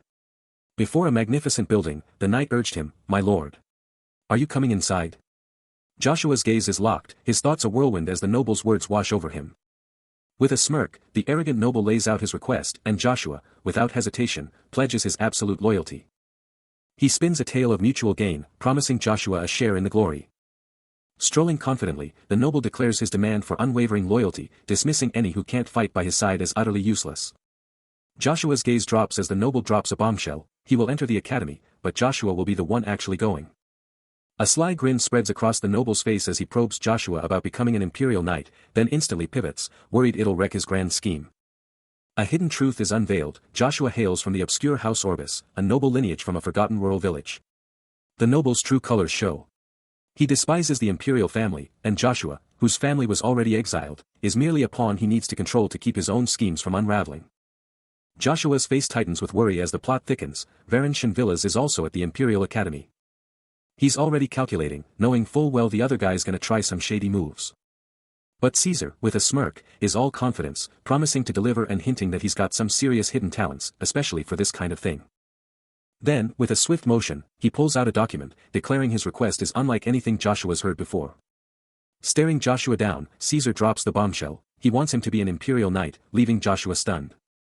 Caesar, looking down, presses on, insisting this isn't some royal order, but a personal plea from a friend, putting all his trust in Joshua.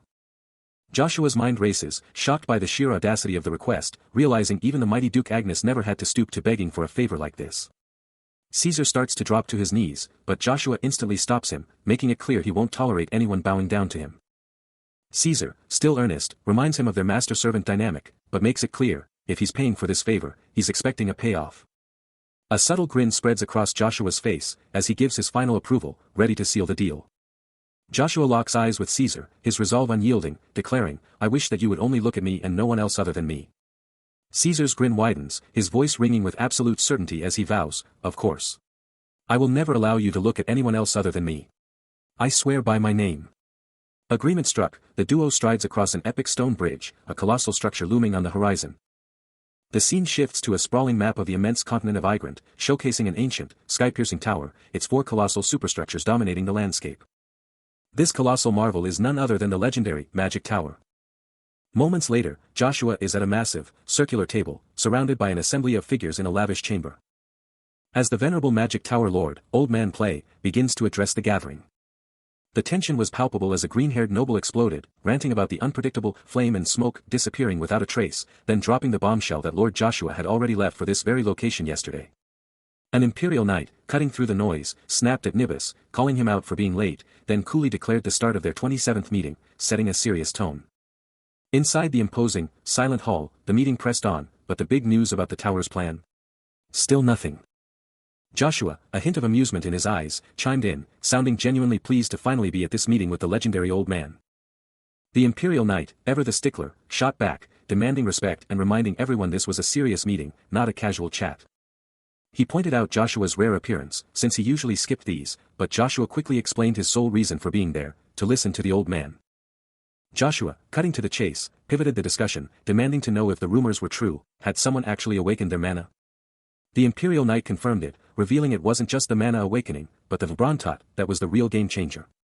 Joshua's eyes snapped open, repeating the name in disbelief, as the Imperial Knight and Nibus watched, the Vibrantot bombshell clearly shaking everyone at the table. The tension in the meeting room is palpable as an Imperial Knight drops a bombshell, the tower plan is stalled, and no one knows what the Magic Tower is even thinking. Duke Abinus, meanwhile, is completely silent. But then, a sharp-eyed Magic Tower official cuts in, hinting that the real problem runs far deeper than just a stalled plan. The Magic Tower Lord then drops another bomb, revealing they know about the magma, but are completely stumped on how to stop the terrifying Brontot. Joshua, a knowing smirk on his face, finally gets it, no wonder lightning bolted. This Brontot is no joke. Nibus, the green-haired noble, confirms they're still clueless about the Brontot, but then drops a bombshell, they found something huge right next to it. His eyes practically pop out as he blurts out the shocking news, Magic Swordsman has shown up right where the Brontot appeared. The revelation hits him hard, and he can barely believe his own words, Magic Swordsman.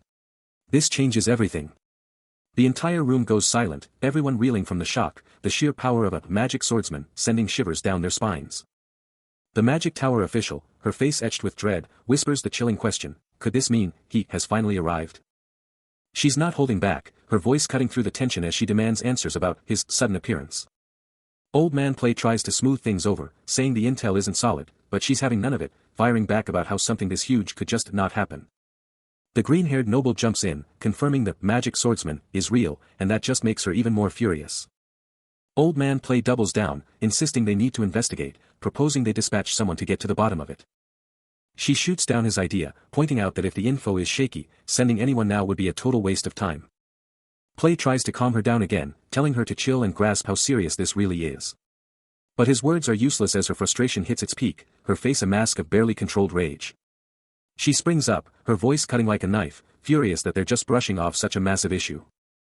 The green-haired noble, Joshua, and the others just watch as she keeps pushing, her worry about the Brontot's threat clearly eclipsing everything else. Duke Agnes, totally unconvinced, presses Joshua for answers, but Joshua, absolutely fed up, slams his hand down and shouts, enough. The room's practically vibrating with tension, but Old Man Play tries to smooth things over, promising they're getting to the real issue, only for the Magic Tower official to snap back, totally fed up, "That's on you, my lord." She just stares, her frustration practically radiating off her. Then, out of nowhere, a door swings open with a loud creak, totally interrupting everything. The meeting drags on, but Old Man Play, clearly losing his cool, just scoffs at the whole thing, claiming this magic swordsman is just some stable boy shoveling crap all day. Then, he throws down the gauntlet, practically daring her, asking if she could even handle something like that herself. A massive, empty hall is bathed in sunlight, setting the stage for something big. But then, Joshua steps into the light and a mind-bending golden rune array erupts before him, pulsing with insane power. Someone in the crowd can't hold back a shocked gasp. Caesar's eyes are glued to the action, a system window popping up to break down the insane magic Joshua is pulling off. But the arrogant noble is still throwing shade, scoffing about ghosts and doubting if this lord is even a real mage, while the green-haired noble just watches, totally unreadable. The golden runes keep building, each one exploding with more light than the last, until it all culminates in one epic, blinding flash. Joshua's hand, cool and precise, carves the complex runes into existence, pure magic practically dancing off his fingertips. Show's over. Joshua just casually walks forward, a glowing orb now chilling in his hand, while Caesar looks on, totally blown away. Joshua just shrugs, "I'm good." But the arrogant noble just can't let it go, practically spitting out a challenge, demanding to know which high elf hooked Joshua up with the rune language, his voice dripping with pure disbelief. The arrogant noble absolutely loses it, scoffing at the sheer audacity of a stable boy pulling off such magic, while another voice is just stunned, asking, "He can use mana?" Joshua, casually holding a shimmering orb of pure energy, plays it cool, saying he's not an expert on other skills, but then drops the bomb that T-class magic basically makes him invincible and super connected to spiritual power. Still absolutely fuming, the arrogant noble then demands something from the lord. Caesar, watching the whole scene unfold, cut straight to the chase, asking Joshua point-blank if he got an elf's blessing. Joshua, holding up a ring, drops a bombshell. It was forged by a dwarf from the legendary Golden Axe tribe, and that's why he can wield this rune. Caesar's mind is racing, trying to piece together this unexpected revelation. Suddenly, Joshua's mind drifts to a heartwarming memory, a younger him, beaming, holding hands with a gentle woman as flower petals rain down around them. It hits him, he was thinking of his mother. The magic surges, a faint, ethereal glow erupting from his hand, intensifying with a soft, resonant hum. Joshua stands at the center of a complex rune circle, absolutely bathed in its radiant light, his expression unreadable. A quiet determination settles over him as he thinks, "I want to see him." Meanwhile, in a different chamber, a masked figure addresses someone off-panel, "Zero, you contacted me so suddenly." Lucia, her face partially obscured, then turns to an imperial knight, pondering, could it be because of that kid? She continues, explaining that while there was a minor incident, more importantly, she believes Joshua is hiding more than they expected. Her gaze sharpens as she states, "I already know the kid is special." The imperial knight, listening intently, begins to ask, "By special, do you mean, the?" Joshua's mind races, questioning the very essence of the magic tower's existence, and what possible use it could hold for him. Elsewhere, a magic tower official, flanked by an assembly of powerful figures, gasps in disbelief, proclaiming that the true master of the tower is the one who can command mana itself. She elaborates, revealing the Genesis Stone's crucial role as an ingredient, a powerful artifact in its own right. The official drives home the point, stressing that the Genesis Stone, or the sheer power it grants, is the only path forward. She reveals the Avalon, not just the magic tower's greatest treasure, but the Empire's most vital artifact. Joshua, absorbing every word, feels the weight of these revelations. He muses, if only he could seize the Genesis Stone, his desperate search for answers would finally end. A fierce determination ignites within him, he will bring it back. Meanwhile, the magic tower official, with a serious expression, turns to an unseen figure, and entrusts a crucial task to John. Joshua Sanders, eyes blazing with electric blue power, drops into a fierce salute before a pulsating red orb, blue energy already sparking around him. He's locked in, determined. And then, under the silent watch of the night sky, he absolutely explodes with a torrent of blue lightning, obliterating everything in his path. A gagged figure, screaming silently, gets caught in the raw magical force, lifted helplessly as the blue energy binds him tight. Lightning cracks, slamming into him again and again, as a chilling voice declares, the God of Light has sent his judgment by lightning, to gather his breath and break his bones, for those are the ones that are not his. Joshua, crackling with raw blue lightning, unleashes his fury, proclaiming, the rain of lightning will fall on your heads. With eyes blazing with electric blue energy, he channels his ultimate power, unleashing the terrifying lightning rain. Pure, unadulterated power erupts from him. And blinding bolts of blue lightning rip through the night, annihilating everything in their path. The sheer, overwhelming power sends the monstrous foes flying, their very existence erased in a flash of blue. When the dust settles, the ground is littered with the vanquished, a chilling testament to his absolute dominance. Surveying the devastation, he lets out a weary sigh, muttering, "Ugh. Now that I'm done. How am I supposed to get back to the duchy?" The arrogant noble's face twists in pure rage, teeth grinding, absolutely livid at the sheer nerve of the stable boy who dared defy him. But Joshua? He's completely unfazed, electric blue eyes blazing, lightning practically exploding around him, and he's demanding answers. This noble, this big shot from the Avalon Empire, had Joshua tied up, thinking he was hot stuff, but now Joshua's chilling composure is making him sweat. Joshua just hums, a thoughtful sound, watching the noble's face crumble in shock, the power dynamic completely flipped. Joshua can practically feel the noble's mind racing, finally grasping that his power is on a whole other level, a mysterious symbol on his back practically screaming raw strength. The noble is totally freaking out now, stammering out his shock. He never saw Joshua as a mage, let alone one this powerful. Joshua towers over the now kneeling noble, who, for all his talent, got blinded by his own ego, and Joshua just asks, "So, you still think I'm not a mage?" Then, Joshua hits him with the real question, "You think I'd use this power to destroy the empire?" He calls it a massive mistake. Completely broken, the noble begs Joshua to go back to the duchy, pleading with him not to end up like him, lost in the abyss of his own pride. He takes in the academy, a world away from the duchy, and it hits him, this capital is on another level entirely. But then, a bound man screams for help, and he's like, "What?" The bound guy, totally fuming, snarls that he'll crush anyone who messes with him, reminding them he warned them before. He just smirks, finding it hilarious that someone so powerful is acting like this. He calls out the Sterapi's mark right between the guy's eyes, instantly linking it to his A-class mage status. And as he talks, a faint blue aura, the lightning of the seven sages, starts to glow around him. Jack Sterapi's is absolutely stunned, but Joshua just calmly ponders this new level of power. Jack, totally frustrated, can't believe this Viscount knows who he is.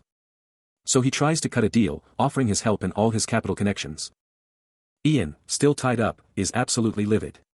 He can't believe this stable boy has mana, let alone the audacity to use it. His face twists into a furious snarl, he shouts that he doesn't care who Joshua is, his rage practically boiling over. He keeps yelling, how could a stable boy, of all people, have this kind of mana? A guard tries to speak, but Ian shuts him down, roaring that if a noble like him can just disappear, the Empire won't even bother looking for some stable boy. But just as Ian's rant hits maximum volume, Joshua Sanders drops the mic, literally, and unleashes a silent, earth-shattering display of power. The brilliant blue lightning of the seven sages erupts, cracking the ground and making it glow.